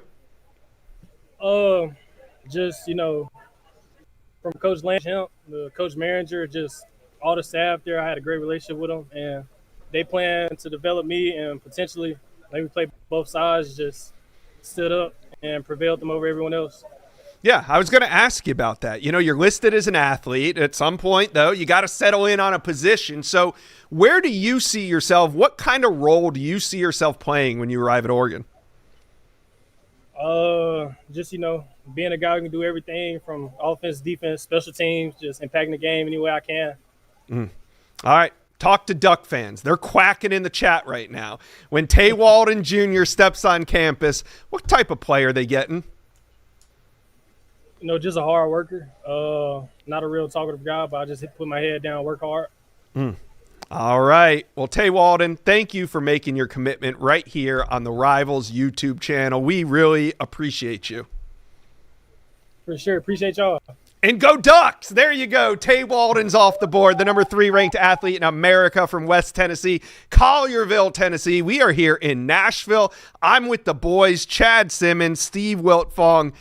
Tay Walden is off the board. What do we like about him, and why is this a great pickup for the Ducks? There's a lot to like. I mean, obviously, you heard him say he can do it all. That's really true. I mean, I know there's people that have had NFL guys talk to this young man who's been on campus for OVs about how good he could be offensively, defensively. Does he want to go on the same path as Travis Hunter and try to do both in college, maybe in the NFL? But, I mean, look, he's 6'2", 180-ish, can be that boundary corner. He's physical. He has great ball skills. He loves offense, though. He's an offensive guy with speed, jump ball ability. He'll catch the ball in traffic. I've seen him play multiple times in 7-on-7 with Coastline Stars, and he just makes play after play, whether it's in traffic, uses his speed to get behind defensive backs, but just a versatile all-around athlete. As Steve, I think, alluded to earlier, likely an offensive guy at Oregon. Yeah, I think he'll play receiver at Oregon. But an elite talent for sure. Yeah, Ross Douglas, position coach for the Ducks. One of the emerging as one of the top recruiters in the country. Dakota Garant is in the fold for Oregon. Obviously, they flipped Malachi Garlington. And Xavier Sabb's still out there, 5-star receiver, announcing his commitment on Friday. So Oregon has no plans of slowing down offensively. They plan to be prolific, and they just went out and landed one of the top players in the country. Auburn was the heavy favorite coming out of a May 29th official visit to the Plains, but Oregon had him in the spring, loved his experience, got him back for the official the weekend of June 19th. Anyone they're recruiting, Dan Lanning's got his hands on the program, the players, the culture. That's the kind of environment he wants to be developed in, and they just went out and landed a top player in the country. I think they're up to number 7 in the Rivals industry rankings right now, looking for a 4th straight top 5 class after landing Tay Walden Jr. On that track. This is an unbelievable wide receiver class right now, Steve. I mean, you got Dakota Garant in there. And, of course, is the catalyst to all this Will Menzel? I mean, when you land the number 1 quarterback in America, is it really tough to recruit wide receivers? Well, while I think that they're obviously excited about potentially playing with Will Menzel on the back end of their careers, they're going to play with someone. The receiver typically gets on the field earlier than quarterback. I think it's just a credit to Oregon's culture, their offense, their track record under this coaching staff, the way the coaching staff made them feel, the way they believe in them, the way that they're going to scheme them up. And these guys believe in themselves to come out to Oregon and start. And if they do that, they're going to hear their names called early in the NFL draft. Dakota Garant was obviously a massive recruiting win, top 50 player, number 1 player out of Michigan. I think he scored a touchdown like every 1.5 receptions. Xavier Sabb trending. He's the Gatorade Player of the Year in New Jersey out of Glassboro in New Jersey. So Oregon, the favorite there for another terrific two-way player. They just want football players for the Ducks. Dan Lanning company, they have a personality type and identity type guys that impact their high school team in a lot of ways. Tay Walden obviously does that. Xavier Sabb does that. Multi-sport guys. They're in for 4-star linebacker Brayton Feaster, who is a terrific wrestler. And Hayden Stepp out of Powerhouse Las Vegas Bishop Gorman. They want those guys that come in with the right mindset, the right mentality. He's announcing soon on the channel. We like Oregon, Alabama, and Cal, the other programs in the mix. All right. Let's, today's Summer Signing Day series is brought to you by Autotrader. If car shopping feels like a whole thing, buying your car online on Autotrader makes it easier. Search, compare, build your deal. And yes, you can still test drive. Really. Start online, head to your local dealer for the drive, then finish the deal wherever works for you. Your info stays with you. You're never starting over. Car buying doesn't have to be a whole thing. Check out the link in the description below. Now, we have one more commitment. We're going to get to Hayden Stepp here in a minute, but there was a major commitment that went down earlier today, and it wasn't in the 2027 class. I can't believe that on July 1st, we had a party crasher. Jet Harrison comes late to the party, announces his commitment to Ohio State. This was a bit of a shocker here, at least, Steve, in terms of the timing of the commitment. Well, his dad reached out to me a couple weeks ago and said a decision was coming soon, because I don't think Jet Harrison had any interest in actually going through a recruiting process and having to entertain coaches and have dialogue and talk with them. He is all about football, being the best version of himself, preparing for his junior season and beyond, ultimately college football and playing in the NFL. You look at the schools he was considering: Ohio State, Oregon, Miami, USC. Those are coaching staffs, offenses that have track record of great dynamic play and receiver development. Took visits out to see all of them, and then took a couple visits to Ohio State this spring/summer for camp. Got a chance to work with Coach Hankton and the staff. Obviously, there's a lot of trust with Ryan Day, the way they were able to develop Marvin Harrison Jr. And it's not just about Ohio State's offense and the way they develop receivers. It's about getting Jet, having Jet wanting to be around like-minded individuals. Ohio State's a player-led program, players that have high expectations for themselves. The strength program under Mickey Marotti is second to none. And the way they push each other, the way they elevate each other, the guys that you're able to compete against in practice, when you talk about the secondary Ohio State has in and year out, the receivers they have year in and year out, that is the culture. That's the environment he wanted to be in.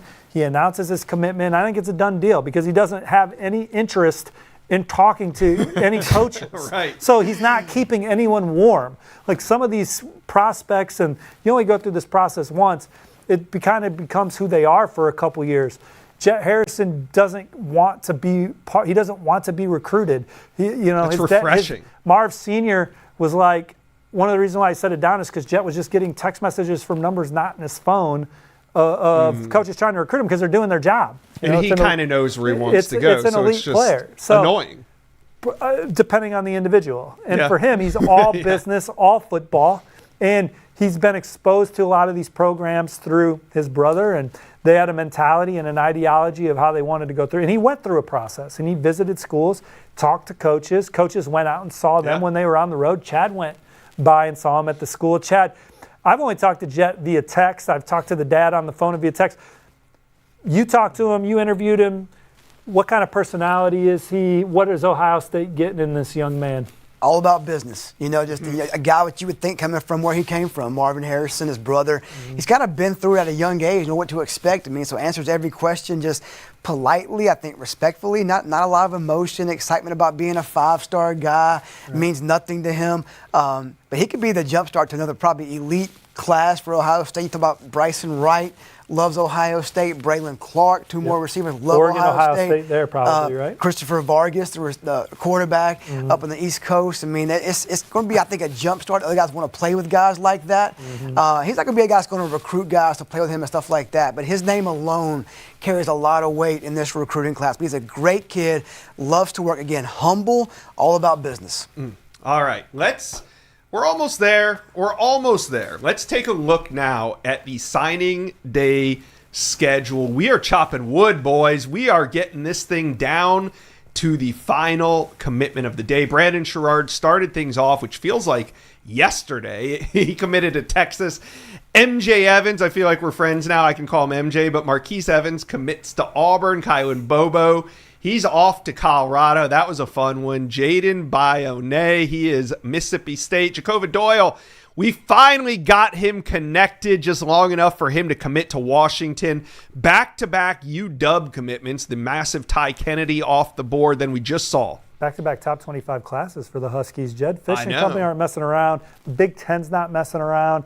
Deepest, best league in college football, right, Chad? Hate to admit it. We done yet? No. All right. I'm a Midwest guy. He's Southeast. Yeah. Tay Walden's off the board to Oregon, and there's just one remaining. Out of Las Vegas, Hayden Stepp, and choosing a school is hard. Buying a car online, though, with Autotrader is not. Check out the link in the description for more.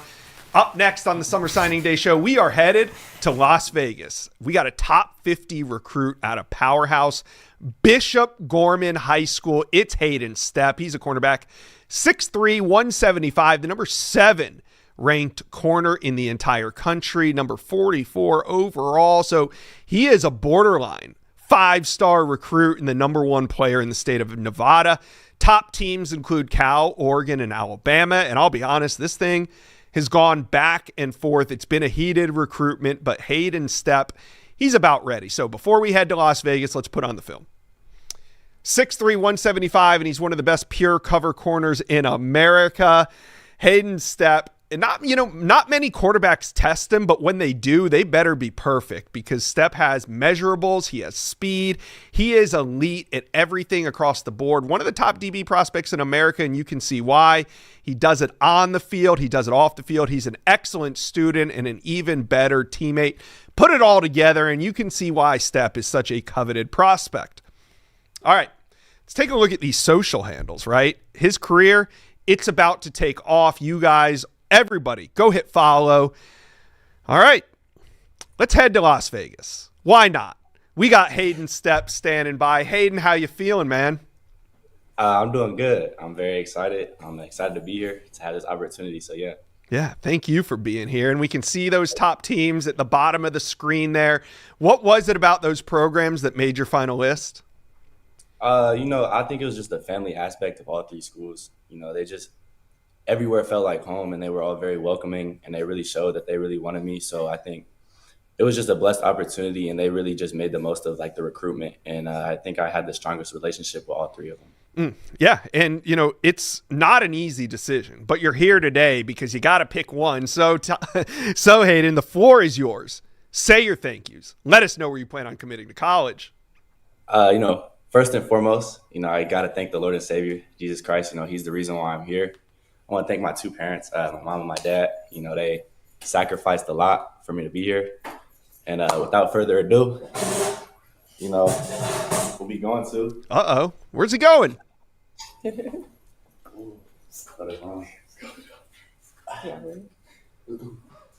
Oh, I can't get the jacket on. Hold on.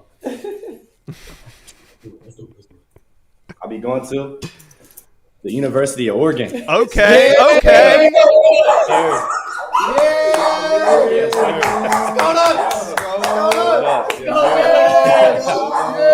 That's a big one. Hayden Stepp off the board. He keeps it quacking here on the Rivals Signing Day show. Have you had a chance to talk to Dan Lanning and tell him? And if so, what was his reaction when you committed?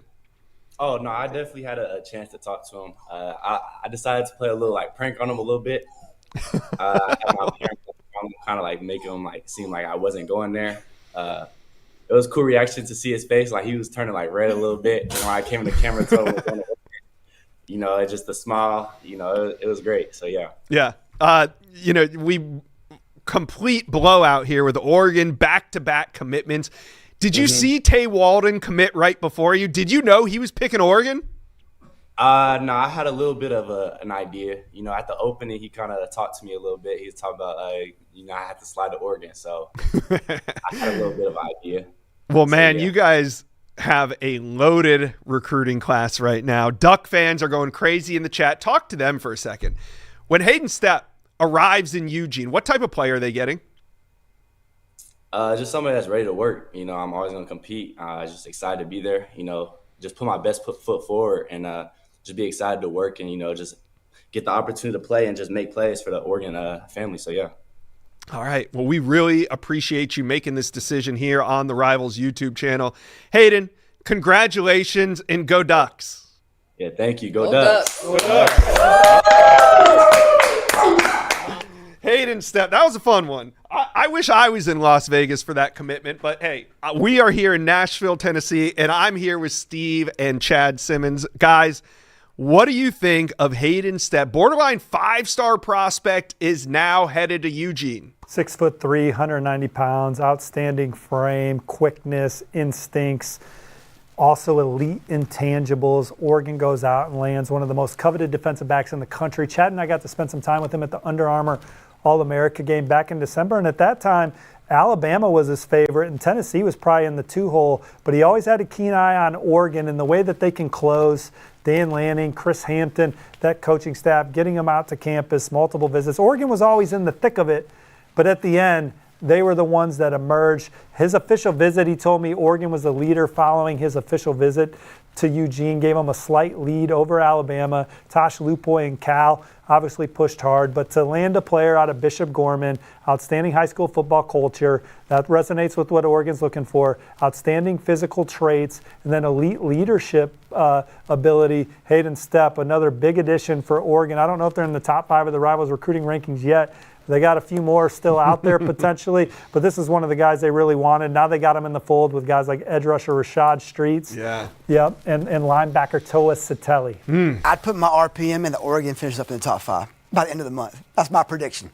Wow. All right. Well, this has been one heck of a day. We've seen so many commitments here. Let's take a look at the 5-star counter real quick before we get out of here. Who has the most 5 stars in America? It's Texas A&M, followed by Miami and Notre Dame. You got a bunch tied at 2, and then 1. Look at the Florida Gators, LSU, Oklahoma, and Alabama all have 1. Josh, we haven't done a Texas A&M segment, so perfect Not way really. to end this 4-hour segment. They didn't land a commitment today, but 4-star linebacker Micah Allen is still out there. Texas A&M in the top 3. I like where the Aggies stand.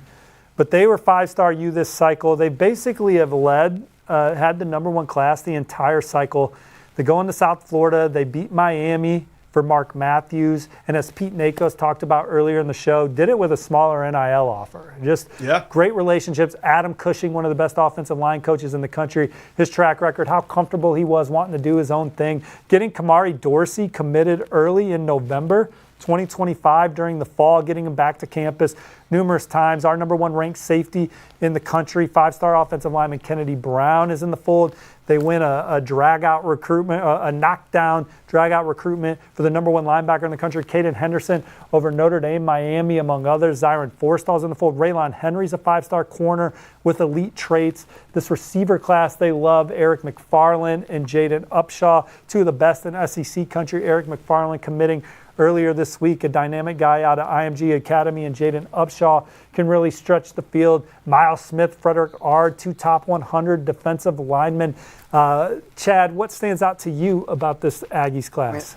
love what they did in Florida. I mean, you had Eric McFarland, Frederick Ars, 4-star IMG, Caden Henderson, Mark Matthews was the big one. I mean, going into Georgia, Jalen Johnson, the quarterback, Jaden Upshaw, wide receiver, Kamari Dorsey. So it wasn't all about just Texas and locking those borders down there and all that. Yeah, but just kind of going, went from Tennessee down to South Florida, Velati, but kind of going outside into the Southeast to compete with those Miamis, Alabamas, Georgias, LSUs, and winning. They won a lot more than they lost for these top guys this class. And I think when you look at this Texas A&M class, obviously has the star power, the 5 stars, but they got some evaluation wins, some guys that they're really excited about, Loya Velati, but Errol Kearns out of Indianapolis, Lawrence Central, my neck of the woods, had an outstanding junior season in the secondary, a tone setter, but also an outstanding wrestler. Linebacker Ashton Whiteside from in-state, they beat Kentucky on. Holden Niemi, they go up to Michigan, 6'4", 220-pound Tracy tight end that I know that they love around College Station. So they got their 5-star recruiting wins, but they also go out and mine the talent, mine tape, and watch film, and are excited about guys like that. And I didn't even mention Elijah Patman from Georgia, also a D lineman that I know Georgia, for one, had one super high on their board. Tried to get him to visit many times, never showed up. He went to Texas A&M committed, didn't go anywhere else the rest of the He's been over a year committed to Texas A&M. Hakeem Frampton is a guy that they love in the secondary at corner, and obviously their quarterback Jace Johnson's from the Peach State. Yeah. All right. Every commit today made their choice. Time to make yours. Autotrader, buy online. Your car, your way. Check out the link in the description for more. Let's take a look, before we head out of here, let's take a look at that top 20 one more time. And remember, we are not done. Yeah, today was the big show, but in 2 hours, we have Joshua Dobson, the 5-star corner out of North Carolina, making his decision right here. Hey, make sure you guys are subscribed. If you like this, we got a lot more coming. Hit subscribe to the Rivals YouTube channel. And big shout out to my guys here, Chad Simmons and Steve Wiltfong. While I directed traffic, they did the heavy lifting. Shout out to you guys. What a day it's been on our July 1 signing day show. We appreciate you guys for being here. We'll see you soon.